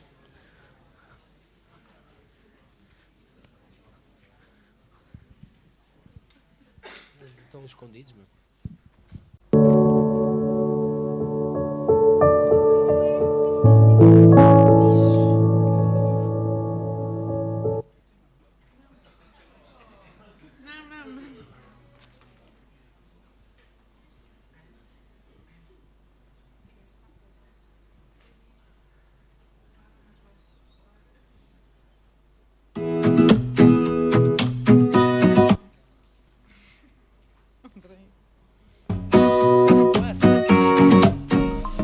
The Harvard Dataverse Repository, located at the Institute for Quantitative Social Science, is a permanent repository at Harvard University that welcomes researchers from various fields, both within and outside the Harvard community.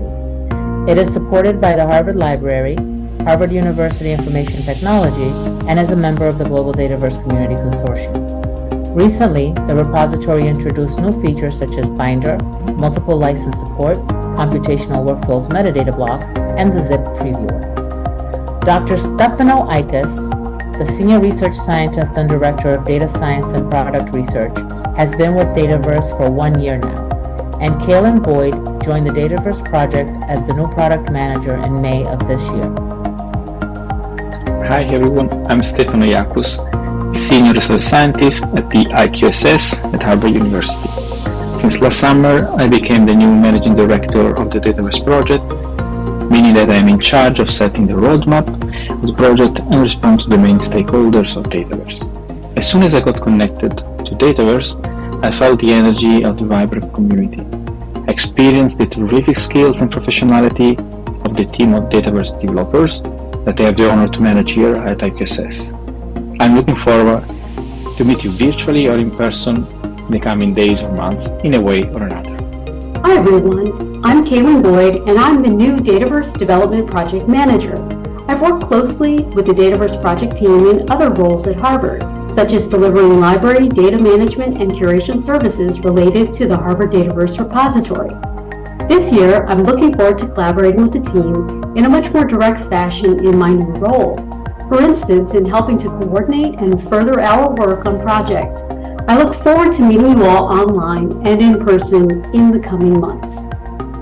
In 2023, the Harvard Dataverse published over 19,000 datasets, over 800 collections, and gained over 9,000 new user accounts.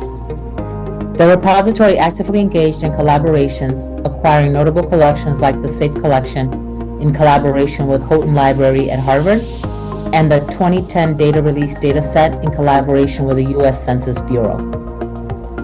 The Dataverse project and Harvard Dataverse have been actively involved in the NIH Great Qual petition, which aims to enhance data management and sharing practices by incorporating generalist repositories into the NIH data ecosystem. Their participation involved webinars, workshops, and ongoing grant support.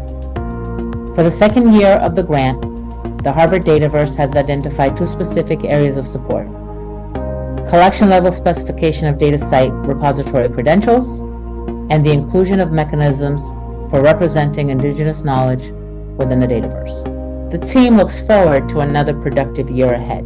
Thank you.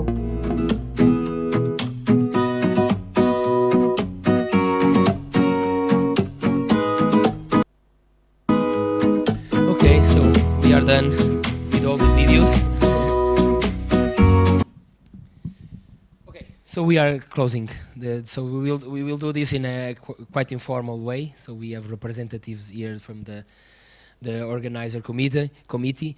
So first of all, I would like to say thanks to the coordination of Dataverse project and to the GDCC executive board to accept the challenge from Uminho to receive this event. So we were quite happy to organize this, and I would like also to say thanks to all the Uminho library and open science team that was involved in the organization. So it was Paula, André, Mariana, Antonia,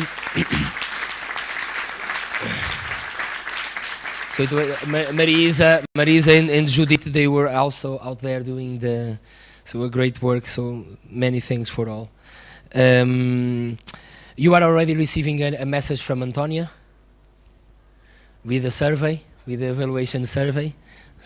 Antonia is clicking the button. So Antonia Correa is the woman that are sending the satisfaction survey for you to fill. I think it's important for future events, maybe.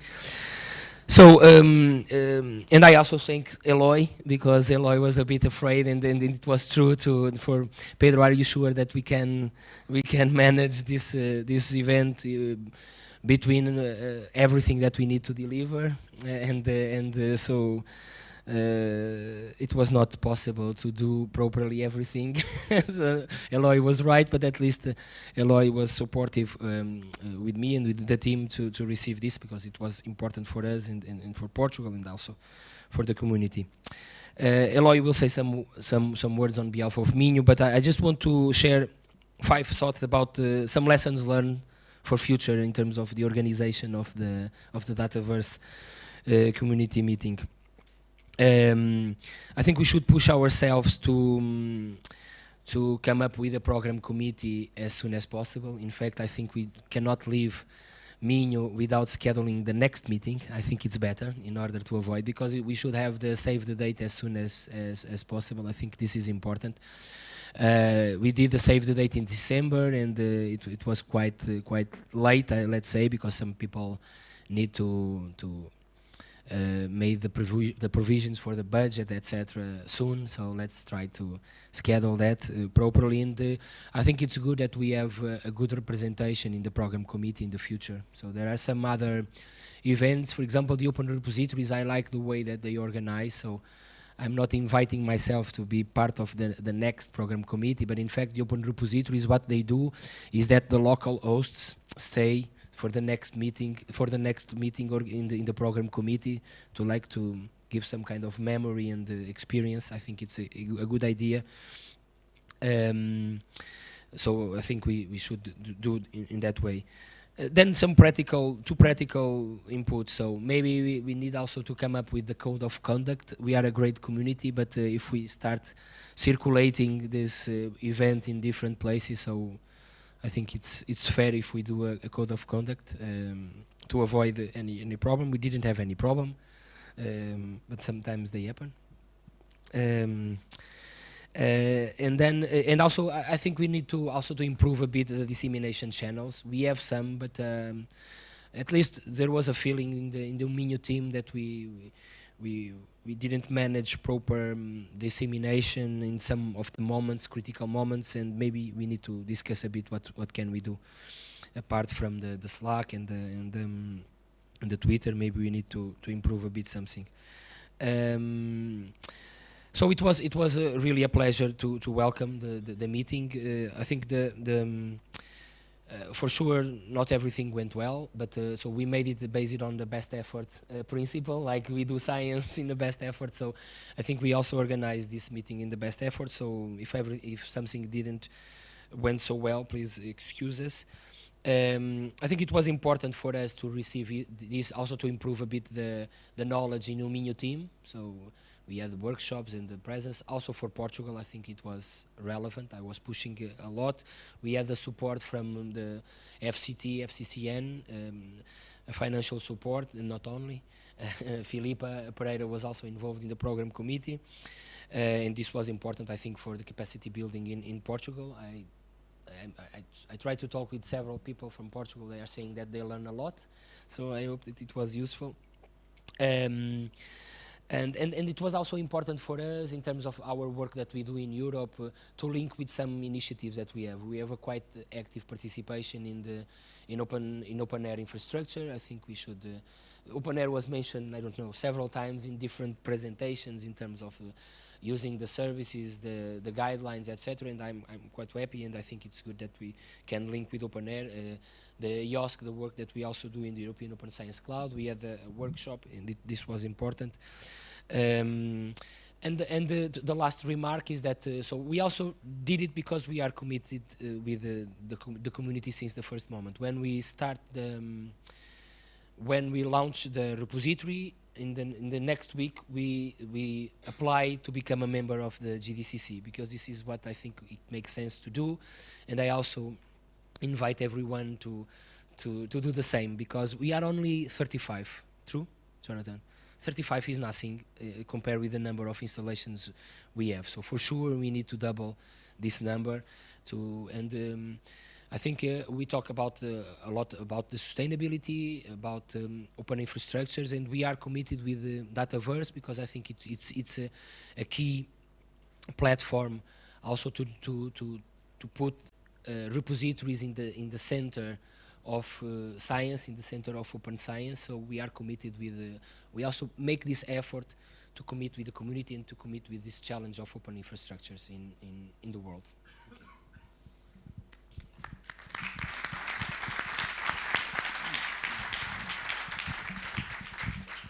So thank you very much. I'll try to be short. I just want to, again, to start by thanks all the organizing committee, thanks to IQSS and also to the GDCC for the confidence to do this conference here. As Pedro told you, we discussed this because we are very busy and we have a very small team. But it was a challenge, but I think it was really worthwhile. I was, unfortunately, and I also I think I owe you an explanation. I was, as you probably see, I was in and out most of the time out, because yesterday and today there is an important conference between European Commission and the Latin American Caribbean countries about open access and open science and how to foster collaboration between these two regions. And I was participating, and I was sharing a session exactly this afternoon. But I could follow the sessions, and I really think this was a very good conference and a great opportunity. So again, thank you very much. And of course, I must do a special thanks to the Uminho team, and especially to Pedro Príncipe. I think all of them, and in the person of Pedro, deserve again another round of applause.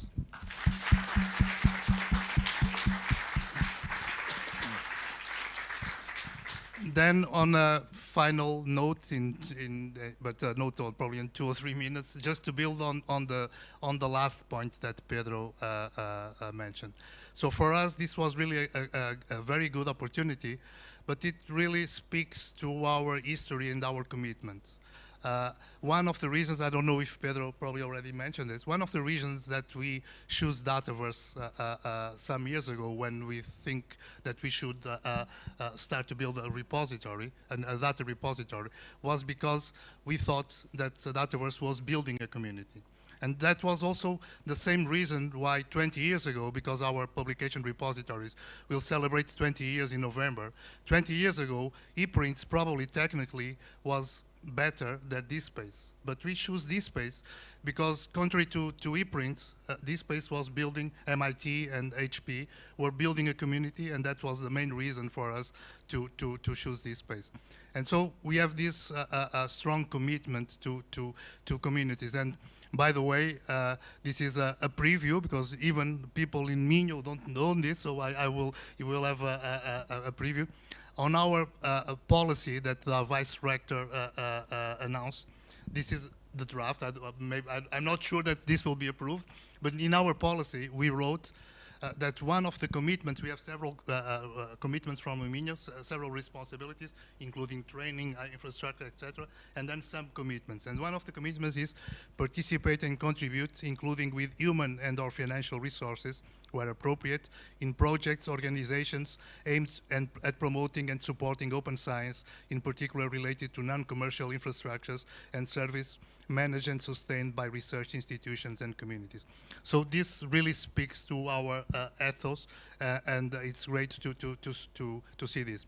On really a final note, and it is related with the discussion that I think I just get the end of this discussion this morning, about the role of open and community infrastructures. I want also to point out, especially for people from Europe, the Council conclusions from the 23rd of May of this year, that really addresses also this topic.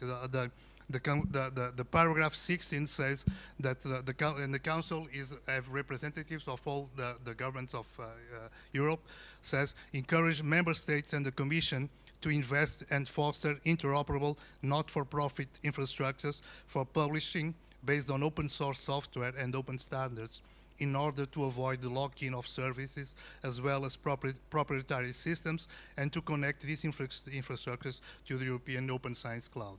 So again, I think, as I also recognize that in some institutions there is now probably a tendency to hand over critical infrastructures to commercial and proprietary vendors. There is a political call, and I think there is a political momentum to do the other way around. And in that case, I think the Dataverse community can be really a very important player and contributor to build this open, interoperable, sustainable, equitable, and innovative ecosystem. So thank you very much, and I look forward to participating in another Dataverse meeting.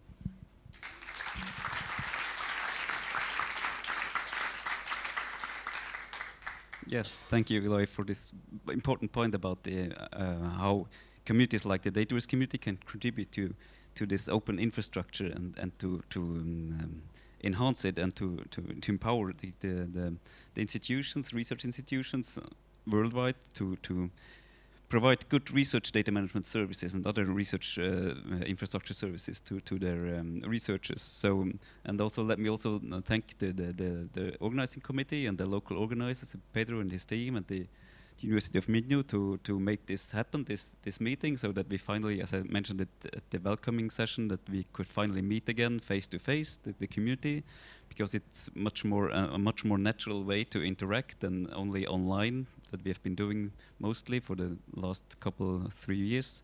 So and in this meeting it was really nice to learn more about what has been happening in the community the past year, and learning about new integrations, about new features, about new best practices, and how new installations have evolved, and how what existing installations, what they have been doing the last year, and so on. And we also have talked a lot about sustainability, which at the current point is a very important issue. And yeah, and I was happy to hear about the re-architect, about the Dataverse software, which really, as has been mentioned by several of you, will really help us to promote Dataverse as a central tool in the ecosystem of research data management services.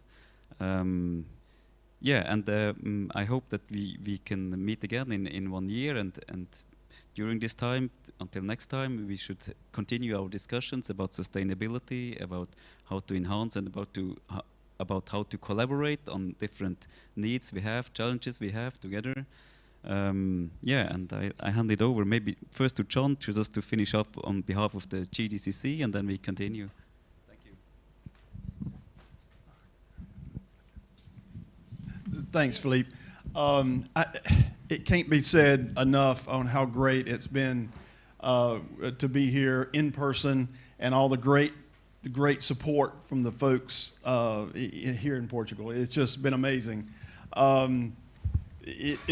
You walk around and see the conversations, and you can see the intellect just boiling out between groups of people. You look at the presentations. This is a very vibrant community doing great work, not only for ourselves, but for the world, right? It is part of the open science community. But the one thing that comes to mind, and I think I said this back in several years ago at the Dataverse meeting at Harvard in Cambridge, is that it feels like a family, right? We work together well. We discuss things, we solve problems, and come up with solutions. So I consider not only a community, but a family, because we treat each other very well, right? And we work together, we solve problems. We may discuss things passionately, but in the end, we come up with a good compromise and work together. So it's refreshing to see a community working together like that. And I think it's just a tribute to all of those here and abroad that couldn't be here. And it's so nice to be and see people again and get back together as a global community that we are. And it's just amazing the thing you put together, Pedro. So thanks everyone.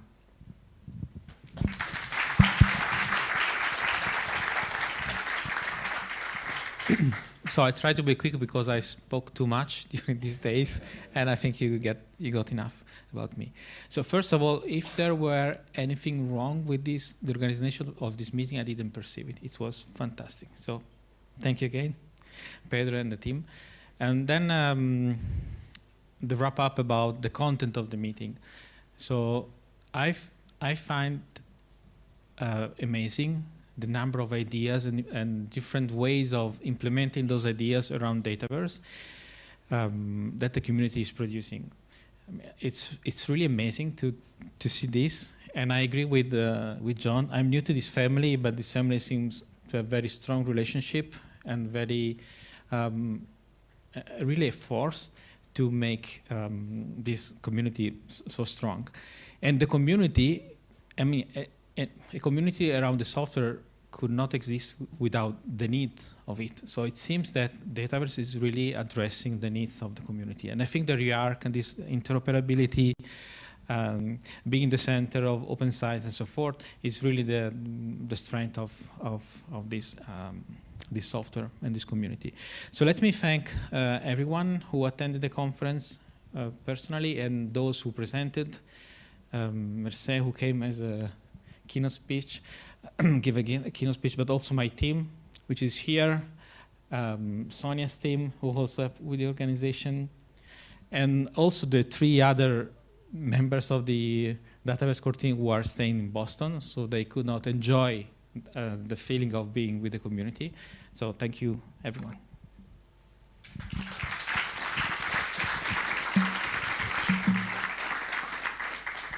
Great, wonderful, thank you. So I'm not gonna go over and repeat everything that everybody has already said. The meeting was wonderful. Nothing to say negative about it at all. It was a pleasure to see Mercé. I'm so glad we got to see her, that we would come here and be able to hug her personally. But I have the best announcement of the evening. So, Jesus, can you please come up here? So I was thinking, you know, Pedro said that we had to make a decision. So while I was sitting there, I was thinking, because Pedro said we have to make a decision on next year's meeting like before the end of the day, and I didn't want to hang out here for another hour. So while I was sitting there, I said, you know what? I think we have a place for next year's meeting.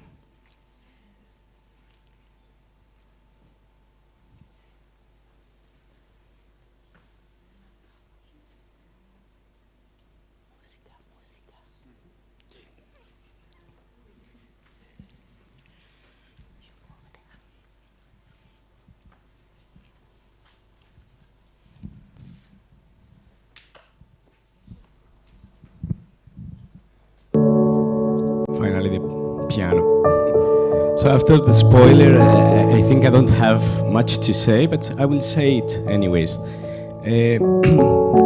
This magnificent place is CIMMYT's headquarters in Mexico. CIMMYT is the Spanish acronym for the International Maize and Wheat Improvement Center. It is the largest non-private research center on the development of maize and wheat in the world. One of our former researchers, it's not with us anymore, won the Nobel Peace Prize in 1917, so you can imagine the relevance of this center for science. And well, basically, I would like to thank the Dataverse team, especially Sonia, Mercé, and Gustavo, who has pushed us for many years now to make this happen. And finally, you all are cordially invited to join us there next year to discuss again on this this topic that we love so much, which is Dataverse, in the next Dataverse community meeting. So, looking forward.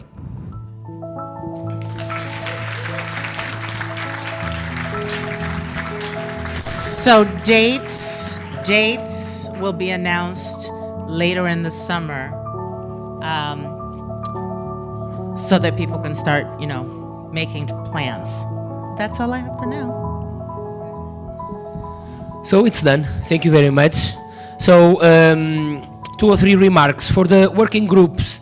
Please share the Google documents with the notes in the Slack. Then we will put it in the program. We will share in the coming days all the recordings and the slides.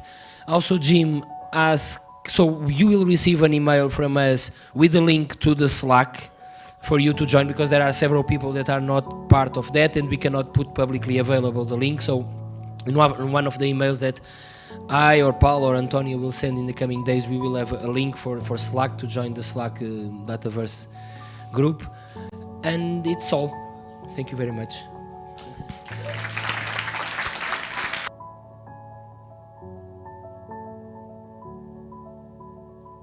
There are food outside. If you can grab sandwiches to the lunch or to the dinner, feel free, okay?